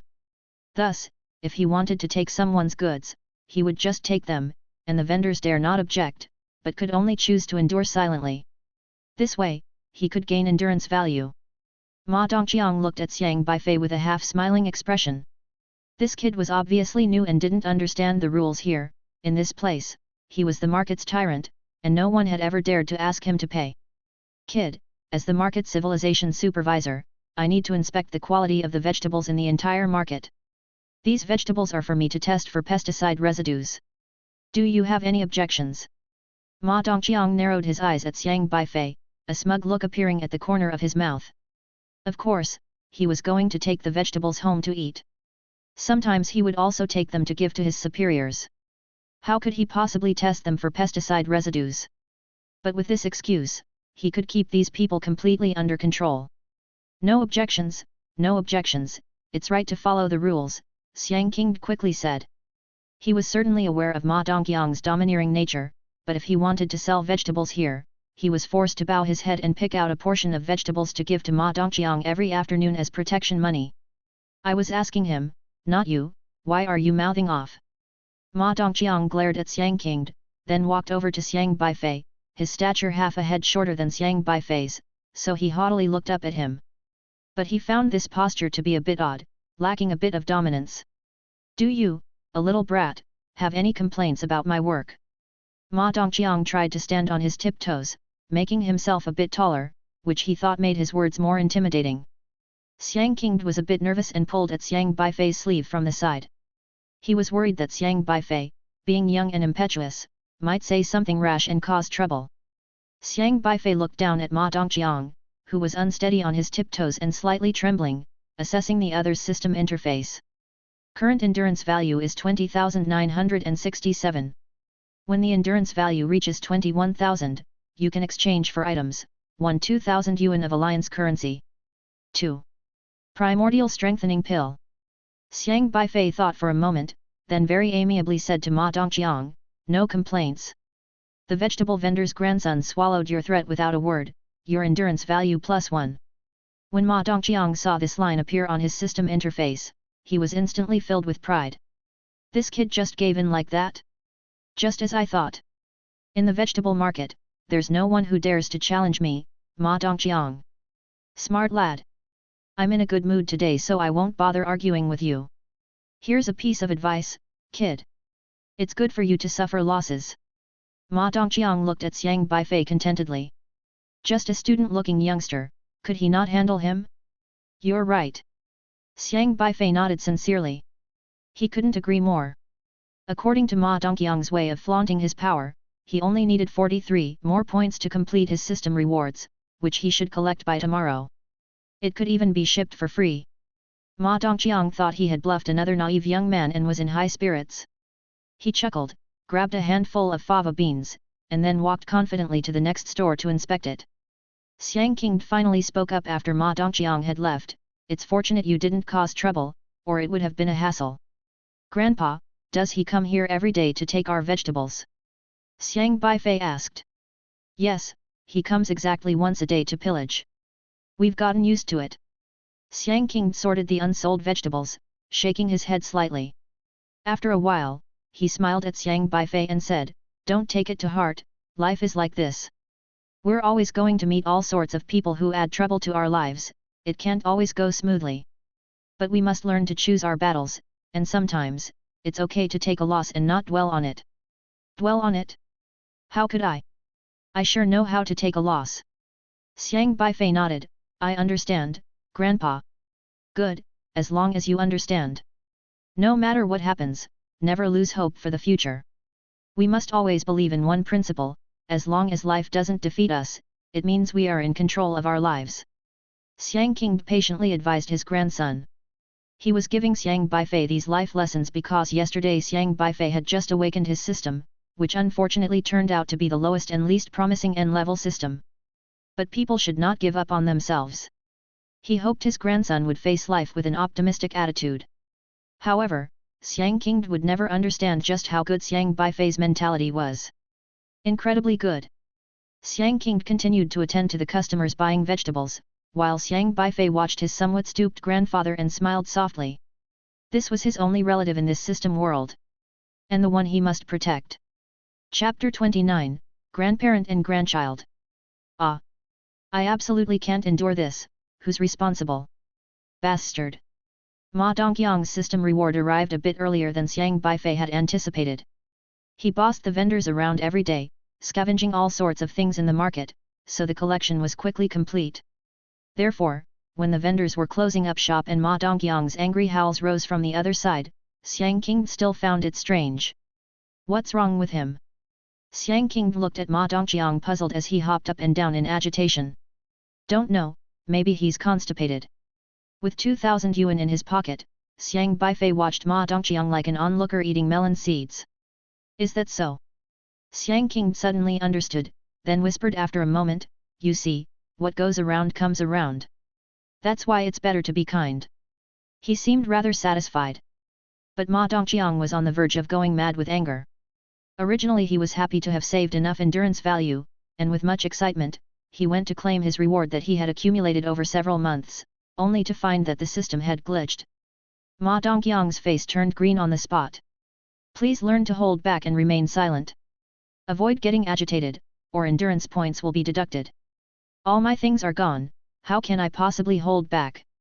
Ma Dongqiang roared. The host failed to hold back. Endurance value 1, current endurance value is 2. I'm so done with this. The host failed to hold back. Endurance value 1, current endurance value is 1. Ma Dongqiang took a sharp breath and hurriedly shut his mouth, his face turning white. His endure and swallow your voice system had 2 ways of acquiring points. If others chose to endure and swallow their voices against his actions, he could accumulate endurance value. If he himself endured and swallowed his voice in response to others' actions, he could also accumulate endurance value. Enduring and swallowing one's voice was a 2-way street. Thus if his task reward was lost, he had to endure it too. If he couldn't endure, then it would be disastrous. He had finally accrued 21,003 points by exploiting these vendors, and after exchanging them for his task reward, now both the primordial strengthening pill and 2,000 yuan were gone. He had been domineering for so long, lost his cool for a moment, threw a fit, and as a result, had his endurance value docked too. Ma Dongqiang saw the customers and vendors around him all pointing and whispering, and he felt like his lungs would explode with rage. But he dared not lash out. Even if these vendors mocked him or threw a rotten egg at him, he had to endure and swallow his voice. Most importantly, he couldn't take retaliatory measures against these vendors, otherwise, that too would count as failing to endure, and endurance points would be deducted. I will endure. You chose to endure and swallow your voice regarding the matter that befell you, your endurance value +1, your current endurance value is 2. Ah! Ma Dongqiang hated this so much internally. Even if he had to bite off his teeth, he still had to swallow them. Xiang Beifei saw all of Ma Dongqiang's system notifications and knew that Ma Dongqiang probably wouldn't exploit the vendors for a while, as it would all be counted by the system as failing to endure. Grandpa, actually you could just ask him to pay up, not let him scavenge. I think he wouldn't dare to say anything, Xiang Beifei said. Ma Dongqiang's need to endure and swallow his voice meant that when others refused his demands, he couldn't make a fuss. However, all these vendors needed to make a living in the market, and Ma Dongqiang decided whether the vendors could sell vegetables there or not, so whatever Ma Dongqiang said, those vendors had no choice but to follow. It's no trouble. Xiang King shook his head. His grandson had just awakened to his system and would need to attend school in the future, he needed this job better to avoid any additional trouble. Xiang Beifei didn't continue explaining. However, Ma Dongqiang might continue to exploit these bottom-tier vegetable vendors who make a living by selling their goods. But that's okay, since grandfather is here, Xiang Beifei doesn't mind making a few more trips to this place. He tossed the primordial strengthening pill to Xiaohe. Ma Dongqiang was at the mid-stage of qi controlling, a small realm higher than Xiang Beifei, which also meant he could be used to illuminate a constellation.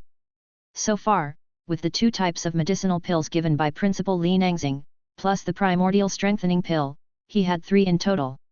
He still needed 1 more to be ready to illuminate the arrogant dragon constellation. It was just a pity that the body technique manual from Lu Qunro wasn't very powerful, only suitable for the early stage of qi controlling. He could only think of a way to sell it. Let's go, I said I would take you out to eat today. Xiang King said cheerfully. Xiang Beifei did not refuse and followed his grandfather to a small stir-fry restaurant. Order whatever you like, don't be shy. This is to celebrate your acquiring your own system. Xiang King pushed the menu to Xiang Beifei with a beaming smile, displaying great generosity. He was still willing to spend money on his only grandson. Xiang Beifei ordered 3 dishes, spending 21 yuan. He knew his grandfather always saved money, so he ordered 3 of the cheapest dishes, just to make a gesture. You must have been studying your system in your room yesterday afternoon, I didn't disturb you. This morning, when I got up, you were still sleeping, so I didn't ask you about it. Speaking of which, how well do you understand your system now? Xiang King asked. I have basically figured it out. I'm thinking about how to complete tasks. Is the first system task difficult? Can I help in any way? Xiang King asked. Xiang Beifei shook his head, I need to complete it independently. Complete it independently. Xiang King understood. If the system required tasks to be completed independently, then others couldn't intervene, otherwise, it would be considered a failure. In any case, you need to take your system seriously. Ask more if you don't understand, and be sure to speak up if you have needs. Don't hold back. Grandpa is here. I will definitely help you, Xiang King instructed. Understood. Xiang Beifei nodded and then glanced at his grandfather's system again. That snowflake panel always made him feel puzzled. What had happened to make his grandfather's system turn out like this? But he did not feel it was appropriate to inquire, so he had to suppress this curiosity for the time being. The dishes were served quickly. Xiang King kept putting food onto Xiang Beifei's plate while he himself ate rice. He hardly touched the 3 dishes, only occasionally using his chopsticks to dip into the sauce to touch up his rice with a bit of taste. Aren't you eating, Grandpa? I am eating, I am. You hurry up and eat more. It's time for you to grow, Xiang King said with a smile. Xiang Beifei didn't say much, ate half, then put down his chopsticks and said, I'm full. Full already? Eat some more, you're growing. This meal doesn't suit my taste. I don't want to eat out next time, it's not tasty, Xiang Beifei said. Not tasty? Oh, I knew we shouldn't have come here, and there's still so much left. Xiang King looked somewhat distressed at the 3 plates of food that Xiang Beifei had barely touched. Xiang Beifei said, if we can't finish it, let's just leave it. Toss it out. How can we do that? We can't waste food like that, how can we just throw it away? You better eat some more, Xiang King hurriedly shook his head, urging Xiang Beifei to continue eating. But Xiang Beifei looked disgusted, and Xiang King had no choice but to eat some of the dishes himself. Eventually, he had the leftover dishes packed up. Actually, the food at the restaurant was cooked better than at home, and Xiang Beifei was aware of this fact. But when eating out, his grandfather always claimed not to like the food, then left the tasty things for him to eat, barely eating much himself. However, Xiang Beifei knew how to get the thrifty and frugal old man to pick up his chopsticks and join him in eating. Just say it should be thrown away. A simple matter. Chapter 30, Desolate Beast. The grandson and grandfather walked home along the street under the moonlight. It was already past 9 in the evening, and people who had been busy all day trudged by, too weary to give anyone else more than a passing glance. When they reached the corner of the street, Xiang King told Xiang Beifei to head back home first as he needed to stop by the grocery store to talk about some matters with the owner. Xiang Beifei turned the corner alone, not far from home, with just an alley to cross. The alley was unusually quiet today, seemingly untouched by passers-by. To add to the silence, the street light was broken, leaving a long stretch of road shrouded in darkness. Just then, Xiaohe on his shoulder suddenly tensed, tugging at Xiang Beifei's ear and barking twice in warning. Is there something there? Xiang Beifei also felt something was amiss and looked toward the dark void ahead, a foreboding presence seemed to stir in the shadows. Lacking any real combat skills, he felt no curiosity towards this unknown danger and immediately turned to run towards the light. However, before he could take 2 steps, a low growl cut through the darkness, it was as if a gust of wind swept by, and a shadow lunged toward him.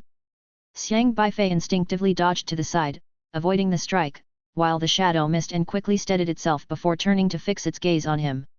As he ran towards this side, the faint light from a nearby residential building cast out, dispersing some of the darkness. Taking advantage of this dim light, he could make out the rough appearance of the shadow. It was an animal about 1 meter tall, resembling a large yellow dog, except the dog had 2-inch-long fangs and hair that stood on end like barbs. Its limbs had protrusions that looked like bone blades. Is this a desolate beast? Xiang Beifei was quite surprised. He was aware that this world harbored various powerful desolate beasts, with terrifying combat strength constantly encroaching upon human territories. But normally, these desolate beasts shouldn't appear in residential areas, they were kept beyond the wastelands outside of Zhuzhu. Zhuzhu itself was guarded by pioneers and defenders who would slay any beasts that slipped through.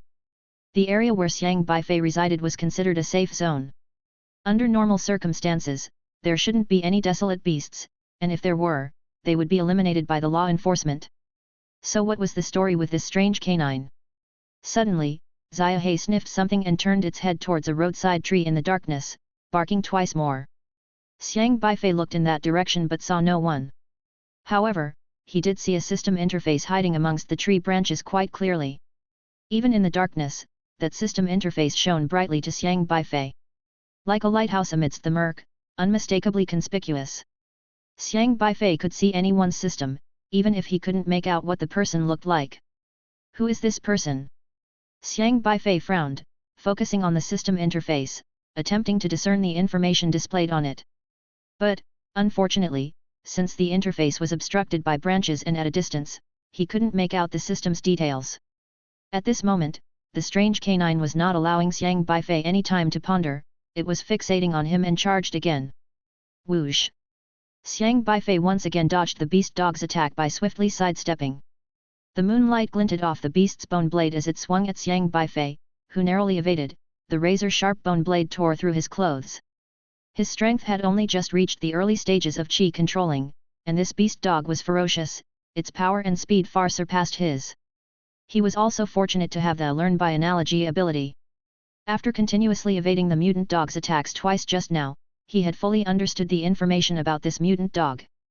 Originally a stray dog, 2 years and 3 months old, mutated into a mutant dog, its strength and speed are 10 times that of before, relying mainly on the bone blades on its legs for attacks, with its killing power ranked among the lowest of desolate beasts. The mutant dog's weakness lies in the cartilage beneath the bone blade, hitting it will paralyze its entire body and render it unable to fight for 5 minutes. The weakness is the cartilage beneath the bone blade. Xiang Beifei quickly focused on the mutant dog's bone blade, which was 6 inches long, about 20 centimeters, and extremely vicious when used. If it weren't for his ability learned by analogy, which allowed him to quickly grasp the mutant dog's mode of attack and dodge at the critical moment, he would have been knocked down long ago. But even knowing the opponent's attack pattern, trying to dodge was still strenuous, as the opponent's speed was still faster to some extent. Xiang Beifei didn't have any suitable weapons on hand. All he could think of was using rocks. Roar! The mutant dog raised its bone blade and viciously kicked towards Xiang Beifei, who plunged to the side and crashed into the wall. In his desperation, he happened to grab a brick. But just as he was about to use the brick to smash the mutant dog's bone blade, he suddenly remembered the mysterious person hiding in the tree and watching. The presence of the mutant dog here must be related to that mysterious person. That meant the other party was stronger than he was. If they were to take advantage of Xiang Beifei being busy dodging the mutant dog to launch a sneak attack, Xiang Beifei wouldn't have any means of resisting. But that person stood there without initiating an attack. Did he have some concerns? Was it because it wasn't convenient for him to make a move? Or some other reason? Could it be that he's here to test my strength? Xiang Beifei's mind raced with many possibilities in an instant. The geniuses with UR rank systems from the legends don't have to do any tasks right after awakening and possess late-stage qi controlling strength. Come on, let's see if you can deal with this mid-stage qi controlling mutant dog. The shadow atop the tree watched Xiang Beifei confronting the mutant dog and muttered to itself. He was ordered to investigate the system talent rank of Xiang Tianxing's son. Principal Li Nangxing was stronger than him. Naturally, he couldn't get any information from Principal Li Nangxing, so he started from Xiang Beifei himself. If Xiang Beifei was an awakener of a UR system, then he should be in the late stages of qi controlling by now, and it should be more than enough for him to kill off this mutant dog. Once the mutant dog was killed, Xiang Beifei's talent could be confirmed, and he could go back to report. Why is he evading so strenuously? The shadow had some doubts in its heart. There were no people here. If Xiang Beifei wanted to hide his talent, there was no need. Could it be that he awakened not a martial Dao system, but a literary Dao system? But that shouldn't be the case either. Even a literary Dao system of UR rank talent reaching the late stages of qi controlling should still be able to fend off this mid-stage qi controlling mutant dog with its own spiritual power, even if not adept at fighting.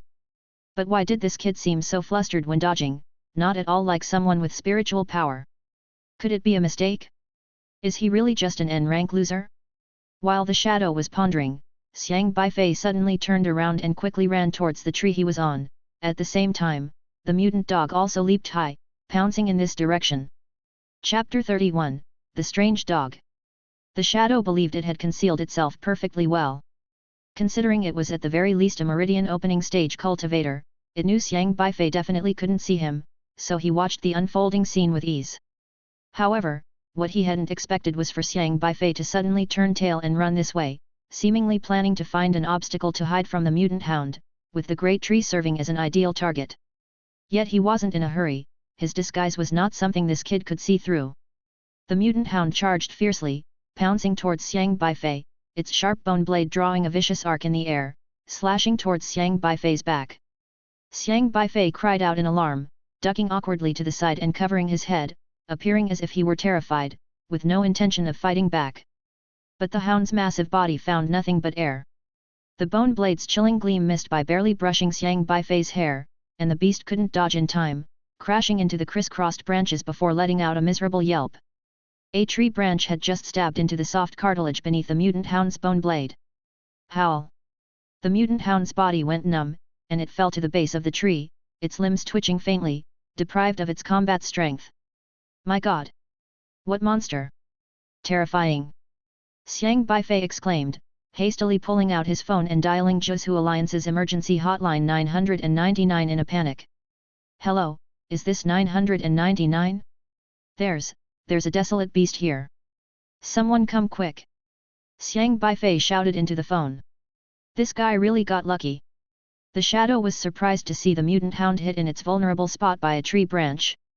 He had planned to probe further, but after seeing Xiang Beifei calling for help, he pondered briefly, then flashed out from one side, leaving the big tree behind.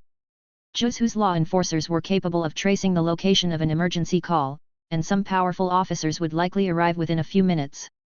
By now, he was almost certain that Xiang Beifei was nothing but an N-level scrub, so there was no point in loitering around. Only after the shadow had gone did Xiang Beifei stand up, the panicked expression on his face long gone, replaced by puzzled eyes intently following the direction where the shadow had disappeared. He didn't pursue, for he couldn't catch up. The anguished words from just now were uttered on the spur of the moment. The desolate beast at the chi-controlling mid-stage posed no threat to him. He could have dispatched the mutant hound with a rock, but he had deliberately run this way to better understand the system of this individual.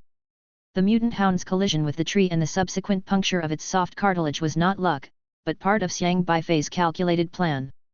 Fortunately, Beifei's disguise was not in vain.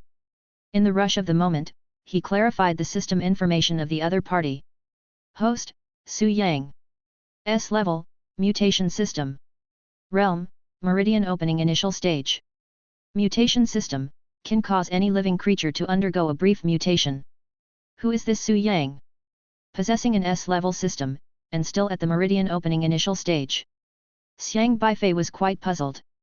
A cultivator at the initial stage of Meridian opening, as per his system, should still be a martial artist, and it would be easy for such a person to take action against him. But he had actually left, without even considering capturing him and throwing him into a confinement cell. Was the other party truly just probing him? Could it be because of yesterday's anomaly with the Thunderstone when I activated the awakening system? The only possibility Xiang Beifei could think of was this. The mutant hound on the ground twitched twice, seemingly about to regain its ability to move. It hadn't died earlier, it was merely incapacitated for a short time after being impaled in the soft cartilage. Lie down and wait for the police to come. Xiang Beifei broke off a branch from the tree, gestured with it, and poked the mutant hound's soft cartilage to ensure it would rest a little longer. A shadow flickered through the night. It wasn't until he was 2 streets away from the alley that the shadow finally came to a stop. The person known as Su Yang walked to a secluded spot, looked around to ensure no one was there, then took out his phone and dialed a number. Soon, a voice came through from the other end of the call. Is it confirmed? Confirmed. Is it a UR talent? Definitely not. He couldn't even defeat a mid-stage chi-controlling mutant hound, got scared yelling for help. If such a guy is a UR talent, that would be an insult to UR itself. He was defeated by a mutant hound. The voice on the other end of the phone seemed a bit surprised. Is he that weak? Yes, he didn't inherit his father's talents at all. His father was at least SR level, and he's just an N level. Xiang Tianxing's son is only N level? Hard to believe. The person on the other end of the phone fell silent, seemingly in thought. Su Yang continued, maybe I really got it wrong, he doesn't have the potential. He didn't discover you, did he? How could he possibly notice me? With his strength, I could stand behind him, and he wouldn't even see me, said Su Yang. It's best he didn't notice. Given that, don't bother with him anymore. Your mission is over, you can come back. Okay. Su Yang hung up the phone and took another look at his system interface. Your mutant hound attacks Xiang Beifei, mutant hound proficiency +2, the strength of the next mutated hound +1, mutation value +1. Eh? Not a total loss, the proficiency of the mutant hound actually increased tonight? Jackpot! Su Yang's mood brightened. Though Xiang Beifei lacks talent, he inadvertently helped my mutant hound level up. That's rare. Usually, when mutant hounds attack others, the chances of proficiency increasing are very slim. Today is my lucky day. Xiang Beifei waited on the spot for 5 minutes, noticing that the police still hadn't arrived. The main reason he had called the police just now was for his own safety, and as a way to frighten the other party away. Actually, that person had already left, there was no need to involve the police. However, since he had called the police, he still needed to handle it, otherwise they might trace him using his cell number, find his home, and then he would have to explain it to his grandfather, causing the old man to worry. The mutant hound lying on the ground seemed to gradually regain its ability to move. This was already the 3rd time it recovered, with the previous 2 times being knocked down by Xiang Beifei. The mutant hound slowly crawled up and, baring its teeth at Xiang Beifei, prepared to continue its attack. Just when Xiang Beifei was about to jab it for the 3rd time, suddenly, a crisp commanding voice came from behind, "Demon! You shall not harm people!" A shadow flashed by Xiang Beifei's side, with a leg sweeping over and kicking the mutant hound in front of him. Oof! The mutant hound, just standing up, was sent flying by a long leg. She was a short-haired girl, with a delicate appearance, tall figure, wearing jeans and a white shirt. After kicking, her leg still maintained the lifted posture. It was very stylish. She slowly lowered her leg, turned her head to look at Xiang Beifei, and asked, "Did you call the police?" Xiang Beifei looked at the girl's system. Host, Lu's Highway. S level, Super Police System. Realm, Advanced Qi Controlling. Lu's Highway. Xiang Beifei knew this girl. Beifei. Lu's Highway seemed to only then recognize Xiang Beifei's face. Xiang Beifei's father was a pioneer, while Lu's Highway's father was a city guardian. The two had work-related interactions in the past, so Xiang Beifei and Lu's Highway also knew each other from before. Lu's Highway was a year older than Xiang Beifei. She awakened her system last year and started her freshman year of university this year at Liangzhou University. "I'm the one who called the cops, but why did you show up?" "You're not a city law enforcer?" Xiang Beifei asked. Lu's Highway put her hands on her hips and replied, "I attend classes during the day and intern at my dad's office in the evening. Is that a problem?" After a pause, she added, "I'm here, and you're being picky. If I hadn't responded to the call, you might have been carried away by this desolate beast by now. You should thank me for arriving in time to deal with this beast." "Deal with? That desolate beast was lying down obediently just 10 minutes ago. Then I really should thank you. Lucky you came on time, or a moment later." Xiang Beifei dusted off his clothes, picked up his backpack nonchalantly, and said, "My wounds would have healed." Chapter 32, Deductive Reasoning. Lu's Highway pretended not to hear Xiang Beifei's words and shone her flashlight on the otherworldly dog that had been kicked to the brink of death, her expression growing slightly more serious. "Why would there be a desolate beast here?" "Just now." Xiang Beifei was about to explain, but Lu's Highway held up a hand to stop him from continuing. "Don't spoil it for me, I'm a law enforcer. Let me reason it out." "What is there to reason out?" However, Lu's Highway's super police system seemed to have issued a task. Task: investigate the scene, deduce the events that occurred. Correct deduction reward, +1 recognition ability. "All right then." Xiang Beifei shrugged his shoulders and made a welcoming gesture. Lu's Highway walked around the alley seriously, circling a tree twice, squatting down to poke the otherworldly dog, then wandering through the alley as if looking for some clues. A minute later, she lifted her head and said, "You must have had poor grades and were kept in detention by the teacher, which is why you're only just getting home now. You encountered this desolate beast, but you still had time to call the police, indicating that the beast's target wasn't you but instead another person, whom you saw being attacked, hence you called the police. But when I arrived, the desolate beast was about to attack you, and there was no second person at the scene. Could that person have been eaten by the desolate beast?" "Xiang Beifei. Am I right in my deducing?" Lu's Highway asked eagerly. Xiang Beifei spread his hands. A line of text flashed across her system interface. Deduction failed, current accuracy rate, 11%, target accuracy rate, 20%. How is that possible? I deduced it by referencing the logic of detective cartoons. I've seen over 600 episodes of detective cartoons, learned so many insights, mastered all sorts of perfect crimes, alibis, locked room murder techniques, and still my deduction accuracy rate is this low. Lu's Highway muttered to herself indignantly, hands on her hips. Xiang Beifei said, the detective cartoon you've been watching, wouldn't the protagonist happen to be Detective Kogoro Mori? Lu's Highway glared at Xiang Beifei. Xiang Beifei casually glanced over Lu's Highway's stats again. Speed, 79. Strength, 80. Identification ability, 19. Deduction ability, 18. These skewed stats are a bit severe. Could it be that she leveled up her skill tree incorrectly, putting all the points into speed and strength? Is she planning to become a violent detective? Xiao Wei, you went on a mission alone again without telling me. At that moment, a man hurried into the alley from behind. Wearing a blue guard uniform, he strode quickly over, scanning the alley with a serious look, then frowned slightly at the sight of the otherworldly dog lying on the ground. Xiang Beifei looked at the man's system interface. Host, Lu Hong. Grade S, Investigation System. Realm, Early Stage of Meridian Opening. When Lu's Highway saw Lu Hong, she shrank her head and said sheepishly, Dad, I was just reducing your workload. A desolate beast showed up in our area, which is a big deal. You were eating just now, so I took it upon myself to step in. Nonsense. You're not a law enforcer yet, and my agreeing to let you intern here every evening wasn't permission for you to stir up trouble. Couldn't you have called me when I wasn't around? Lu Hong's voice was very serious. Lu's Highway smiled sheepishly and dared not talk back. Beifei, what happened? Did you report an attack? Lu Hong also knew Xiang Beifei. Yes, just now I was attacked by a desolate beast. Xiang Beifei pointed at the mutant dog on the ground. Lu Hong stared at the mutant dog for a long while before speaking, this isn't a true desolate beast, but a dog that has been mutated by someone. It's a low-level mutant dog which won't revert back until its strength has dissipated. Earlier, it must have been.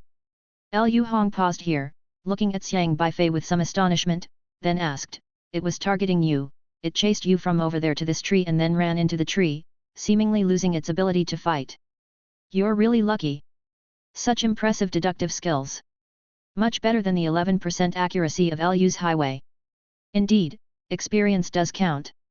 However, it wasn't luck that the mutant dog lost its ability to fight, everything was just within Xiang Beifei's calculations. Lu's Highway said softly, Dad, it was I who knocked down this mutant dog just now. Where did you knock it down? You were just gilding the lily. Look here, the dog's vulnerability was clearly prodded several times by this branch, at least 3 times. By the way, Beifei, how did you know how to deal with this mutant dog? Lu Hong looked at Xiang Beifei with astonishment. In his impression, Xiang Beifei was not very serious about his studies, unlike his father. Oh right, I've read some books about mutant dogs and know their weaknesses. When it ran into the tree just now, I kept scratching its vulnerable spot to prevent it from getting up, waiting for you to come. Xiang Beifei nodded, making no attempt to conceal it. After all, Lu Hong was a law enforcer, and one equipped with the investigation system at that, so there was no need to hide anything from him. Ah, so that's how it was. Lu's Highway remembered her own dreadful reasoning and rolled her eyes, damn, I thought it had eaten a person. Lu Hong ignored his daughter and continued to question Xiang Beifei, who have you angered? Why would someone use a mutant dog to attack a student like you?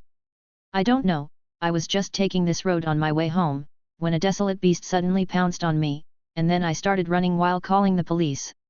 Xiang Beifei thought for a moment, then added.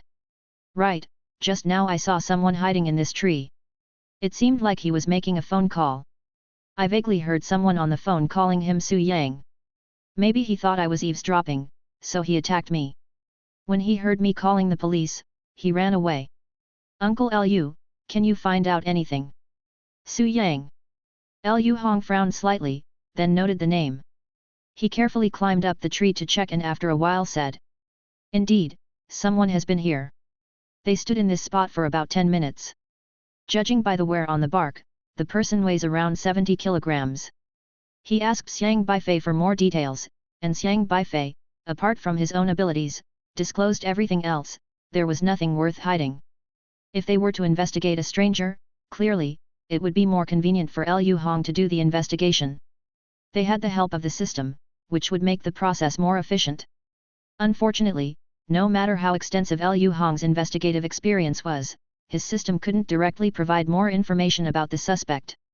I'll take this mutant dog back for investigation. Anyone who can make an ordinary dog into a mutant dog certainly has a mutation-based system, and their strength is at least in the late stages of qi controlling, if not stronger. But since he didn't harm you, he must have been wary of something, perhaps not wanting to leave too many clues. So he might have just sent the mutant dog to distract your attention, not planning to do anything to you. It seems like you won't be in danger for the time being. I'll take you home first, and once I have some leads, I'll inform you. Liu Hong explained the situation to Xiang Beifei. All right, Uncle Liu. Xiang Beifei nodded politely. Chapter 33, Divine Mud.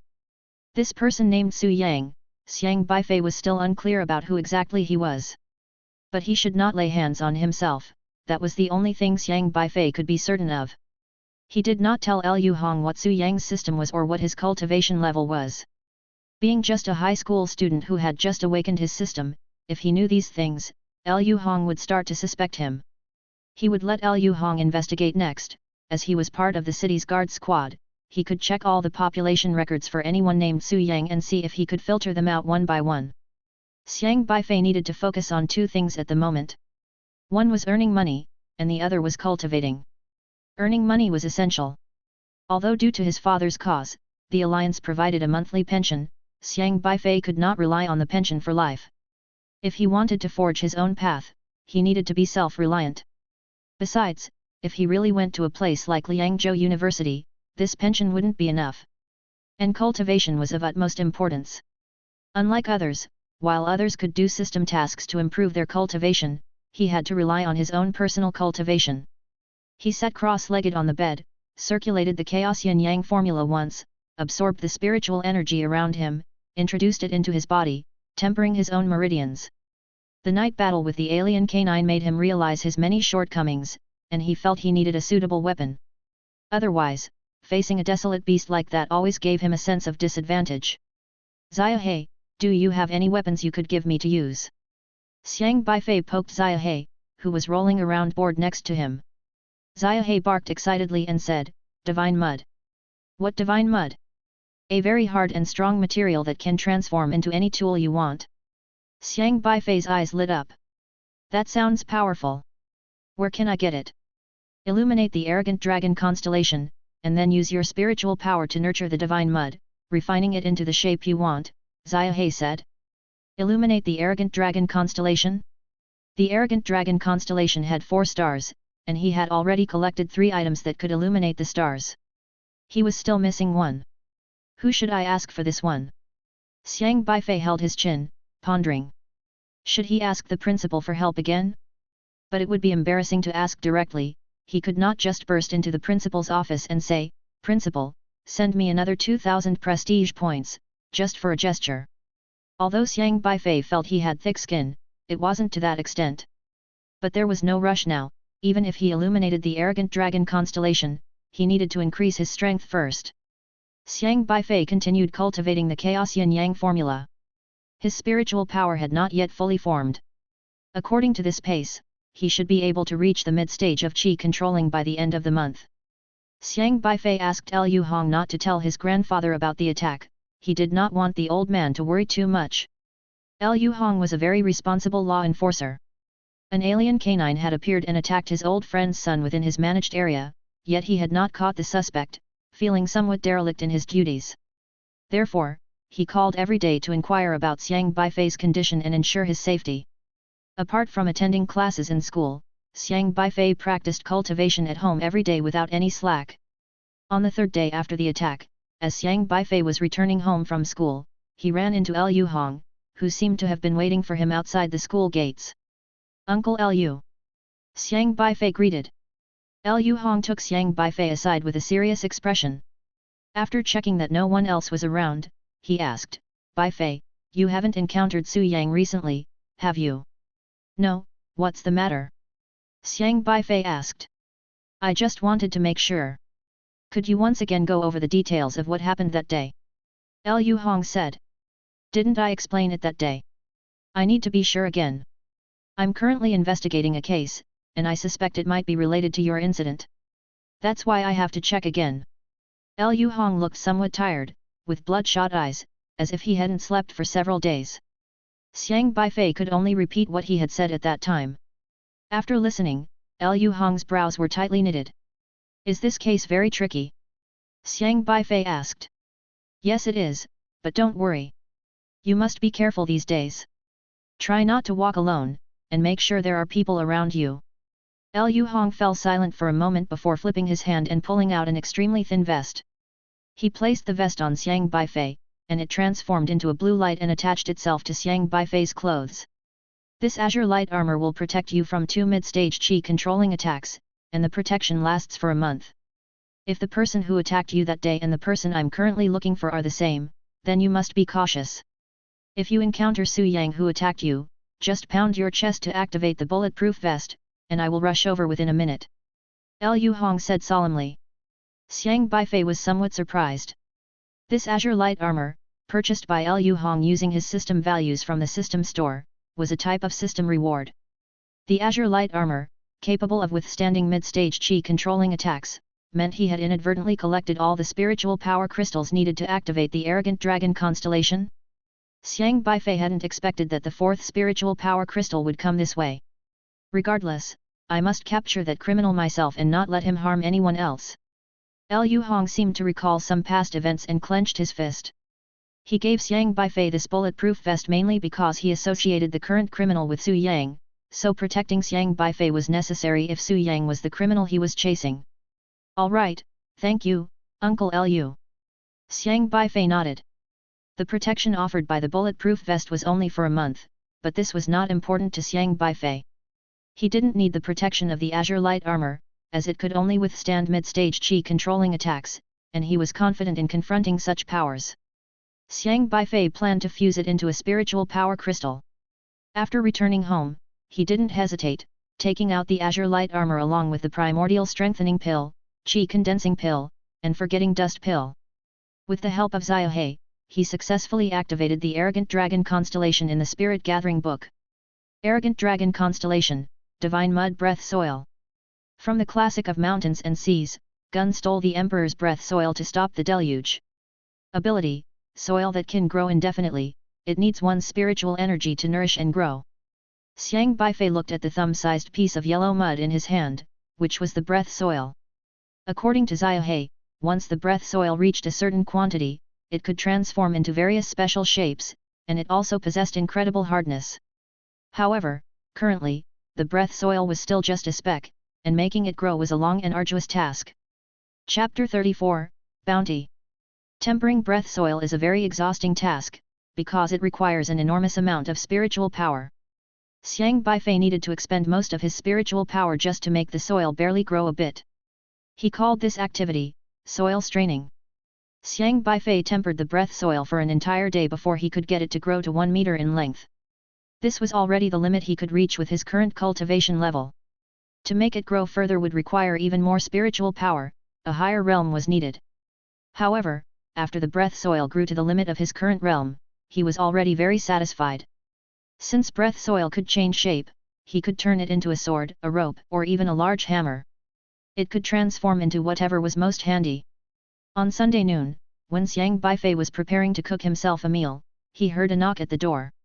Opening the door, he found Liu's highway outside. Ha, I'm on holiday now. Liu's highway snapped her fingers. Oh. Xiang Beifei shrugged his shoulders. I thought you would be more enthusiastic. Liu's highway pouted her lips. Is there something you need? Xiang Beifei inquired. Don't you want to know who Su Yang is? Liu's highway revealed a mysteriously cheeky smile. When she smiled, a sharp canine tooth showed. It was quite cute. Did you guys find out? Xiang Beifei inquired. Not really, there are over 10,000 people named Su Yang in the Zhuzhu Alliance. The information you provided was too general, it's simply impossible to check one by one. Liu's highway shook her head. That was true. Apart from providing a name, Xiang Beifei hadn't given any other details. Of course, even if he had, it wouldn't have been much use. No one would reveal their own system, and it was unlikely they could be found based on their profile alone.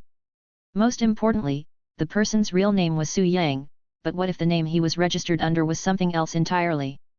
Didn't Uncle Lu bring the strange dog back that day to find someone awakened with a similar tracking system ability? Xiang Beifei asked. That's the issue here. That guy is very cunning. He knows how to hide his tracks, and we even have a detective with a super sensitive nose who can't do anything about him. Lu's highway rarely showed such seriousness. So why did you come to me? If he can't find him, I'm even less likely to be able to. Xiang Beifei said, perplexed. With a face full of anticipation, Lu's highway asked, did you see that person's face that day? Xiang Beifei said after a moment of thought, it was too dark at the time, and I couldn't see clearly, but I should be able to recognize him if I saw him again. He truly did not know what the person looked like, but he knew the other's system. A person can disguise themselves with various abilities, change their name and appearance, but the one thing they can't change is their system. For Xiang Beifei, it was about taking an extra glance in a sea of people. That's good then, could you come with me? Perhaps the thief we are currently tracking is the same person who attacked you that day. Lu's highway said excitedly. Xiang Beifei looked at Lu's highway with a puzzled expression, a thief. He's the one ranked 67th on the Liangzhou wanted list. This person is too elusive, he's the only one on the list whose true face we don't know. He's even moved to our jurisdiction recently.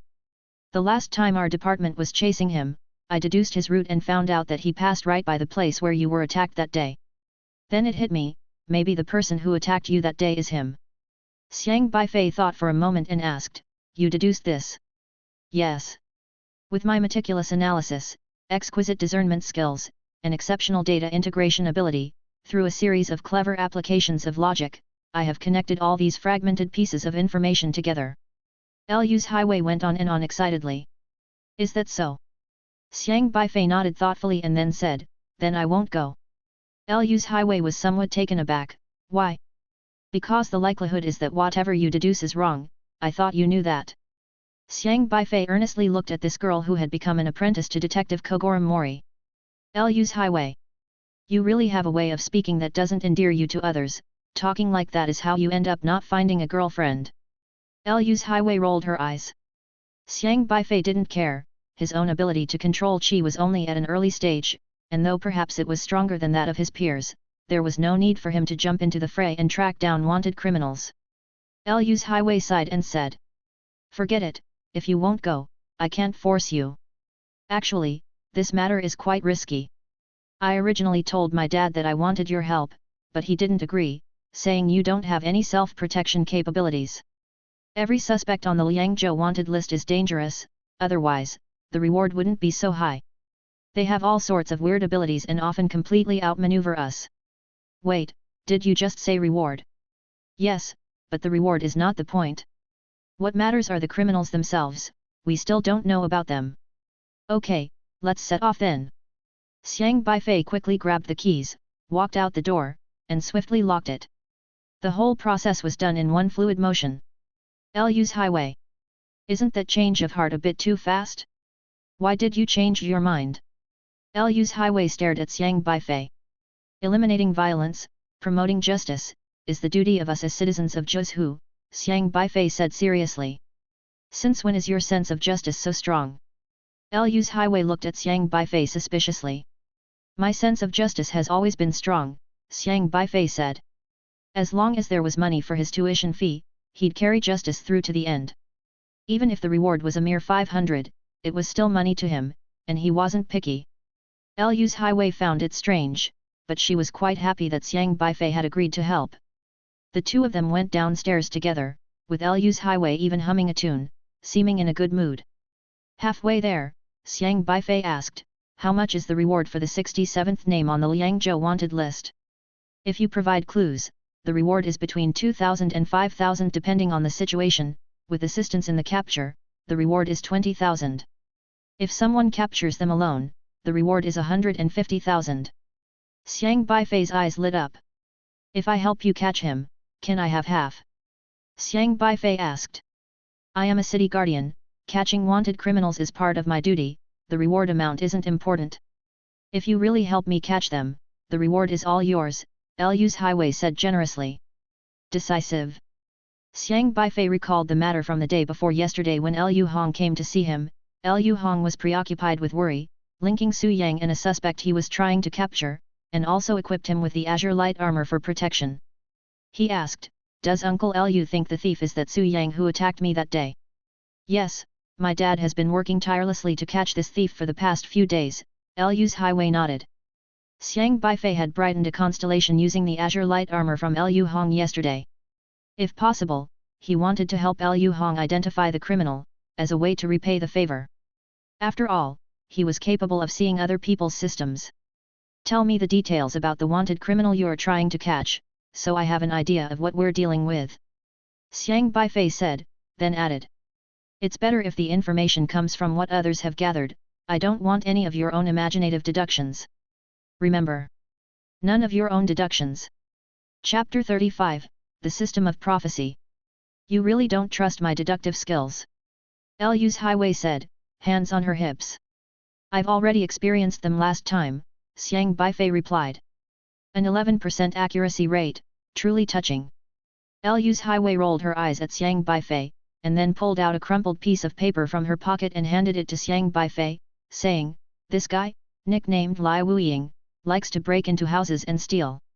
He has committed over 300 crimes here in Liangzhou and is very arrogant."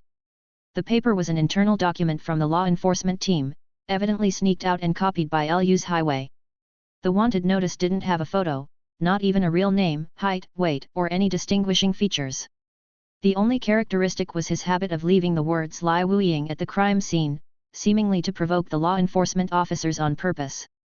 "There are no clues here, how can you be sure he came to our jurisdiction?" Xiang Beifei asked. "That's an internal secret of our guardians." "Well, it's not exactly a secret. We have a system awakener in our team who specializes in finding fugitives.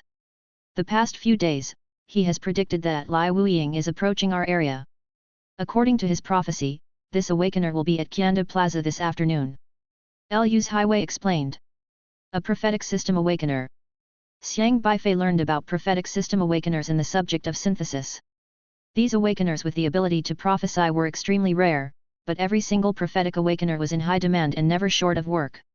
Usually, they were pre-booked by the official Jiuzhu Alliance, secure jobs indeed, since these people could predict the general direction of events. Having them around before undertaking dangerous operations provided an extra layer of reassurance.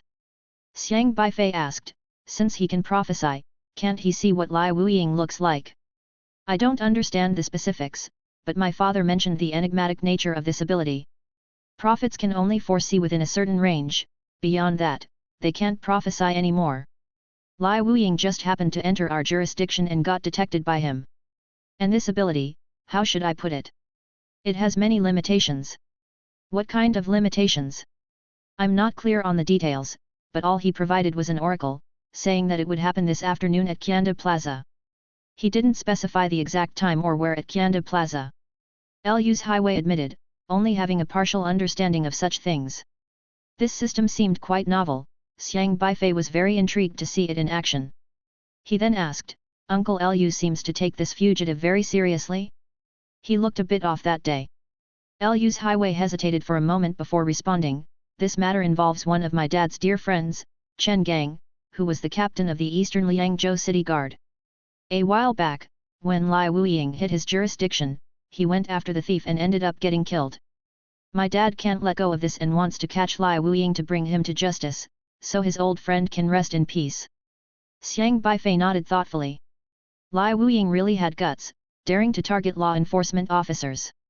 The two took a bus to Qianda Plaza. Today was Saturday, and Qianda Plaza was crowded with people out shopping and relaxing after a busy week. "All right, now you need to keep your eyes peeled and observe the people around here, help me spot Su Yang's face. Just give me a signal, and I'll rush over and tackle him." Lu's Highway cracked her knuckles and went up on her tiptoes, giving her long legs a quick stretch to warm up. Xiang Beifei wasn't here for Su Yang, to be honest, given Lu's Highway's lamentable deductive skills. If she linked Lai Wuying with Su Yang, it almost guaranteed the two had nothing to do with each other. "Xiao Wei, why did you bring him here?" Before they could find a good spot to keep watch, Liu Hong suddenly emerged from the crowd and dragged them to a corner. "Dad, aren't I here to help you?" Liu's Highway said with a giggly smile. Liu Hong knocked on Liu's Highway's head, his voice low as he scolded, "Do you realize how serious this is? We're here on an undercover operation to make an arrest, not for you to fool around." "Uncle Liu, hello." Xiang Beifei nodded politely in greeting. Liu Hong's face was stern. "Beifei, it's dangerous here, go home." Then he knocked on Liu's Highway's head again. Liu's Highway touched her head in pain, her eyes teary as she said, "Dad, don't you think this is all too coincidental? Look, the time Shui Mo made his prediction and the day Beifei was attacked were the same. I've analyzed that there must be a connection between them, which is why I brought him along. Besides, Dad, don't you also want to catch Lai Wuying to avenge your old friend? If Lai Wuying is Su Yang, who attacked Beifei, then surely Beifei would recognize him. You've got to trust my deductive skills for once." Xiang Beifei pretended not to hear Liu's Highway's words and instead said to Liu Hong, "I can give it a try, I won't cause trouble, there are so many people here, he probably won't do anything to me. No one knows who Lai Wuying is or what he looks like, which makes the capture all the more difficult." But Xiang Beifei could see other people's systems, and if the prediction was accurate, he could scan the systems of everyone in the plaza and analyze those that were off. Liu Hong was silent for a long time. His old friend's death still weighed heavily on him, he wouldn't pass up any chance, however slight, to catch the murderer. If that's the case, then fine. But Beifei, you don't know anything, so don't wander off. Stay close by me with Xiao Wei. If you do see that person, don't yell out, just tell me quietly, Liu Hong stated. Okay. Xiang Beifei nodded. Dad, why do you think he comes to Qianda Plaza? Is there anything here worth stealing for him? Liu's Highway checked her system interface in a secluded corner of the plaza. She recorded all the clues related to Lai Wuying in the memo of her system interface so that she could search for information with just a thought. But after looking through it, the conclusions she could draw were limited. There was too little information left by Lai Wuying. We don't know yet. Maybe he's just passing through, or perhaps he's here for a heist. He's been provoking us, the Guardians, over and over again, and he's really brazen. This time we must bring him to justice. Liu Hong clenched his fist. Xiang Beifei inquired, the book says that to predict something, you must have something related to the event. So what do you rely on to predict his moves? Liu Hong replied, we rely on the words he leaves behind. After every crime, he carves words into the crime scene, deep into the wood. Lai Wuying has not left any effective physical description to date. With over 300 crimes committed, even the gender is unknown. Each time only a line of words was left before leaving arrogantly. So, what do you think Lai Wuying's system might be? Xiang Beifei asked further. People from different jurisdictions have been chasing him for a long time. Initially, it's believed that he might have awakened a system like the invisibility system or the master thief, potentially possessing wall-penetrating and invisibility abilities, Liu's Highway clarified from the side. These were just speculations, it was hard to say for sure since they couldn't see Lai Wuying's system. Chapter 36, The Cat Lives. Alright, Beifei, don't ask too many questions. You're just a high school senior. You must have activated your awakening system a few days ago, right? There's so much for you to learn, but now just stay to the side. This matter is very important to me. Liu Hong adjusted his glasses and walked to the fencing on one side. Here's a pair of glasses for you too. If you see that Su Yang who attacked you that night, you must report it immediately. Simply sliding your fingers along the big, long legs of the glasses can adjust the screen. Liu's Highway stuffed a pair of police glasses into Xiang Beifei's hands. The lenses flickered with an imperceptible light, and while they looked like ordinary prescription glasses to the casual observer, they were actually advanced equipment, similar to cutting-edge AR devices, capable of freely adjusting focus and searching targets automatically. Xiang Beifei put on the glasses and then directed his gaze into the mall. With just a touch of his fingers to the legs of the glasses, the screen switched to the mall's surveillance, which was very advanced. Each screen was quite clear and reflected the outlines of every person distinctly. Even through the surveillance, Xiang Beifei could see everyone's systems. For the capture of Lai Wuying this time, more than 20 undercover law enforcers had been deployed. These well-trained enforcers each disguised themselves as ordinary shoppers, virtually undetectable to the common person. but Xiang Beifei could spot them at a glance. Mainly because their systems were too recognizable.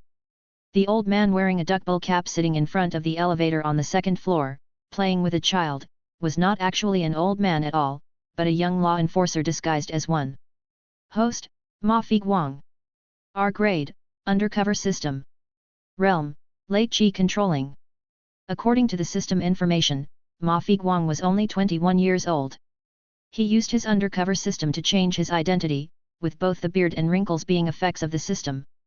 And the waitress standing at the entrance of a restaurant on the other side, holding a menu and greeting customers, was also a law enforcer. Host, Cheng Li. R grade, combat system. Realm, late Qi controlling. Her task list showed a long line of completed missions, including winning the Spring Combat Championship in the law enforcement team and twice achieving runner-up in Liangzhou Police Qi controlling freestyle fighting. The other law enforcement officers were easily identifiable, with various R-grade criminal investigation systems, R-grade detective systems, R-grade unyielding justice systems. Beifei quickly identified all the law enforcers in the crowd, giving him a sense of reassurance. However, in his opinion, capturing Lai Wuying was an act akin to finding a needle in a haystack. Given the vast crowd with no less than 1,000 customers, and with Lai Wuying never leaving behind any valid photographs, there was simply no way to determine who he actually was. But at that moment, a staid and urgent voice suddenly came from the glasses, "The cat is alive! The cat is alive!" Xiang Beifei was somewhat puzzled. The cat is alive. However, Lu Hong and Lu Highway looked at each other as though they were facing a great enemy. Lu Hong asked in a low voice, "Where?" "The third floor." The voice came from the glasses. "All units, pay attention, the cat is alive. Team 1, secure the entrances and exits, Teams 2 and 4 head to the elevator entrance, Team 3, be on alert." As the commander of this operation, Lu Hong rapidly issued orders. "Received. You two, don't run around, just stay here and don't make things worse." Lu Hong had just finished speaking to Lu's Highway and Xiang Beifei when he quickly made his way up the emergency staircase. "Is the cat lives your operation code name?" asked Xiang Beifei. Lu's Highway shook her head, "It's not exactly an operation code name. It's Xiao Shue's ability. He constantly mumbles about whether his cat is alive or dead." "Xiao Shue? That's the prophet I told you about. Xiao Shue actually keeps a cat, although he's male, but to get back to the point, his cat is pretty mysterious." Lu's Highway gently rubbed the stem of her glasses and shifted the view on her glasses to the third floor surveillance, then quickly searched for people on the third floor. After a moment, she froze the picture outside a clothing store on the third floor. Lu Hong was standing there, pretending to look at the clothes on a plastic dummy outside the clothing store. Beside him stood a pale-faced young man holding a shoe box. He occasionally opened the shoe box to take a peek inside, as if he were looking at a new pair of shoes he had just bought. "He's our prophet who foretold Lai Wuying would be at this mall." Lu's Highway swiftly adjusted the surveillance screen and said to Xiang Beifei, "What are you waiting for?" "Xiao Shui on the third floor said the cat lives, which means Lai Wuying might appear on the third floor. Hurry up and see if you can find the person you saw last night." Xiang Beifei was more curious about this young man now. He really wanted to know what sort of system a person with the ability to prophesy had awakened. But before he could get a good look, the young man had already turned and entered the staircase, and a distant sigh came from the glasses, "The cat is dead. Everyone, pay attention. Xiao Shue's cat is dead." Lu Hong quickly steadied the stem of his glasses and repeated the statement gravely. "The cat lives?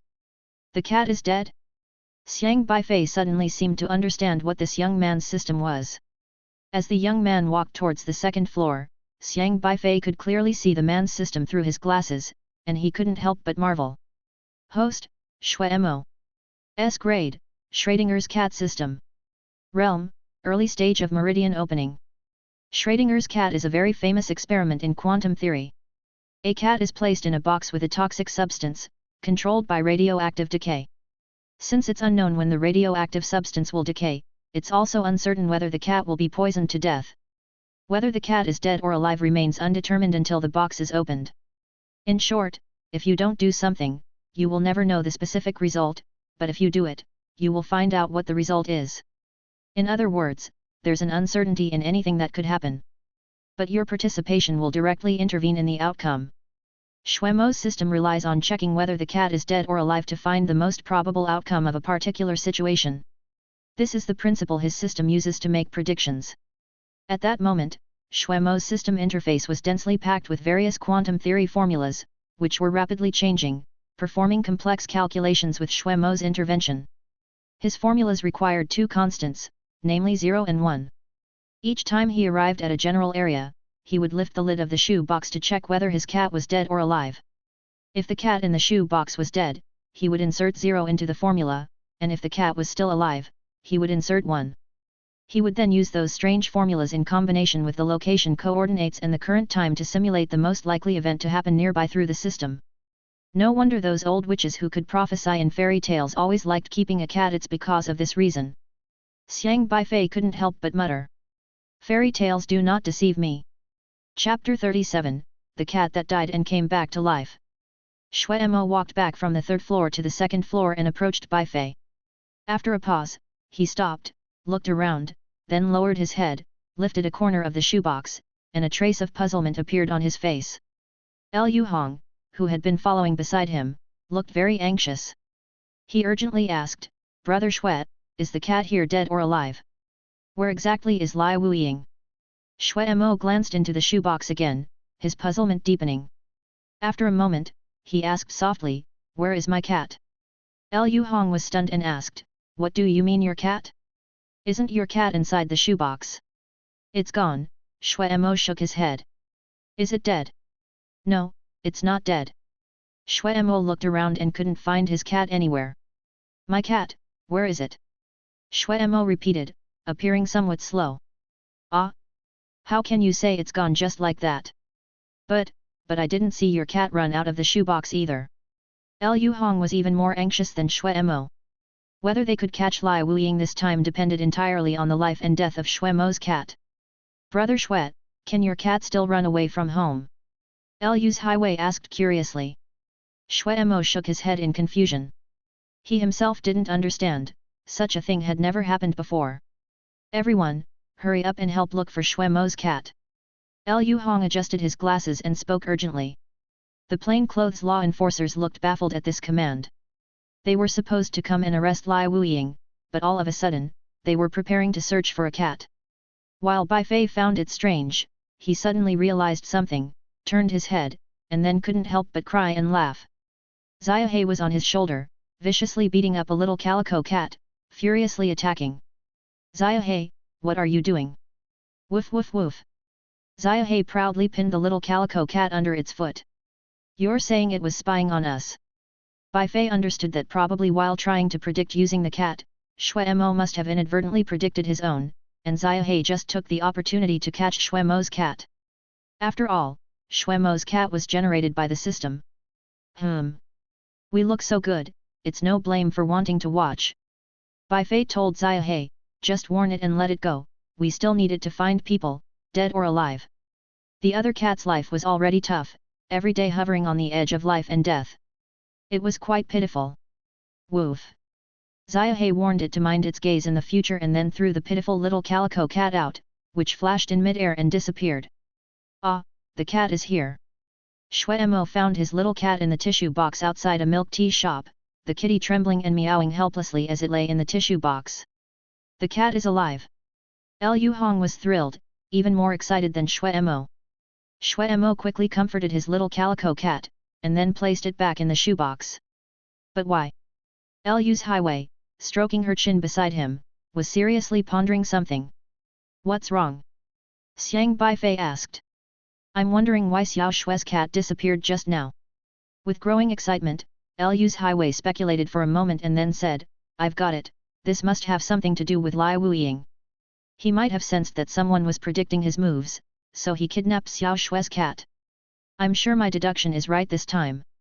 This girl will probably never reach a 20% accuracy rate in her deductions. But on the other side, Liu Hong and Xuemo both turned around, seriously considering Liu's Highway's words. Right, that's very possible. Liu Hong nodded. He then urged impatiently, Unit 2, pay attention. Xiao Xue's cat was lost on the second floor just now. Lai Wuiying must have passed through the second floor. Everyone, stay alert. This was awkward, he had misled them all. Xiang Beifei was thinking about how to rectify the situation. He looked towards Shuemo. Shuemo, who had not been part of the discussion for a long while, glanced again at the cat inside the shoebox and sadly said, "The cat is dead. All units, be advised. The cat is dead." Liu Hong slapped his thigh in deep sorrow. But soon, Shuemo's expression brightened again, "The cat is alive. All units, be advised. The cat is alive." Liu Hong got excited again. Xiang Beifei. For some reason, he always felt this group seemed a bit foolish. Xiang Beifei shook his head slightly, thinking that relying on them to catch Lai Wuying was too difficult. Lai Wuying had been running amok in various jurisdictions of Liangzhou, committing crimes everywhere. Law enforcers in each jurisdiction were eager to apprehend him, but without exception, all had failed. This time, he popped into their jurisdiction, and Shuemo predicted his crime location. Without much preparation, Liu Hong and the others came to execute the capture operation, relying only on Shuemo's abilities. At Liu Hong's side, Shuemo's capabilities determined the success or failure of the mission. Shuemo's system was still not perfect. To enhance the precision of his predictions, he needed to undertake more missions and enhance his level. Perhaps in the future, if his skills improve, he might become a great prophet, but certainly not now. Currently, he could only predict that Lai Wuying would come here, but he could not predict the exact location of his appearance, nor could he predict what Lai Wuying looked like or why he came here. This brought too much uncertainty to the capture operation. Liu's highway, standing on the shopping mall railing, sighed and nudged Xiang Beifei with her elbow, asking, "Beifei, any clues?" "No, I feel like your operation is doomed to be futile if it continues this way," Xiang Beifei said. Liu's highway turned her head to look at the anxious Liu Hong and said, "Actually, I kind of knew this, but capturing Lai Wuying is very important to my dad. I think he'll be really down for a long time if this operation fails, and he probably won't give up. This isn't to say the law enforcers are incompetent. If it were just an ordinary petty thief, someone like Liu Hong with an S-level investigation system would have already caught him. If one had to explain, it should be said that Lai Wuying had a somewhat superior ability to deal with law enforcers. After all, a criminal worthy of being on Liangzhu's most wanted list is no ordinary person. Lai Wuying has been so brazen, making all the law enforcers run around in circles, surely because he has obtained some information on how to counter these law enforcers, and most likely, his system abilities are very tricky. And this system might be one that counters law enforcers, probably also S-level. But the problem is, until now, the law enforcers haven't collected any effective information about him, they don't even know what he looks like. If they don't figure out what this system is, even if they find Lai Wuying, he will still escape, relying on the cat's death and revival. Chapter 38, Suspicious Person. Shuemo and Liu Hong, like a living cat and a dead cat, walked an entire circle around the shopping mall. Not only did they fail to identify any suspicious individuals, but they also exhausted themselves in the process. No gains at all. "Have any of you found any clues?" Liu Hong asked anxiously. However, several negative responses came through the communicator in succession. A law enforcer hesitated before saying, "Captain, we're practically doing futile work here, I think we should head back and plan thoroughly." "No. We must catch Lai Wuying. If we miss this chance, it might be very hard to catch him next time. We cannot give up." Liu Hong clenched his fists. "Captain, I know you want to avenge Captain Chen, but this is not just about personal enmity. Capturing a fugitive is our duty as city law enforcers," Liu Hong commanded gravely. The other law enforcers dared not say more. Catching Lai Wuying wasn't on Liu Hong's system task list. His actions were not for the sake of a system task, but purely because he couldn't swallow the insult. Xiang Beifei was constantly changing his visual perspective in the mall, yet he saw nothing. He took off his glasses, wearing them made him uncomfortable. But at that moment, a very peculiar person caught Xiang Beifei's eyes. It was a woman in high heels, carrying an exquisite leather bag, with a curvy figure and wavy hair, very beautiful, appearing as if she was there to shop. Xiang Beifei found this woman peculiar because he saw her system interface. Host, Chen Gang. S-level, 1000 Faces Refined System. Realm, Meridian Opening Early Phase. 1000 Faces Refined System Introduction, able to learn others' ways of handling affairs, can disguise as anyone. Why does this woman seem so strange? Xiang Beifei wondered. A woman who looked stunning, yet carried the name of a male? Could she be the target? Xiang Beifei couldn't be sure, as during this age, a man dressing as a woman wasn't illegal, and it wasn't enough to suspect someone for that reason alone. But why does this name feel so familiar? A flash of light crossed Xiang Beifei's mind. He remembered that Lu's Highway had just mentioned a similar name. Hey, Lu's Highway. Xiang Beifei pulled Lu's Highway aside. What's up? You just mentioned the captain of the law enforcement team who was killed by Lai Wuying, Uncle Lu's friend, the captain of the guard team in the East District. What was his name? Xiang Beifei asked. Chen Gang, why do you ask? Lu's Highway asked, puzzled. Xiang Beifei's heart skipped a beat. Was it a coincidence of identical names? He was an S-level awakener, right? Yes, one of the best among S-levels, very powerful. He used to be my role model. Lu's Highway said with respect. What type of system did his abilities relate to? Xiang Beifei asked. Lu's Highway touched her chin, thought for a moment, and said, hard to say, his abilities were strong in tracking, identification, among other areas. Criminals hardly had any chance to escape from him. Honestly, I have a hard time believing that Lai Wuying could have defeated him. Xiang Beifei pondered for a moment, then asked, how good was his ability to disguise? Disguise ability? Has he ever done any undercover work or the like? Xiang Beifei asked. Undercover? Oh, I can't tell you that it's a secret of the law enforcement team. Lu's Highway said earnestly. That settled it. Xiang Beifei took 2 steps towards the woman, looked at her system interface, which also displayed her current task. Task: become the captain of the city guard again.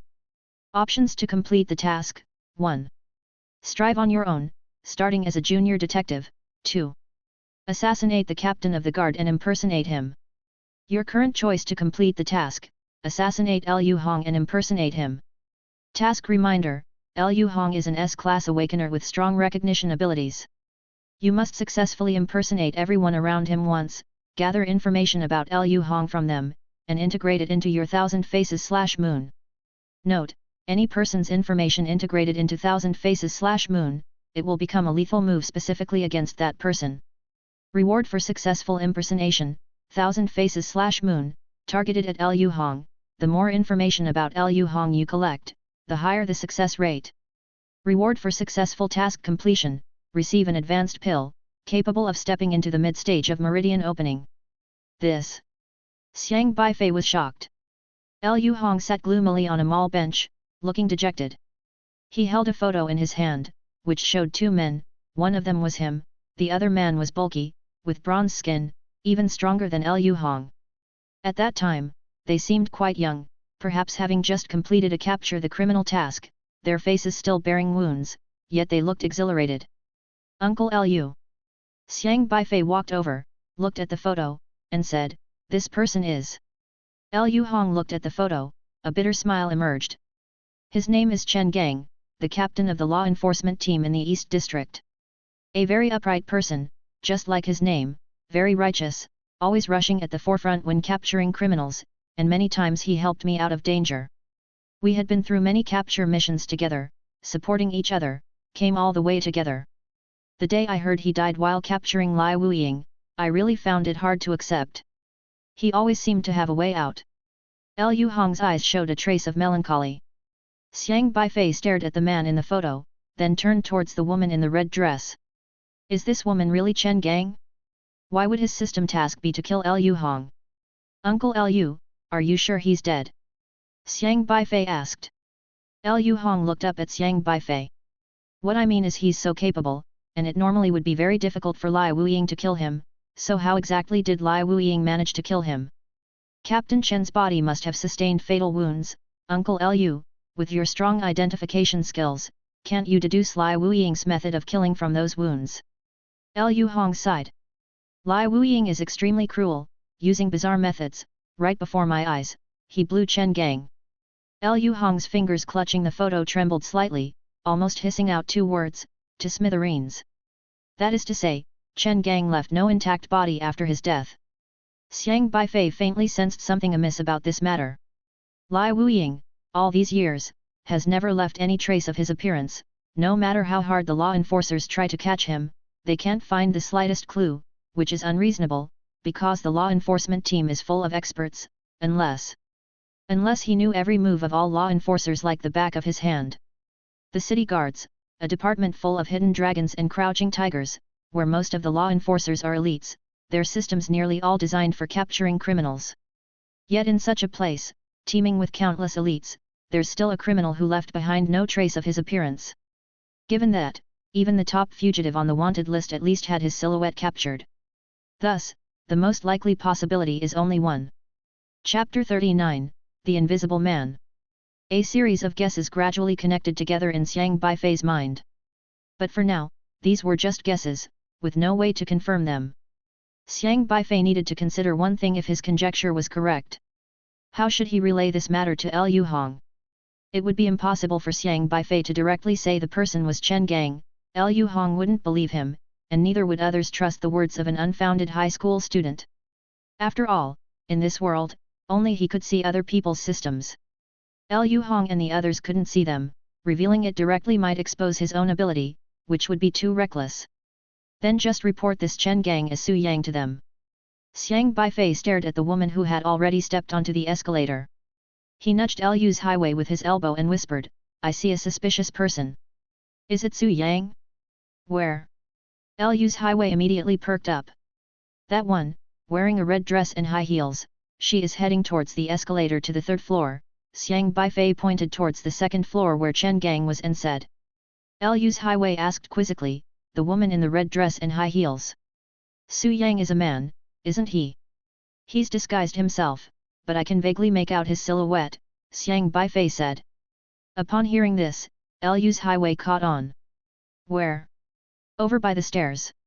Liu's highway looked for a long time without moving and asked doubtfully, "Where is the woman in red high heels?" "Right there. In front of her is an old lady, and behind her is a boy wearing headphones. She's standing between these two people," Xiang Beifei said. "There's no one between them."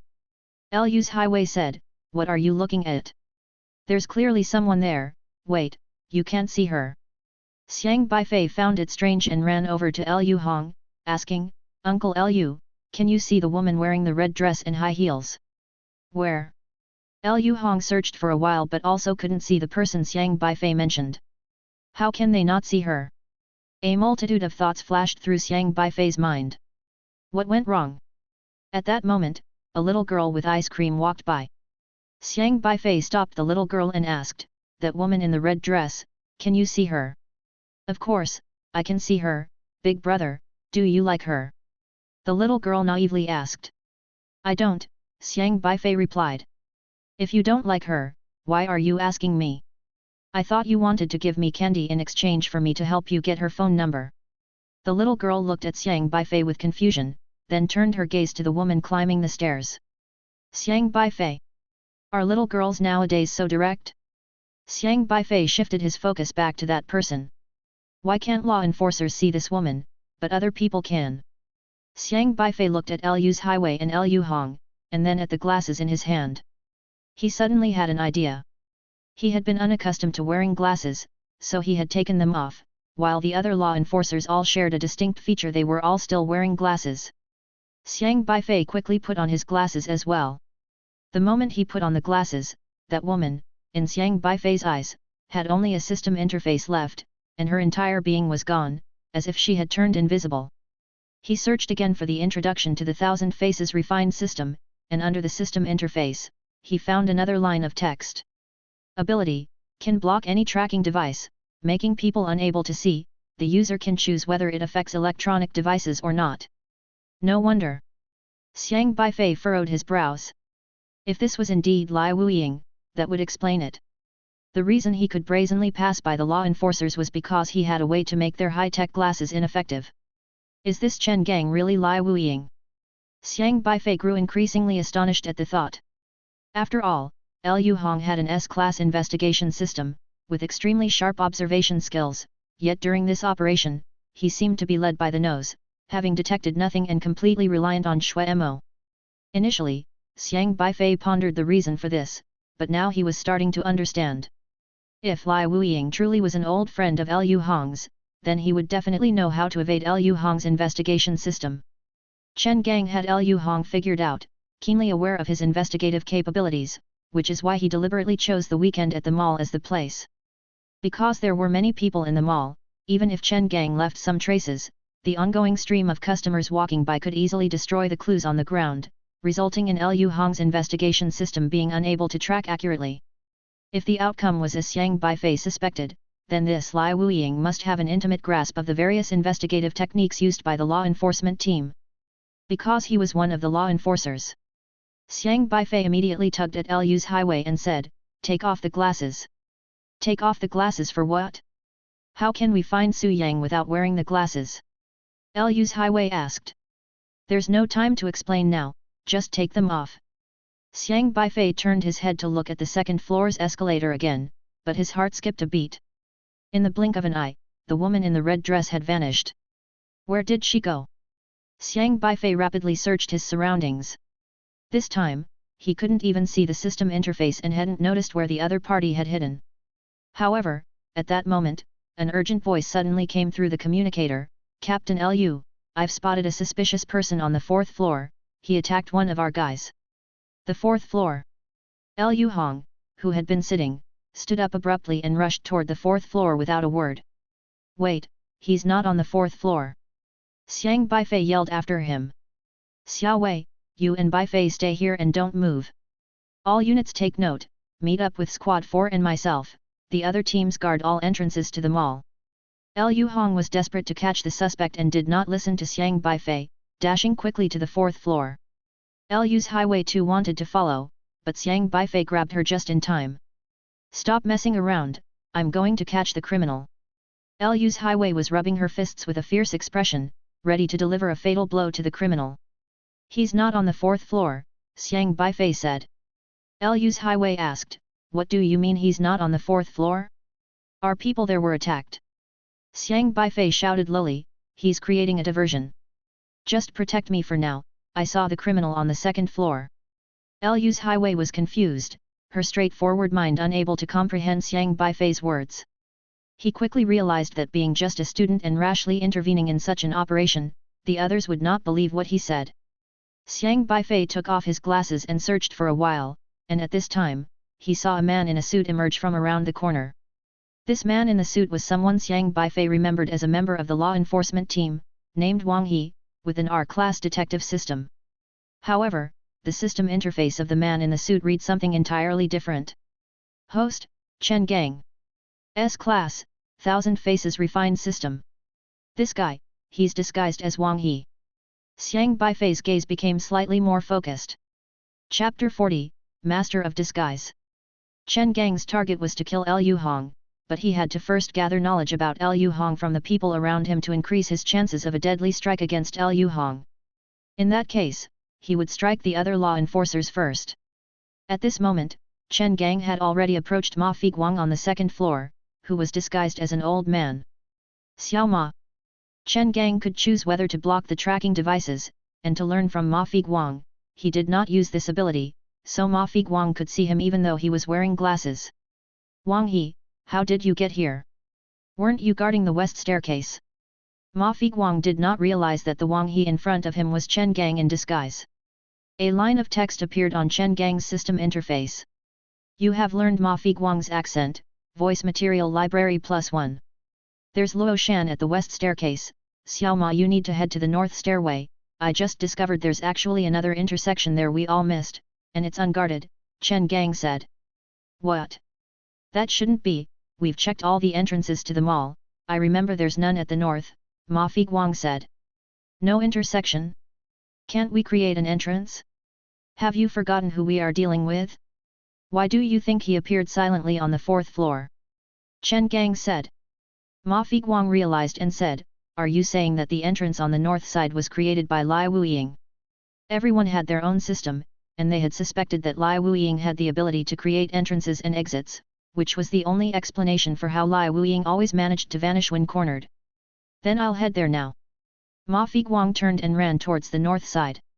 "I'll come with you." Chen Gang followed Ma Figuang, and another line of text appeared on his system interface. You have learned Ma Figuang's movement habits, body language library +1. Chen Gang's running movements gradually matched Ma Figuang's, making their strides and movements identical. But when Ma Figuang turned a corner and ran to the north side of the mall, he found only a wall in front of him. There's no entrance, did it disappear? Just as Ma Figuang was about to turn around, Chen Gang's palm struck the back of Ma Figuang's head, causing him to lose consciousness immediately. Originally disguised as Wang He, Chen Gang slowly crouched down and reached out to touch Ma Figuang. You have learned Ma Figuang's appearance, your appearance material library +1.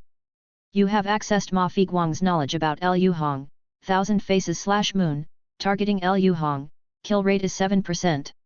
Chen Gang sneered, and his suit seemed to melt, lighting up with trails of blue light, and in a blink of an eye, he had transformed into Ma Figuang. By the time Xiang Beifei arrived, Chen Gang had already disappeared. He found Ma Figuang amongst a pile of cardboard boxes. Fortunately, he was just unconscious and still had vital signs. This guy is so fast. Xiang Beifei tried to wake Ma Figuang, but was not successful. Chen Gang's goal was only to kill Liu Hong and then disguise himself as Liu Hong. Naturally, he couldn't kill Liu Hong's followers if he was to replace him. Meanwhile, Liu's highway also hurried over. Hey, Xiang Beifei, don't run off, hey? Isn't this? Liu's highway was startled when she saw Ma Figuang lying on the ground. How could Xiao Ma end up like this? He's been attacked. Xiang Beifei stood up. Attacked? Are you talking about Lai Wuying? When Liu's highway heard this, she didn't panic, and although her reasoning skills were terrible, her training as a law enforcer was still evident. She quickly shouted into the communicator, Captain, this is Liu's highway, something unusual on the second floor, Xiao Ma has been attacked. Xiao Ma was attacked on the second floor? When did Lai Wuying get to the second floor? Wait there, I'll be right over. Liu Hong replied in a deep voice. However, no sooner had he spoken than another voice rang out from the earpiece, Captain, I'm on the third floor and I just saw him take down Zhao Li. Did he attack someone on the second floor and then immediately run up to the third? I'll be right there.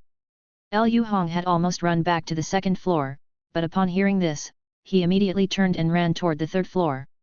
Beifei, go to Shui Mo and stay with him, don't run around, I'm going to help, Liu's highway said. Xiang Beifei didn't move. He was wearing glasses, quickly scanning the entire mall. Soon, he spotted Chen Gang at the men's clothing store on the first floor. Not that he actually saw Chen Gang himself, he only saw Chen Gang's system panel. You disguised yourself as Luo Shan, successfully deceived the law enforcers, disguisability +20. You accessed Luo Shan's perception of Liu Hong, 1000 faces/moon, specifically against Liu Hong, has a lethal chance of 18%. In just a couple of minutes, Chen Gang had already disguised himself as several law enforcers. The 1000 faces refined system was truly powerful. Xiang Beifei didn't chase after him. Even if he did, he couldn't possibly capture Chen Gang, who was a practitioner of meridian opening and not someone he could contend with. He had to think of another plan. Chen Gang's system mission was clear, needing first to learn about Liu Hong from those familiar with him, and then use the targeted lethal technique to kill Liu Hong and take his place. He had Liu Hong running around just to complete other tasks first, while incidentally draining Liu Hong's energy. If he ultimately plans to kill Uncle Liu, then all I need to do is stay with Uncle Liu, but how do I tell him about this? Xiang Beifei knew that Liu Hong would not listen to him at this time. Liu Hong was very agitated at the moment, wanting to catch Lai Wuying to avenge his old friend Chen Gang. Even if Xiang Beifei told Liu Hong that Lai Wuying was actually Chen Gang, Liu Hong would definitely not believe it. Apart from himself being able to identify the disguised Chen Gang, no one else could distinguish him. His claim would seem too implausible, and Chen Gang could disguise himself as any law enforcer. He had also accessed others' perceptions, making it difficult to find flaws. He certainly couldn't say he was able to see what Chen Gang's system was. It was clear that Shui Mo's cat prophecy wasn't very accurate and couldn't provide much help to Xiang Beifei. At the moment, Xiang Beifei was the only one who could pinpoint who Chen Gang was disguised as. How can I break his disguise? Xiang Beifei planned to first figure out the weaknesses of the 1000 faces refined system. Chen Gang was continuing to move forward, about to walk into a blind spot of the mall's surveillance, but Xiang Beifei promptly found some precautions on the Thousand Faces Refined System panel. The Thousand Faces Refined can learn and disguise as anyone, but following our flaws of this system, please be aware. I see, so that's it. Looking at the flaws reminder of the Thousand Faces Refined system, Xiang Beifei was somewhat surprised. A plan gradually formed in his mind. Chapter 41, Dueling Performances. You have successfully disguised yourself as Kehu, and deceived the law enforcers, disguise ability +20. You have accessed Kehu's perception of Liu Hong, Thousand Faces/Moon, targeted at Liu Hong, assassination probability is 63%. After all, I've also been in the enforcement team, and you people trying to catch me with this kind of action is just laughable. Once the captain of the East District Enforcement Team, Chen Gang knew the city's enforcement personnel's tactics like the back of his hand and could make all the law enforcers run around in circles. With his abilities, those law enforcers couldn't touch him. Chen Gang casually weaved through the crowd in the mall, going unnoticed by anyone. He had once again assumed a new identity, currently going by the name of Kehu. He had now accessed the perceptions of 21 enforcement officers regarding Liu Hong, and the system had helped him integrate the information into Thousand Faces/Moon. The assassination probability for the Thousand Faces/Moon designed to kill Liu Hong had increased to 63%. This assassination probability was actually quite high, but Chen Gang was still not at ease because he hadn't been in contact with Liu Hong for a long time. Liu Hong's current strength might have greatly improved, so he needed to increase the assassination probability even further. If he wanted to further increase the assassination chances, then the next target was clear. Liu Hong's daughter, Liu Highway. Liu Highway knew her father Liu Hong better than anyone else. As long as he accessed Liu Highway's perception of Liu Hong, this operation was almost guaranteed success. Chen Gang turned his gaze towards Liu Highway, who was peering over the third-floor railing, and chuckled lightly as he walked towards her. But at that moment, a restless teenager ran over and accidentally bumped into Chen Gang. Sorry, it wasn't intentional, I'm in a hurry. The teenager quickly apologized.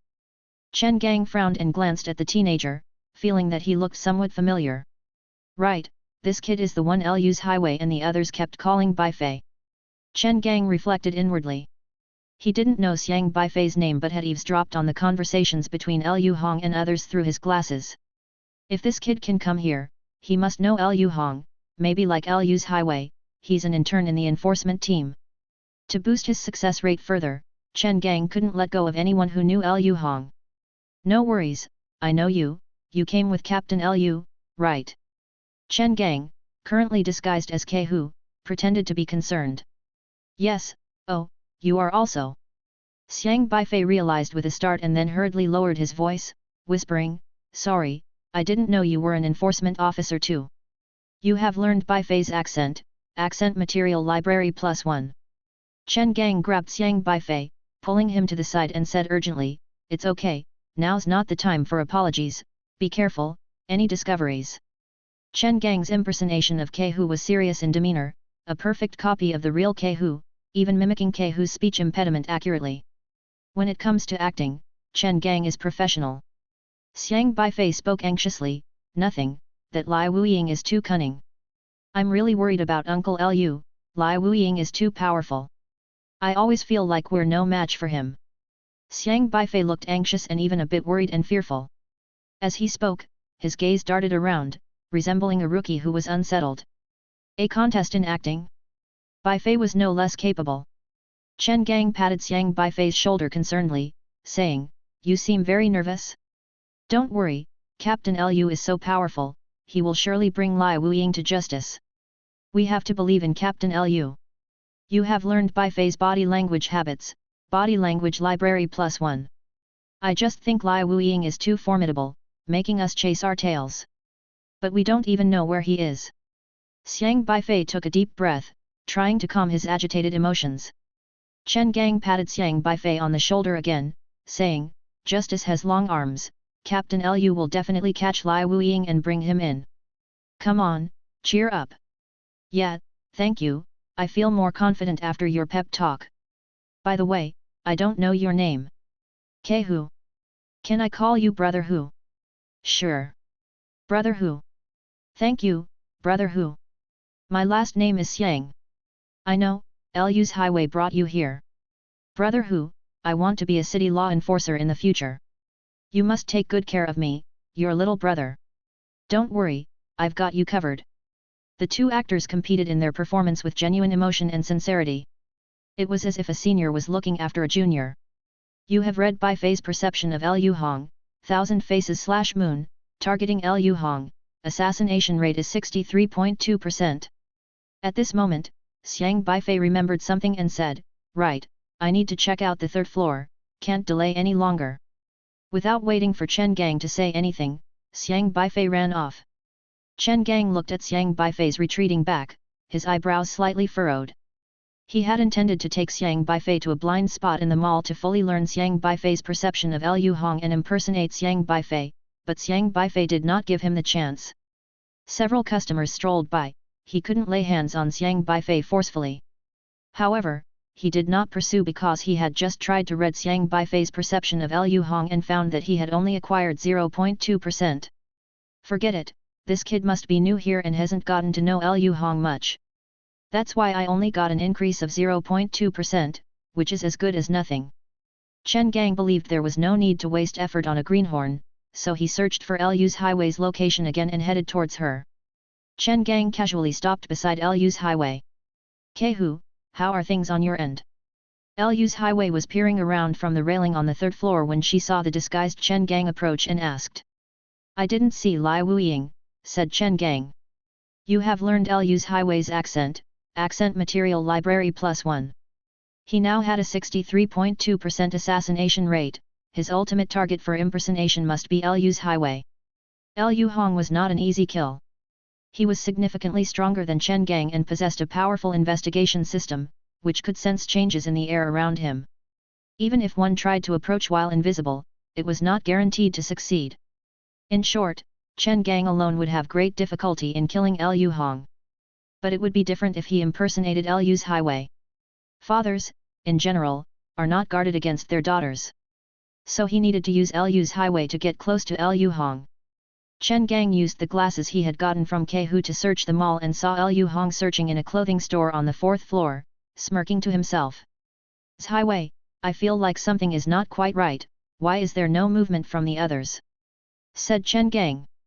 Lu's highway stood with her hands on her hips and nodded seriously, I feel the same. I just saw Sister Lily and Luo Shan knocked out by Lai Wuying and they won't wake up no matter what. You have learned Lu's highway's body language habits, your body language library +1. Then we can't split up any longer, we must find Captain Lu and regroup, said Chen Gang. Let's go to the fourth floor to find him. Lu's highway nodded and turned to head towards the fourth floor. Chen Gang followed Lu's highway. As he walked, his posture gradually began to synchronize with Lu's highway. But just at that moment, Shuemo, carrying a shoebox, came around the corner. Shuemo, with an urgent look on his face, called out to Lu's highway, the cat's alive. I know the cat's alive, but where is he? Lu's highway asked.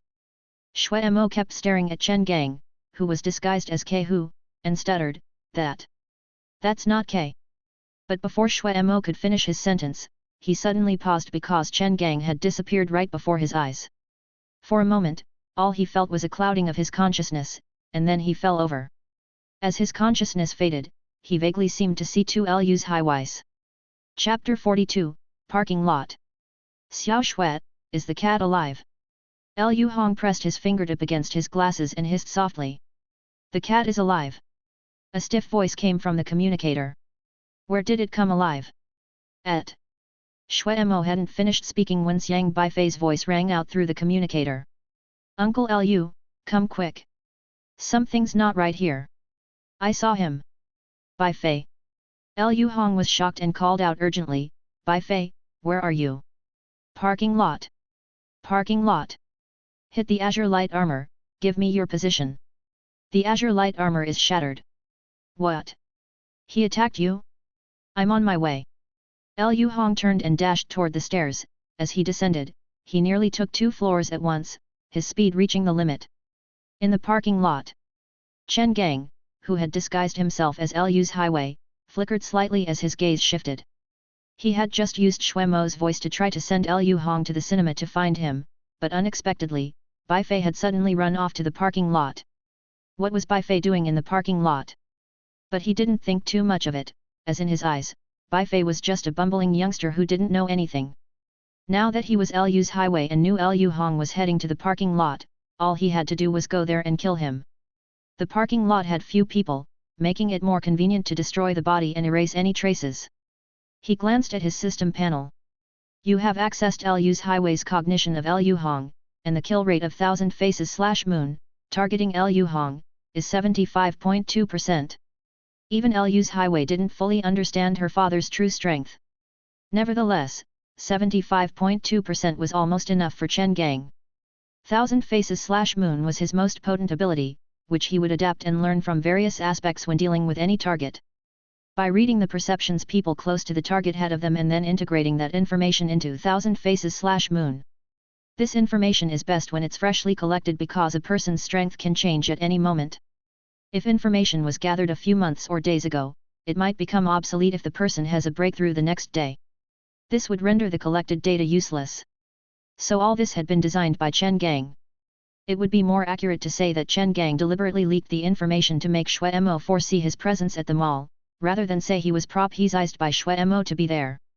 As the captain of the law enforcement team in the Eastern District, he was very aware of the workings of the enforcement department and knew exactly how to deal with these people. On his system panel, there was a blue orb of light, within which flickered a cold, piercing gleam, incessantly intertwining. This orb was all the information about Lu Hong. He hadn't yet merged this reward into the mix, he wanted to use the orb at just the right moment. As long as he could unleash it unexpectedly, this move would certainly kill Lu Hong.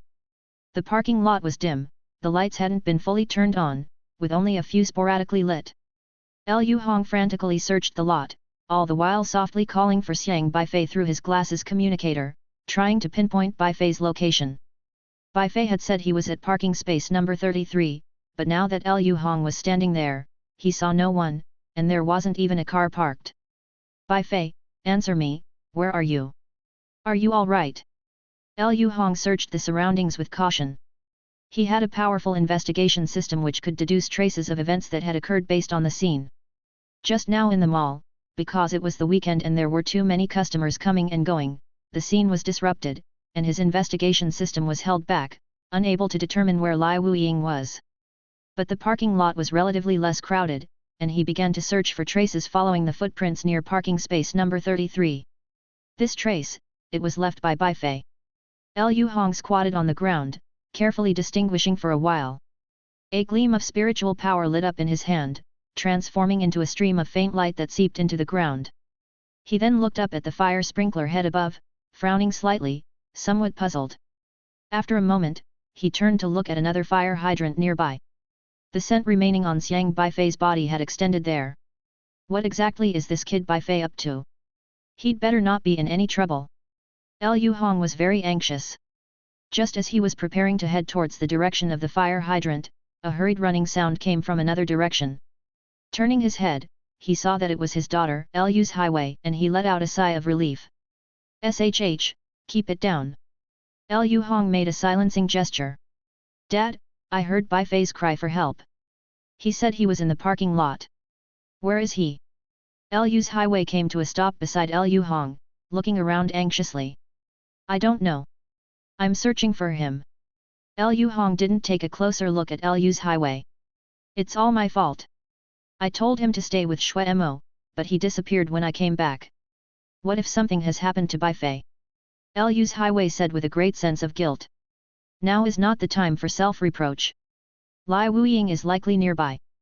Be careful, come here, stay close to me." Lu Hong gestured. "Okay." Lu's highway quickly walked towards Lu Hong. A hint of cold light passed through her eyes, and she formed a scarcely noticeable cold smile on her lips, while her hand behind her back clutched tightly at a dagger. Lu Hong, who had been running around the shopping mall, was somewhat exhausted and didn't take a good look at Lu's highway. In fact, even if he had looked at her closely, it wouldn't have mattered. Chen Gang knew Lu Hong's investigation system too well. He knew exactly how to position himself so as not to be discovered by Lu Hong. "Lu Hong, oh Lu Hong, don't blame me for being ruthless, blame yourself for meddling in the past." Chen Gang watched Lu Hong's back, slowly closing the distance between them. If not for the lethal ability of Thousand Faces/Moon, even if he approached Liu Hong normally, it would be hard to assassinate him because of Liu Hong's investigation system, which provided quick investigative abilities and extremely high agility. But this time he was fully prepared. As long as he was within the lethal distance, Thousand Faces/Moon would be able to place him in certain death. 5 steps. 4 steps. However, just then, a voice came from behind them, "Hey! Lai Wuying!" Liu Hong quickly turned around upon hearing the voice. Chen Gang was startled, and the dagger in his hand instantly disappeared. That was close. He nearly got discovered. Chen Gang was secretly annoyed. Beifei. Seeing Xiang Beifei unharmed, Liu Hong immediately breathed easier. However, he quickly became alert and asked, "Beifei, what did you just say? Where is Lai Wuying?" The opportunity to assassinate had passed in an instant. Rage flickered in Chen Gang's eyes, but he forcefully suppressed it, asking in Liu's Highway's concerned tone, "Beifei, are you okay? You had us so worried. We thought you got captured by Lai Wuying." "Lai Wuying wouldn't come to capture me. I'm not his target." Xiang Beifei stood next to the car, calmly looking at Chen Gang. "I'm right, am I not? Liu's Highway, or should I call you Lai Wuying?" Chen Gang, disguised as Liu's Highway, stiffened, saying, "Beifei, what nonsense are you talking about? I'm Xiao Wei, what Lai Wuying?" Liu Hong looked at his daughter and then back at Xiang Beifei, asking, "Beifei, what are you talking about?" "Uncle Liu, be careful, she's not Xiao Wei, but Lai Wuying," Xiang Beifei stated. Liu's Highway laughed, "Beifei, are you confused? How could I be Lai Wuying? I not only know you're Lai Wuying, but I also know your name, you're Chen Gang." "What? Chen Gang?" A shock ran through Liu Hong's mind. Even Chen Gang almost let his disguise slip in alarm. How does this kid know? Chapter 43, The System is Not Waterproof. Liu Hong asked urgently, "Beifei, what about Chen Gang? Explain clearly." "It will be clear," Xiang Beifei said. At that moment, there seemed to drift a scent of something burning in the air, smoke began to spread, and the temperature started to rise. "Where's the fire?" Liu Hong looked up behind him, but just then, with a whoosh, the fire sprinkler overhead in the parking garage burst open, and misty water sprayed out. Liu Hong and Chen Gang were standing right underneath the fire sprinkler. "Damn it!" Liu's Highway was shocked, moving quickly to the side, but it was still a step too late. The mist drenched him, and his clothes began to form holes as if they had been splashed with magma. Within these holes, a faint blue glow flickered in and out of sight. Thousand Faces refined reminder, when disguising as someone else, avoid contact with water, as it will wash away all disguises. This was the vulnerability Xiang Beifei discovered in Chen Gang's Thousand Faces refined. This superbly powerful disguise system was actually not waterproof. Xiang Beifei was well aware that he could not make Liu Hong trust him on his own. Even if he pointed out Chen Gang's disguise, the next moment Chen Gang would escape. So all he could do was let Chen Gang attack the others, then lure Liu Hong to the parking lot, simply start a fire in a trash can, and trigger the fire sprinklers above, exposing Chen Gang in front of Liu Hong. Liu Hong also noticed the anomaly on Liu's Highway's body, and realizing the truth, he exclaimed, "You are not my daughter, you are bastard." Chen Gang glared at Xiang Beifei, then his figure vanished in front of Liu Hong.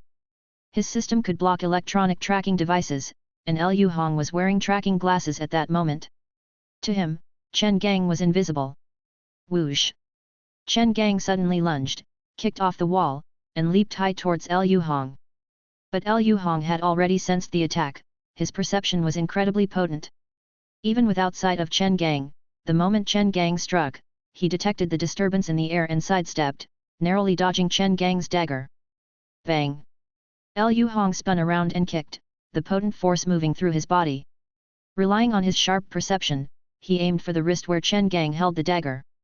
Chen Gang was kicked away, crashing into a car window at a distance, shattering it into a hole. So strong! Xiang Beifei couldn't help but admire. Liu Hong possessed the investigation system, his reaction time was nearly top-notch, and combined with his own strength, he held his own against an invisible Chen Gang. However, the blow did not bring Chen Gang down. With a push of his hands, he leaped out, putting some distance between himself and Liu Hong. "Uncle Liu, the glasses. Take them off and you'll see him," Xiang Beifei shouted. The glasses. Liu Hong didn't quite understand why Xiang Beifei wanted him to do that, but remembering that Xiang Beifei had identified something off about Liu's highway earlier, he subconsciously chose to follow his advice without hesitation, tearing off the glasses. But when his gaze landed on the person not far away, he was utterly stunned. Chen Gang. Liu Hong looked incredulously at the familiar figure before him, his mind going blank for a moment. The person in front of him, whose disguise was washed away by the firefighting spray, was none other than the cherished friend he had once lost. Chen Gang glared at Liu Hong with a gloomy expression, then turned his gaze towards Xiang Beifei, who was joining in on the commotion at the side, his heart filled with unending fury.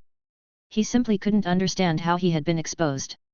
In order to kill Liu Hong, he had strained his brain to lure Liu Hong to the mall, using the system's disguise and relying on his understanding of law enforcement officers to play them for fools. Even Shui Mo, someone with a predictive type system, had no way of determining who he had disguised himself as. But in the end, this kid had pierced through his disguise. Looking at the kid's age, he should still be in school, perhaps he had only recently awakened his system. How could he, an S-tier system owner, be seen through by the other party? Chen Gang, you're still alive. Liu Hong looked at the other party in astonishment. "I thought you were killed by Lai Wuying." "He is Lai Wuying," Xiang Beifei said. Liu Hong was taken aback. "You're Lai Wuying? How could this be?" Liu Hong seemed unable to accept this fact. Half a year ago, when the news came that Chen Gang had been harmed by Lai Wuying and had died in the line of duty, Liu Hong had been depressed for a long time. He secretly swore to apprehend Lai Wuying and avenge his friend. But he never, ever expected that when he saw Chen Gang again today, he would suddenly be told that the very person he had been chasing was the supposedly slain old friend.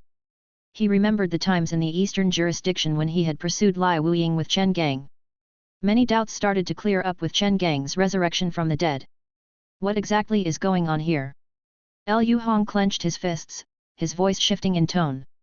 "If you hadn't discovered the connection between me and Lai Wuying 6 months ago, I wouldn't have needed to come after you." Chen Gang spat out bitterly.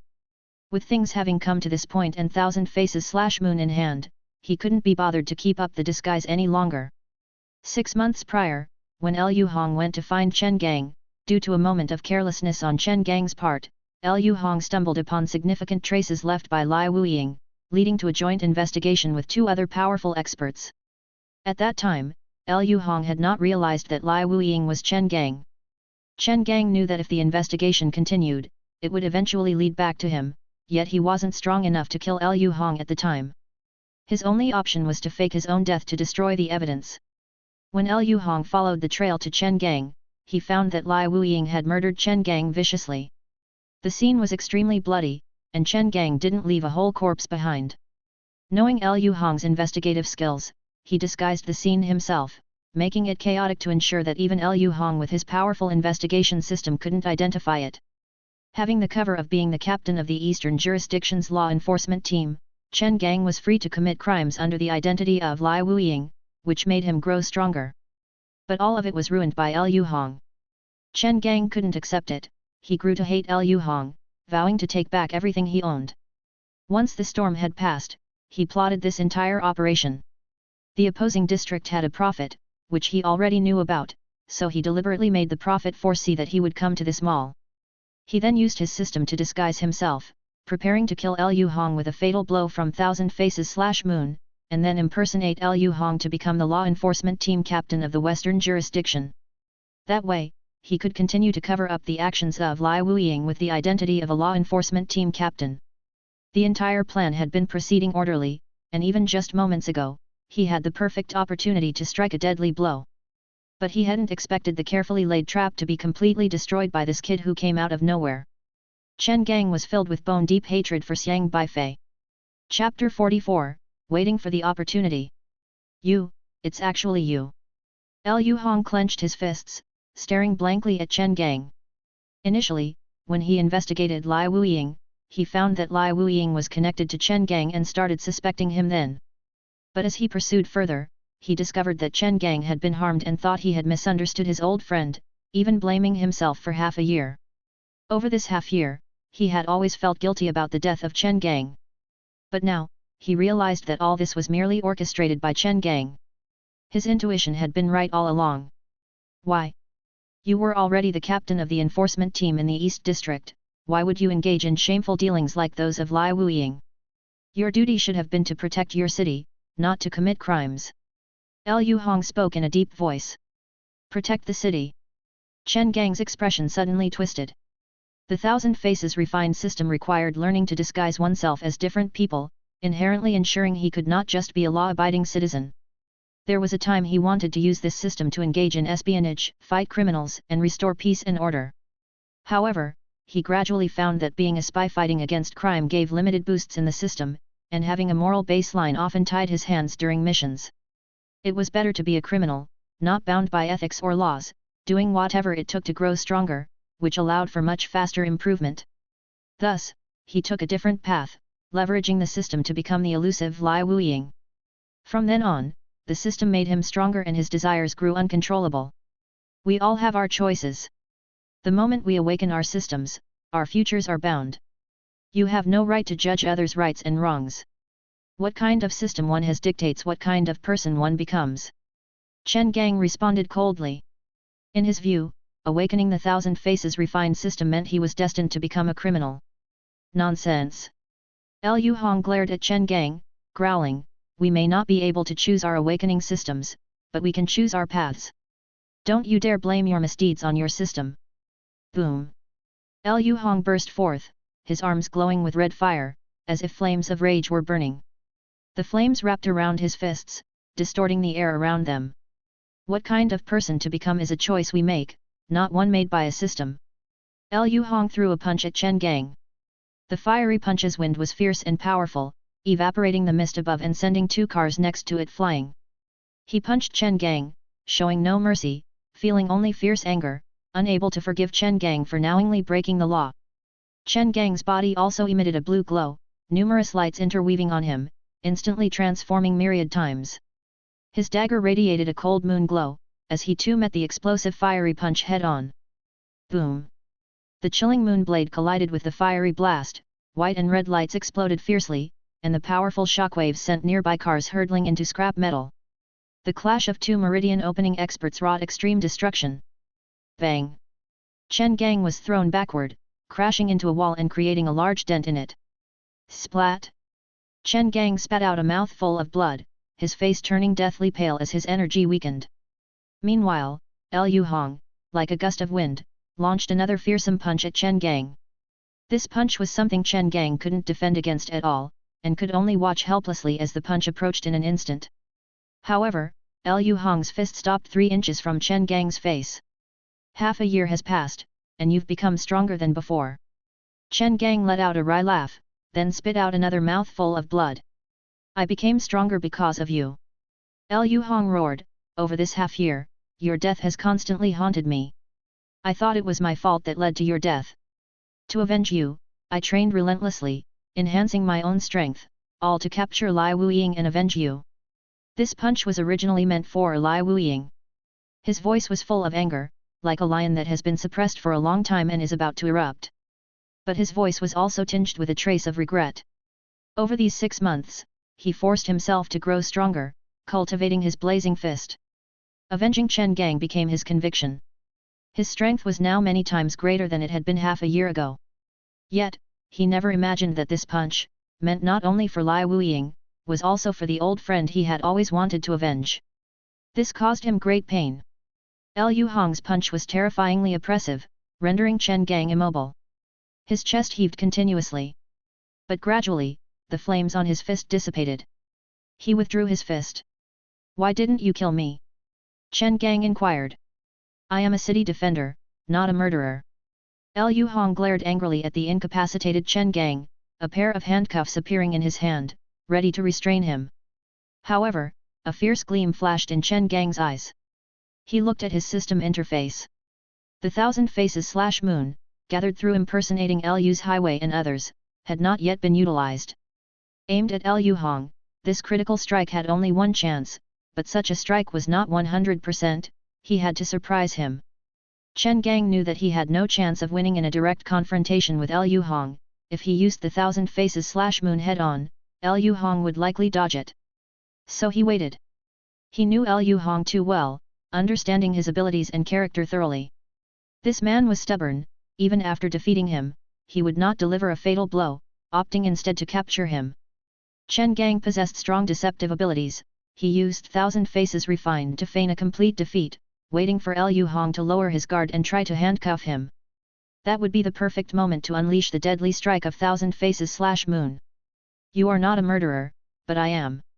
Chen Gang's face twisted into a sinister smile, his hand lighting up again with brilliant moonlight, this time stronger than before, ready to integrate the data collected on Liu Hong into Thousand Faces/Moon. This strike, imbued with others' perception of Liu Hong and at such a close distance, would seal all of Liu Hong's potential escape routes. Liu Hong was doomed. Liu Hong's complexion drastically changed. He thought Chen Gang had lost his fighting capacity, but unexpectedly, he had been deceived by Chen Gang once again. Chen Gang sneered, he showed no mercy. However, his sneer suddenly froze. For some unknown reason, the Thousand Faces/Moon, which contained information on Liu Hong, suddenly disappeared. This Thousand Faces/Moon, specifically against Liu Hong, needed to fully integrate to flawlessly block any of Liu Hong's defenses. Once it disappeared, this attack became just a normal strike in front of Liu Hong, even filled with flaws. Liu Hong's perception was top-notch. Even though caught off guard, he managed to react in time. With no room for mercy in such urgent circumstances, he punched Chen Gang in the chest. Bang! Chen Gang's chest caved in. How could this? Chen Gang's eyes bulged in disbelief. This punch was fatal to him. Until his death, he couldn't understand where his collected fatal strike had gone. It was the system's ability. He had never missed before when killing others, but he couldn't understand why the system would malfunction now. As his life force ebbed away, for some reason, Chen Gang inexplicably thought of a person. That young man who had quietly stood by and completely unraveled his disguise. In the last flicker of his consciousness, his gaze turned to Xiang Beifei. The young man watched him calmly, undisturbed. And in his hand, he astonishingly held the Thousand Faces/Moon aimed at Liu Hong. Then he even waved at Chen Gang. Was he waving at him? Chen Gang glared resentfully at Xiang Beifei. Why was it in his hand? Chen Gang couldn't fathom it. He really couldn't fathom it. But he no longer had a chance to think about it. Darkness swiftly engulfed him. Chapter 45, The Path is Chosen by Oneself. Liu Hong broke out in a cold sweat as he looked down at his chest, where a patch of mud was attached to his body like a piece of armor. Even though his reaction was fast, he still couldn't completely dodge Chen Gang's strike due to the close distance. However, at the critical moment, seemingly out of nowhere, a puddle of mud appeared in front of his chest, blocking Chen Gang's attack. Had it not been for this mud, his chest would likely have been torn open by Chen Gang, creating a terrible wound with unimaginable consequences.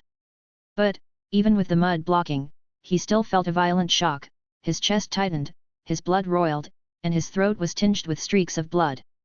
Fortunately, he quickly steadied himself. But where did this thing come from? And how did it block Chen Gang's attack? Swish! The patch of mud fell off and fluttered in the air, flying back into Xiang Beifei's hands. Beifei, you! Liu Hong watched Xiang Beifei in disbelief.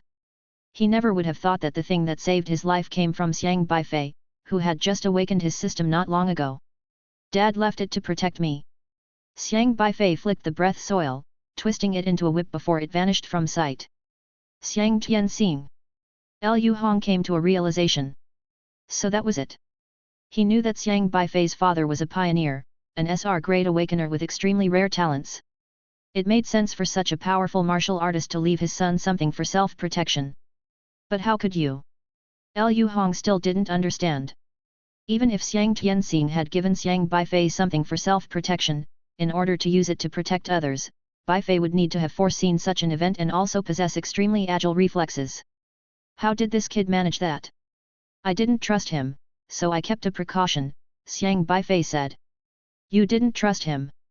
Liu Hong was taken aback. After all, he was a martial artist at the Meridian opening stage, yet his vigilance in this matter was inferior to that of a youth who had only awakened his system recently. I was too naive, Liu Hong sighed. He had been deceived by Chen Gang last time. This time, he was almost fooled again. He suddenly felt somewhat pitiful. You just didn't want to believe that he would kill you, Xiang Beifei said. Liu Hong gave a bitter smile once again. This youth saw things even more clearly than he did. Even at the moment when he defeated Chen Gang, he still hoped Chen Gang would turn back. But Chen Gang had already shredded the trust between them to pieces. The aftermath work was being handled by others. Liu's highway and the others were unharmed, they were merely knocked unconscious by Chen Gang and would probably wake up soon. Liu Hong didn't involve himself in these trivial matters, he just sat at the corner of the mall stairs, incessantly smoking away, staring blankly at the photo in his hands. Xiang Beifei sat beside him, called over by Liu Hong personally. He looked toward Liu Hong's system interface. Host, Liu Hong. S rank, Investigation System. Realm, Early Meridian Opening. A detection has been made of a special N-grade talent, would you like to investigate? Liu Hong's investigation system issued a task. Xiang Beifei knew Liu Hong must have many questions in his mind, but luckily, he had already thought of how to handle Liu Hong's inquiries. Put everything on his dad, simply saying his dad taught him some recognition skills, and that's how he saw through Chen Gang's disguise. After finishing an entire cigarette, Liu Hong finally spoke faintly, Beifei, I heard you're just an N-grade awakener. Yes, Xiang Beifei nodded. Liu Hong looked up at Xiang Beifei, a strange light flickering in his eyes. I understand. After a pause, he said slowly, don't bother explaining, just keep your secrets well. Liu Hong looked at the task just issued by his system and chose no. Xiang Beifei was slightly surprised. He could see Liu Hong's system tasks, too, and he hadn't expected Liu Hong to select no. He had thought up a plethora of explanations, but they proved unnecessary. This was unexpected. I once had the privilege of knowing your father. A man as formidable as your father is beyond my reach forever, such a powerful figure's son would naturally be no ordinary person. I should have thought of this earlier, Liu Hong said with a smile. Xiang Beifei had intended to attribute everything to his so-called SR father, but he hadn't needed to. Liu Hong had figured it out on his own. This was fine, too. I won't pry too much. As for today's events, if you wish to keep a low profile, I will keep your secret, Liu Hong offered. Everyone had secrets, if Beifei had secrets he preferred not to reveal, Liu Hong would naturally respect them without probing further. Thank you, Uncle Liu. Interacting with intelligent people was simple. Had it been anyone else, Xiang Beifei might not have intervened, but he trusted Liu Hong. Beifei, promise me one thing. What is it? Your father was a tremendous person engaged in the most noble of endeavors, someone I could only ever look up to. I know I'm not your father, and I'm not qualified to teach you anything, but you have just awakened to your system, and you'll have your own path to follow and confusions to face. However, no matter what system you've awakened to, I hope you understand one thing. Liu Hong stared at the photo of Chen Gang, his eyes brimming with endless desolation. What kind of person you become is your choice, not the system's. A flame appeared at his fingertips, igniting the photograph and turning the man within to a pile of black ash. It was as if he had burned away his past with that person. He had spent so long seeking strength and chasing after Lai Wuying in his quest for revenge for Chen Gang, only to discover that Chen Gang was Lai Wuying. This truth was hard for him to accept. He would have preferred Chen Gang to have died at the hands of Lai Wuying, at least that would have meant a death with dignity. The black ash drifted in the air, slowly dissolving. Xiang Beifei watched the ashes, contemplative. He had understood this principle long ago. Just as Principal Li Nangxing's Confucian saint system and head teacher Yang Hua's Master Dao system were both education and nurturing systems, the paths each chose were completely different. Performing tasks related to the system. But one's character had nothing to do with the system. I will remember your words, Uncle Liu, but I hope you will also heed a word of advice from me, Xiang Beifei said. What is it? Next time you encounter a criminal like Chen Gang who intends to be utterly vile, don't show mercy. If you must kill, kill. At the very least, leave him half dead, break his limbs, and ensure he cannot move. Otherwise, the one who suffers is yourself, said Xiang Beifei. Liu Hong was slightly stunned. He looked at Xiang Beifei. His expression showed profound surprise. The young man handled such matters with even more calmness and decisiveness than he did. Was this really just a high school student who had just awakened to his system? But on second thought, the young man's words were not wrong. Mercy should be based on the premise that one can protect oneself. If it hadn't been for Xiang Beifei seeing through Chen Gang, the one to die tonight would have been himself.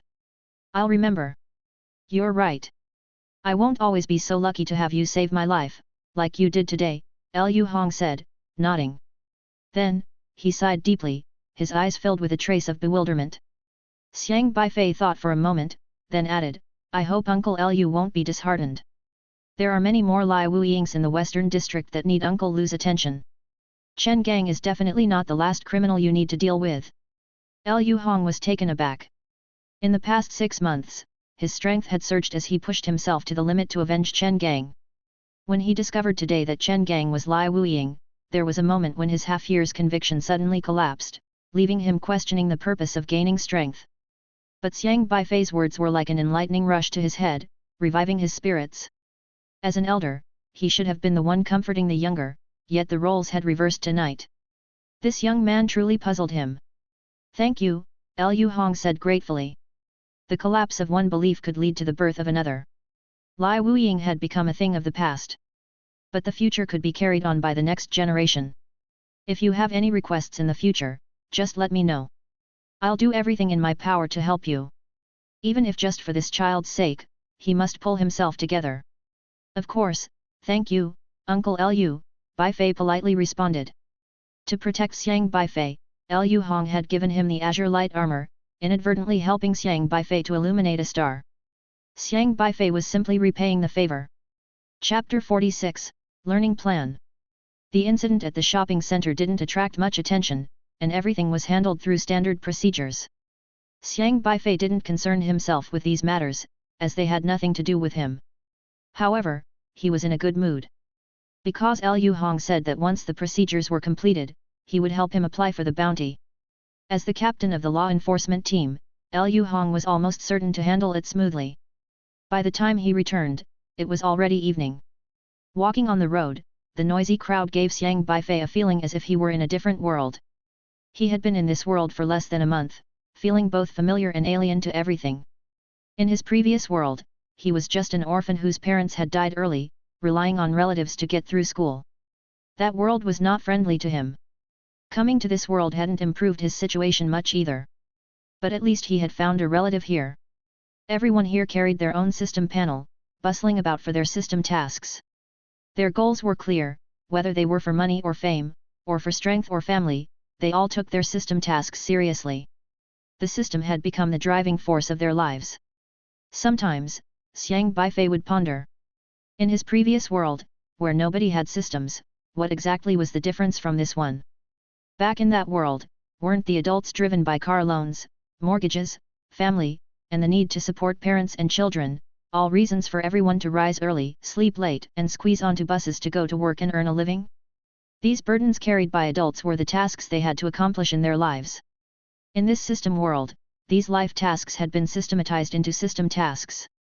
Whether it was the previous world or this system world, everyone had to advance towards their goals. Essentially, there was no difference between the two worlds. Of course, the people here possessed much stronger abilities. Murder, destruction, battles, all were almost foreseeable. The incident between Liu Hong and Chen Gang had given Xiang Beifei a deeper impression of this world. Xiang Beifei was gradually adapting to the rhythm of this world. Those at the bottom struggled to complete system tasks for their livelihood. The powerful strove toward their own goals. He too needed to find his own way to survive.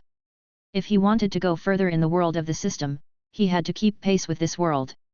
When he got home, it was already dark. Xiang Beifei prepared dinner, but Xiang King hadn't come home yet. He kept the food warm, then returned to his room. He had received another system reward, which was the 1000 Faces/Moon finishing move collected by Chen Gang. Although this finishing move was only aimed at Liu Hong, it possessed a spiritual power level equal to the early stage of meridian opening. Each star constellation actually included one ability. The reason for lighting them up one by one was because the spiritual power required to use the abilities contained within each star constellation varied, so Xiang Beifei had to master them step by step, and couldn't bite off more than he could chew. For example, one at the Qi controlling stage could only master abilities that could be executed at the Qi controlling stage. As he progressed, the abilities brought by lighting up star constellations became more powerful, and the required realms to master them also became higher. Woof woof woof. Xiaohe gave a suggestion. While at the Qi controlling stage, Xiang Beifei could light up 4 star constellations. So far, he had lit up 2 and acquired 2 abilities. He had 2 more abilities to acquire, which would only be accessible at the middle and later stages of the Qi controlling level. However, Chen Gang's Thousand Faces/Moon was a spiritual power crystal from the early stage of meridian opening, which could be saved for later use to light up a star constellation at the meridian opening stage, thus not wasting it. Okay, let's tentatively set it like this for now. But if we can't find a suitable replacement, we'll just have to use it. Xiang Beifei agreed. The clash between Liu Hong and Chen Gang tonight enlightened him greatly. Only those in the meridian opening phase are truly powerful martial artists. Normally, those in the Qi controlling phase could even be considered ordinary people, their combat abilities are clearly insufficient. The Zhu Alliance never lacks people in the Qi controlling phase, they can practically be found everywhere on the streets. Even high school teachers are just in the late stages of Qi controlling. Without stepping into the meridian opening phase, one simply cannot access true martial arts. In tonight's battle, Xiang Beifei couldn't intervene. At a critical moment, he relied on breath soil to save Liu Hong's life, but that was all he could do. Luckily, the breath soil possessed an indestructible defensive capability, able to block Chen Gang's attacks. But if Chen Gang's attacks had targeted Xiang Beifei, even with breath soil, he would have had a hard time avoiding them, and might not have even survived. Breath soil can only be said to be indestructible, but that doesn't mean it can dissipate that powerful force. Chen Gang's attack hitting the breath soil, the reverberations would still transmit through it to the body. Liu Hong's physical condition could withstand those reverberations because he was a master of the meridian opening phase, but Xiang Beifei definitely could not. This made him realize the necessity of improving his combat abilities and physical condition. Reflecting on the blazing fist Liu Hong displayed tonight, its explosive force left a deep impression on him. Every punch Liu Hong threw almost seemed to spin the air current, as if igniting the air itself. The fire can burn on the fists. This must be a cultivation technique given by Uncle Lu's system. Xiaohe, can I learn such a thing? Xiang Beifei inquired. Woof woof woof. Xiaohe rolled over plumply on the bed. Oh, I see. Xiang Beifei nodded thoughtfully. Any cultivation technique gifted by the system actually relies on one's own spiritual power to manifest. Xiaohe can turn system rewards obtained from others into spiritual power crystals because fundamentally, all systems aim to transform spiritual power into something absorbable by the body. And spiritual power is present in all cultivators' bodies, it is their source of power. What Xiaohe meant was, as long as the method is right, he could also use his own spiritual power to execute those abilities. This ability could be learned by analogy, but the premise is that he first needs to grasp one thing, then he can quickly master other variations of it. That means, if he could learn Liu Hong's flame fist, next time he would be able to learn any technique involving the use of fire, not just limited to the flame fist.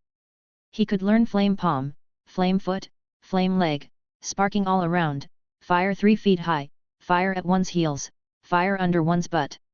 Just thinking about it is exhilarating. Xiang Beifei tried throwing a punch into the air. Aside from the whooshing sound of the air, no fire was generated. I need to ask Uncle Liu for guidance, I wonder if he would be willing to teach me. Xiang Beifei pondered. The next day, he eagerly called Liu Hong to express his intentions. You want to learn martial arts from me? Liu Hong seemed very surprised. Yes, I just awakened my system and want to learn techniques related to combat, said Xiang Beifei. Sure, if you want to learn, I naturally won't be stingy, but be prepared mentally, learning martial arts requires great determination and the spirit to endure hardships. It's definitely not something you can master overnight. Liu Hong agreed readily. There was no way he could refuse the son of Xiang Tianxing wanting to learn martial arts from him. I understand, Xiang Beifei was aware of these things. Then come find me after class. I work night shifts, and if I'm not out on a call, I can teach you, Liu Hong said. Chapter 47, Reclamation System. Xiang Beifei was currently only in the early stages of Qi controlling, and his power was not yet impressive. However, given the speed of his cultivation, he would definitely reach the mid-stage of qi controlling within 2 weeks. The speed of advancement through the realms is related to one's talent. For R-ranked awakened individuals like the class teacher Yang Hua, even after 7 or 8 years of awakening, he was still only in the late stage of qi controlling. Whereas S-ranked Lu's Highway, having awakened for only a year, was already in the late stage of qi controlling. Xiang Beifei had been awakened for less than a month and was not in a hurry. Time at school passed quickly, and after school, once Xiang Beifei had explained the situation to his grandfather, he went to the Law Enforcement Bureau. The place they were located in was the western jurisdiction of Zhuzhou, where the City Guard Bureau was a conspicuous department. It was a place many ill-intended people steered clear of, with various powerful defenses. Xiang Beifei entered the City Guard Bureau and asked a small police officer with an R-ranked firearms system at the front desk, who directed him to the office of Liu Hong. However, he didn't find anyone there. The affairs department of the Guardians was noisy, with many law enforcement officers coming and going, some escorting suspects, others loudly making phone calls, and some carrying large stacks of documents. Xiang Beifei wondered if he should wait inside, but then he caught sight of another interrogation room on the other side and discovered that Liu Hong was inside, seemingly questioning a criminal. Through the glass window, Xiang Beifei could see the situation inside. The criminal appeared calm in the face of Liu Hong's questioning, not opening his mouth at all, and there was a disdainful expression in his eyes, showing no regard for these law enforcement officers. Host, Wan Qiu. R-ranked, Reclamation System. Realm, Mid-stage Qi controlling. It was unclear what crimes Wan Qiu had committed, but the expression on Liu Hong's face looked somewhat gloomy. Liu Hong questioned for a long time but seemed unable to get anything out of him. He let an officer with an R-ranked interrogation system continue the questioning, then left the interrogation room. Uncle Liu, Xiang Beifei greeted. You've arrived. Liu Hong saw Xiang Beifei and showed a gentle smile, saying, I've been busy this afternoon, was dealing with some matters just now, it's kind of headache-inducing. Did I come at a bad time? Xiang Beifei asked. No, you cracked a big case yesterday, how could I not make time for you? Liu Hong laughed, but he still looked a bit tired. The matter of Lai Wuying, which involved Chen Gang, hadn't allowed him to recover quickly. But he had not been knocked down, and was still working today. What about that person just now? Xiang Beifei asked. A robbery case. Liu Hong replied, the bank vault was robbed, he must have been the one to get inside, but we don't know how he did it. We've caught him, but he's not willing to give up the whereabouts of his accomplices yet, it's a bit of a headache. A robbery case? The bank vault? This guy has the reclamation system, without thinking too much it's clear he must have dug his way in from underground. You couldn't get it out of him? Don't you have specialized interrogators? Xiang Beifei glanced again at the police officer who had taken over Liu Hong's interrogation work. That officer possessed the interrogation system, and by all accounts, he should be an expert at extracting information. He's a mute, we asked him to write down where his accomplices are hiding, but unfortunately, he won't write, Liu Hong said, rubbing his forehead. A mute? Xiang Beifei suddenly understood, even the most skillful interrogator is helpless against a mute. He moved forward a couple of steps, closer to the glass window, and scrutinized the other person's system tasks. The completed task list for Wan Qiu was all related to reclamation. Most of them were: you have reclaimed 1 square meter of wasteland, reclamation value +1. You have reclaimed 1 square meter of mountain forest, reclamation value +1. These tasks seemed regular and nothing out of the ordinary, but among the recent list of tasks, there were some that were quite special. Spent 500 reclamation value points to upgrade reclamation tools.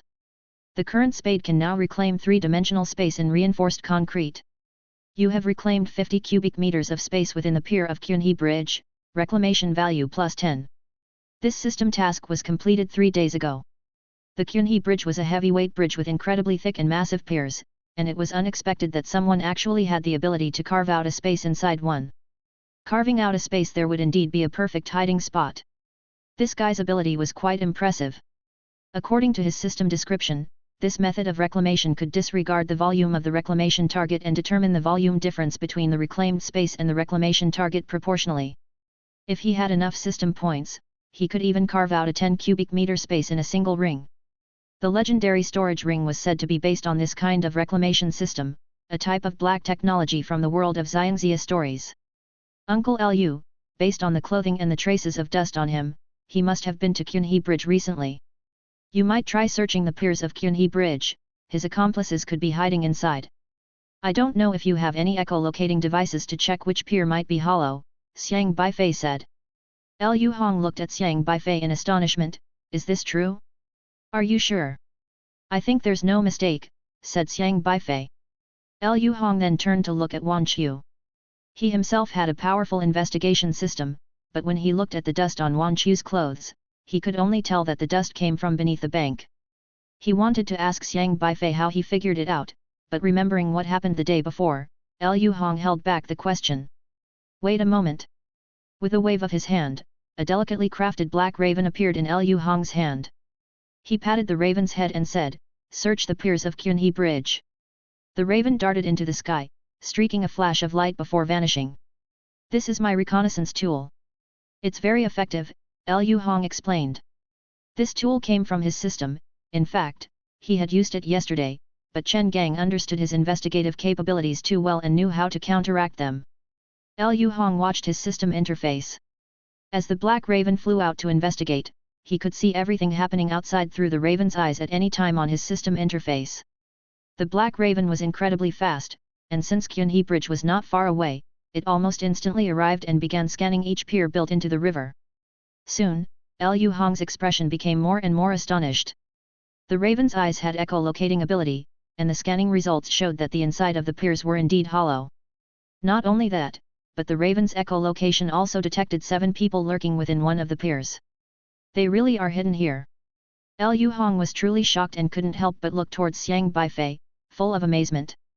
If it weren't for Xiang Beifei's suggestion, they might never have thought to look for people hiding inside the solid piers. Move out! Move out! Raven Squad, prepare to deploy to Qunhe Bridge. Lu Hong swiftly summoned his subordinates. At his command, they were on the move immediately. Xiang Beifei stood still, watching Uncle Lu's retreating figure. The event from yesterday had dealt Uncle Lu a heavy blow. If he could help Uncle Lu take care of some things, he was willing to do so. But then he thought about it. Something didn't seem quite right. What had he come here to do again? Chapter 48, Intuition. Xiang Beifei sat in Lu Hong's office, observing the city's guardians coming and going outside. He liked to observe other people's systems. Those who were able to work in the law enforcement team were required to have at least late-stage qi controlling abilities, and they had to undergo multiple assessments. The talent of every awakener started at R grade, with many being S grade. Most of the awakeners here had systems related to crime, such as the R grade sniper system, the R grade negotiation system, the incredibly fast S grade Godspeed Guardian system, and there was even an old cop whose system was the S grade turn back to the shore system as he sat drinking tea. I heard your son will experience the awakening system next year. What's the most important thing in this world? Of course, it's family. Which father wouldn't be by their child's side on the day they awaken their system? If your son reached SSR next year, and you weren't there at his brightest moment, how sad he would be. The old cop was chatting with a handcuffed criminal. His tone was down to earth and heartfelt. Initially, the man was defiant, but somehow as they talked, his eyes reddened, and then he began to wipe away tears. Uncle, you are right, thank you. I never intended to commit fraud. I understand. No one's perfect, who can be without fault? Uncle, then I confess, can I get out this time next year? Even if you can't get out, I must apply for a leave for you next year. How could you not be present when your own child experiences the awakening system? Okay, I confess. The old cop patted the criminal gently, smiling amicably. The man signed the confession with a guilty expression. Uncle Chong, thank you for your help. A law enforcement officer said to the old cop. It's nothing. I should be off now. The old cop stood up, crossed his hands behind his back, and leisurely walked away. You have persuaded a criminal to turn over a new leaf, virtue points plus 20. This old cop's system belonged to the preaching and negotiating type, where he shared life philosophies and the dry contents of Tao Te Ching with criminals. However, many mentally unstable individuals couldn't resist his persuasion. The old cop, named Chong Shan, was a very amiable old man. It seemed his position wasn't very high, yet he managed to connect well with many people. However, he possessed late-stage meridian opening capabilities. A hidden master. So far, Xiang Beifei had met two of the most powerful cultivators. One was Principal Li Nangxing, and the other was this old cop. Xiang Beifei mused, if this old cop hadn't been working in the law enforcement team, he might have become a monk dedicating his life to universal salvation. Or perhaps, he was a cop just to offer that salvation? Hey, Beifei, what are you doing here? Lu's Highway entered the office and immediately saw Xiang Beifei, who was looking around from the window. I came to see Uncle Lu. Xiang Beifei had forgotten that Lu's Highway came here for her internship every day after school. What do you need my dad for? Lu's Highway casually threw her bag aside, then went to the water cooler, poured 2 cups of water, and handed one to Xiang Beifei. Something came up. He just left on a call, so I'm waiting for him here. Xiang Beifei took the cup of water. Lu's Highway pulled over a swivel chair, spun around twice, then stopped and gazed at Xiang Beifei as if pondering something. Is there something on my face? Xiang Beifei asked hesitantly. What happened at the parking lot yesterday? I can't remember anything. I asked my dad, but he didn't provide details, only mentioning that with your help, they caught Lai Wuying. How did you manage that? Lu's Highway inquired. I saw the suspect, told Uncle Lu, and Uncle Lu caught him. Xiang Beifei simply described the process. Whoosh! Lu's Highway pulled her office chair forward, stopping right in front of Xiang Beifei, leaning forward so close their noses nearly touched. Her eyes narrowed suspiciously as she scrutinized Xiang Beifei. You're lying. Lu's Highway declared. This was the first time Xiang Beifei had been so close to a girl, he could almost smell the faint fragrance from Lu's Highway's hair. Hey, it smells like sea breeze shampoo. The same brand as mine. How did you know I was lying? He leaned back a bit. Intuition. However, Lu's Highway was relentless and leaned forward again, her long eyelashes almost flicking Xiang Beifei's hair. That's weird. Don't come too close, we aren't familiar. Xiang Beifei extended a finger and pressed it against Lu's Highway's nose, pushing her back. Oh, you're getting shy now. Lu's Highway rolled her eyes and swatted Xiang Beifei's hand away. Xiang Beifei smirked. Intuition tells me you're definitely hiding something from me. Lu's Highway scratched her nose and said.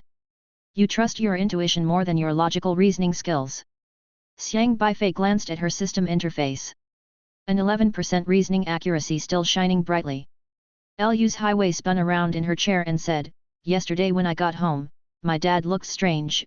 I remember him saying Lai Wuying was Chen Gang, but that doesn't make sense because Uncle Chen was clearly killed by Lai Wuying. Couldn't he have faked his death? Xiang Beifei asked. Faked his death? Lu's Highway, touching her chin and pondering, said, then how did you know Chen Gang was Lai Wuying?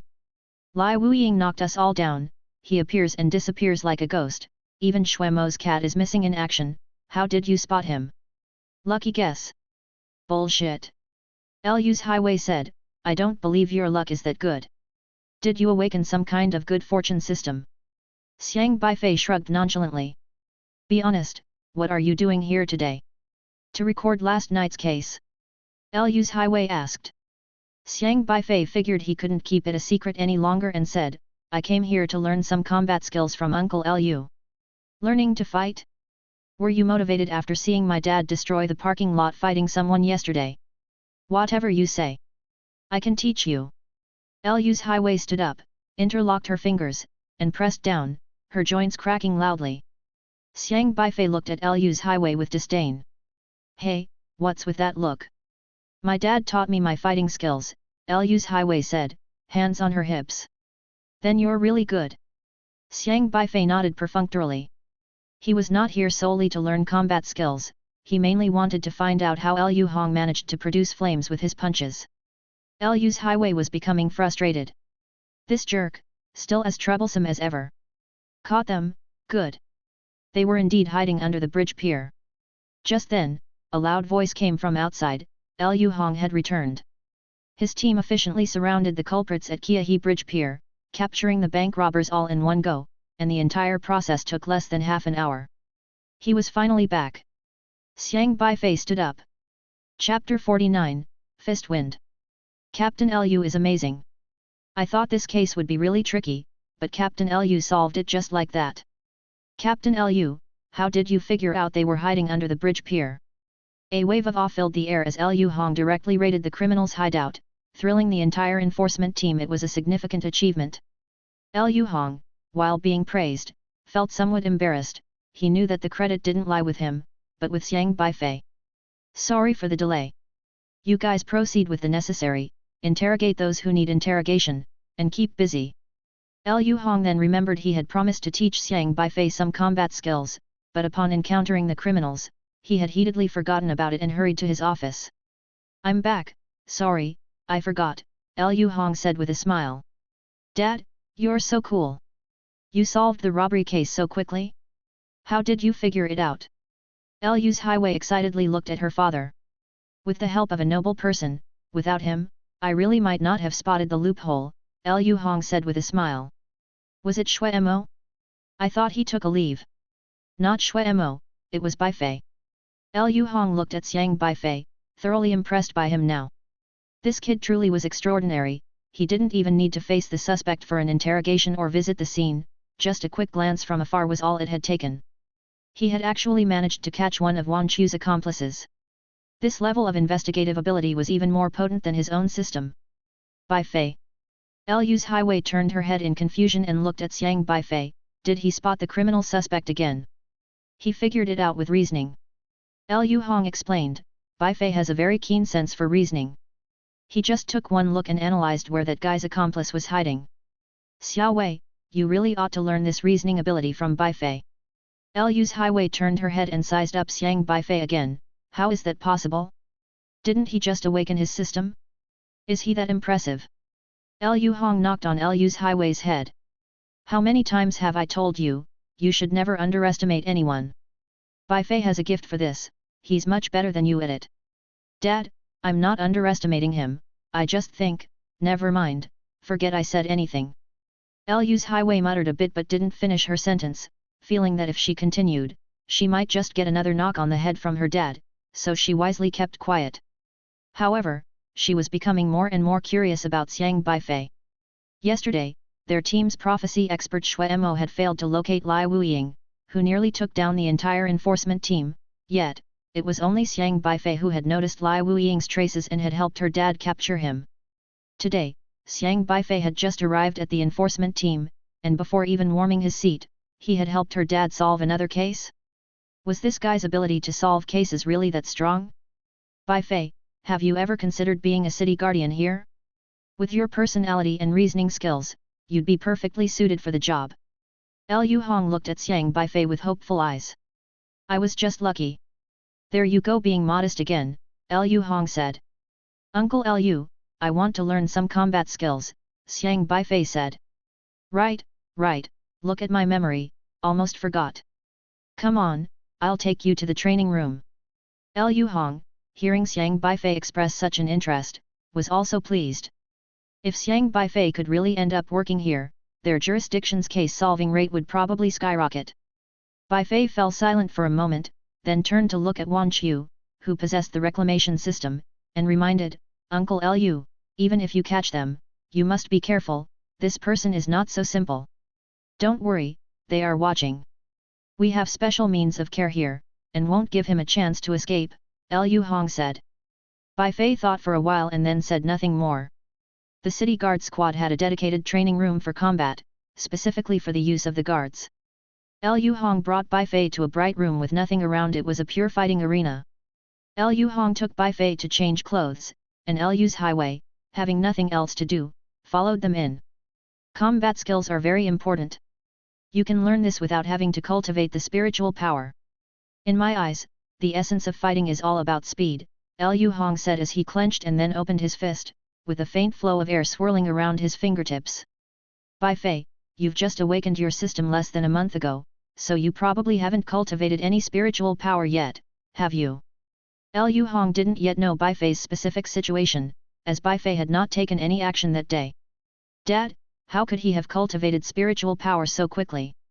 He's not an S-rank, Lu's Highway muttered.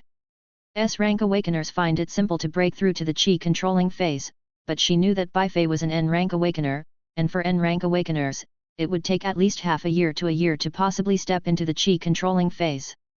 Beifei said, regarding that, well, I barely. He stretched out his finger and lightly clenched it twice, a white light pulsing at his fingertips. What? You've cultivated spiritual power already?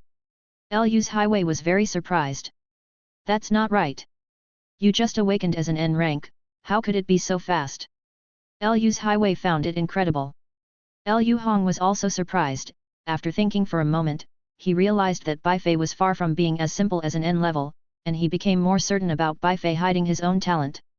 Although he was very curious about this young man, considering the identity of Tianxing's son, he didn't ask further but simply said, that makes it much more convenient. Meanwhile, Lu's Highway curiously asked, how did you break through to the qi controlling phase?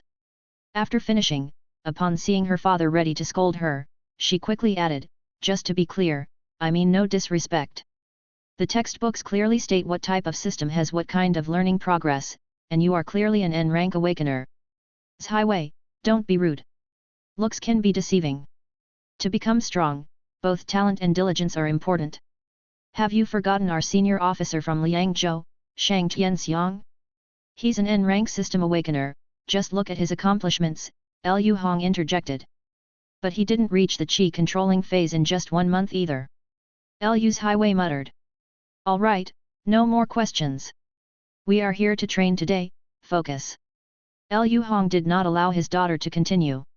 He continued, I have my own set of unique boxing techniques, which I generally don't teach others, mainly because everyone's system attributes differ, and what works for me might not work for others.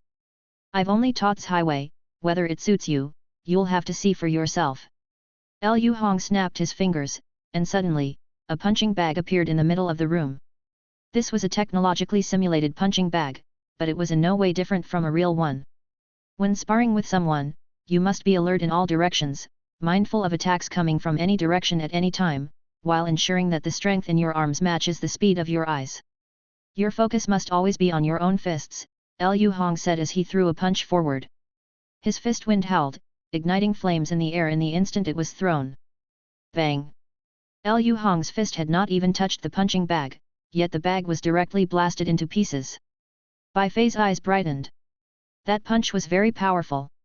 Chapter 50, Rapid Flame. This flame is not an attribute enhanced by the system, but one that I have ignited through burning my spiritual power. I've named it Rapid Flame. Distribute your spiritual power over your fist, and as long as the speed of your punch is fast enough, the air will friction violently with the spiritual power and directly ignite it. This kind of attack is quite overbearing but not easy to master. Firstly, you need to control your spiritual power well, not allowing it to diffuse too much or too little. Otherwise, the air will carry away your spiritual power, and no combustion will occur. After you've managed to ignite your spiritual power, you must learn to control the flames and compress the flames within a certain area. If you can't compress the flames, then their effect will merely be for show, burning for a bit and then disappearing, completely meaningless. To make the flames lethal, you must use your own spiritual power to lead the burning flames, then compress them on your fist, creating a high temperature point near your fist. When you hit your opponent, instantly detonate the flames. The high temperature will generate a fierce tearing force, causing fatal damage to your opponent. Lu Hong detailed the key points of the rapid flame technique to Xiang Beifei and demonstrated it a few times as well. Every time Lu Hong threw a punch, the air around seemed to twist. At first, you'll be unfamiliar with controlling spiritual power and will need to swing your fist over a certain distance to ignite the spiritual power. Once you've mastered the use of spiritual power, you won't even need to swing your fist, just a slight movement will ignite your spiritual power, like this. Lu Hong extended his index finger and gently pressed down. The movement was minuscule, but flames danced at the tip of his finger and burst forth with a tremendously powerful jet of flame, piercing through the sandbag in front of him. Releasing spiritual power requires only one finger, with the force generated comparable to a gun. Don't think that it just looks like my finger bent a bit. In reality, my finger is vibrating at extreme speeds, something you are probably unable to see with your current realm, Lu Hong explained. So that's how it is. Xiang Beifei covered his fist with his own spiritual power and began to attempt to ignite it. The process was indeed not so easy to grasp, mainly because his punching speed wasn't fast enough to ignite the spiritual power. But Xiang Beifei didn't lose heart, he started to swing his fists at the sandbag. With every punch, he adjusted the speed of his punch, striving to deliver sufficient explosive force. Liu Hong stood by patiently, continuously helping Xiang Beifei correct his punching posture. 2 hours had passed, and Xiang Beifei was still tirelessly practicing his punches. His muscles ached, but fortunately, Liu Hong used his own system to exchange for a muscle soreness recovery ointment to help Xiang Beifei recover from the muscle damage. Dad, you're really generous with him. That stuff must have cost you quite a few system points, right? Liu's highway muttered. Liu Hong, looking at Xiang Beifei not far away, said, it doesn't matter how much it consumes. If it weren't for Beifei yesterday, I probably would have lost my life. Liu's highway was taken aback. What? Why haven't you told me about this? What exactly happened yesterday? How did Beifei save you? Liu Hong shook his head slightly, you don't need to ask about that. Just remember, Beifei is not an ordinary person. In the future, don't always criticize his N-rank system. Even if he is an N-rank talent, in my view, his future achievements will definitely not be inferior to an S-rank. Or perhaps, he is inherently an SR-rank talent. Dad, do you really think so highly of him? Liu's highway was quite astonished at her father's evaluation of Xiang Beifei. She glanced over at Xiang Beifei, who was focused on practicing his punches, and found it incredible. Because Liu Hong had never given such a high appraisal to any system awakener with an N-rank system before. Liu Hong nodded slightly, he has that potential in him, I believe in him. By the way, in the future, if he needs help, give him a hand. Don't go looking for trouble with him without a good reason. I haven't been troubling him. Liu's highway pursed her lips, but the look in her eyes at Xiang Beifei turned even more puzzled. Her eyes rolled around, seemingly deep in thought. It's best not to trouble him, otherwise, the trouble might come hunting you. Liu Hong shook his head slightly, knowing his daughter's temperament well. Having awakened an S-level talent and been accepted into Liangzhou University, she was extremely proud and competitive. If she knew someone was that outstanding, she'd definitely be discontent. The reason Liu Hong thought highly of Xiang Beifei was because of what happened at the mall yesterday. After returning home yesterday, he had carefully reviewed the events, growing increasingly horrified the more he thought about them. Chen Gang had shown him no mercy, striking with extreme speed, and Liu had nearly been seriously injured due to his carelessness. Yet, the patch of mud had arrived just in time, and even he hadn't noticed when it had covered him. If that mud had not been there to protect him, but to kill him instead, he wouldn't have stood a chance of blocking it. Most importantly, Chen Gang's expression before he died was clearly one of shock, as if something had happened that he hadn't anticipated. His investigation system could analyze various details. Liu Hong speculated that Chen Gang's final strike had been prepared with the certainty that it would kill him. But that strike had been as if the rug had been pulled out from under it, losing the power it should have had, otherwise Chen Gang wouldn't have looked so surprised before his death. This made him wonder whether Xiang Beifei really was just a kid who had recently awakened his system. After all, just a few days ago, when Xiang Beifei was attacked by a demon dog, he emerged unscathed. This was simply not something a child who had just awakened his system could have managed. However, this morning Xiang Beifei had called, saying he wanted to learn combat skills from him, which made Liu think he might be overthinking things. He had also seen for himself just now, Xiang Beifei was indeed only at the early stages of qi controlling. Liu Hong's current understanding was that Xiang Beifei was definitely not as simple as an N-level system, perhaps like his father, Xiang Tianxing, he owned an SR system but chose not to reveal it. If it was an SR system, then everything would make sense. To know how to deal with demon dogs, to discern Lai Wuying, whom even the S-level prophet Xuemo hadn't identified, to deduce that Lai Wuying was in fact Chen Gang, let alone just now when he casually glimpsed and identified Wan Chu's accomplice. It wasn't unusual for an SR awakener to do these things. But what piqued his curiosity was, if Beifei had an SR system, supposedly endowed with powerful cultivation methods, why would he come to him to learn? Could it be that he awakened a literary Dao system but wanted to follow the martial path like his father? Liu Hong pondered to himself. Xiang Tianxing was a pioneer, could it be that the kid intended to emulate his father and grow up to be a pioneer too, but sadly awakened a literary Dao system, which meant his system couldn't provide him with the means to cultivate, so that's why he had come to him? Yes, that was the only explanation. Having figured this out, Liu Hong felt as if a weight had been lifted off his shoulders. Regardless, since you've chosen to trust me, I can't let you down, Liu Hong thought to himself. He did not know Xiang Tianxing well.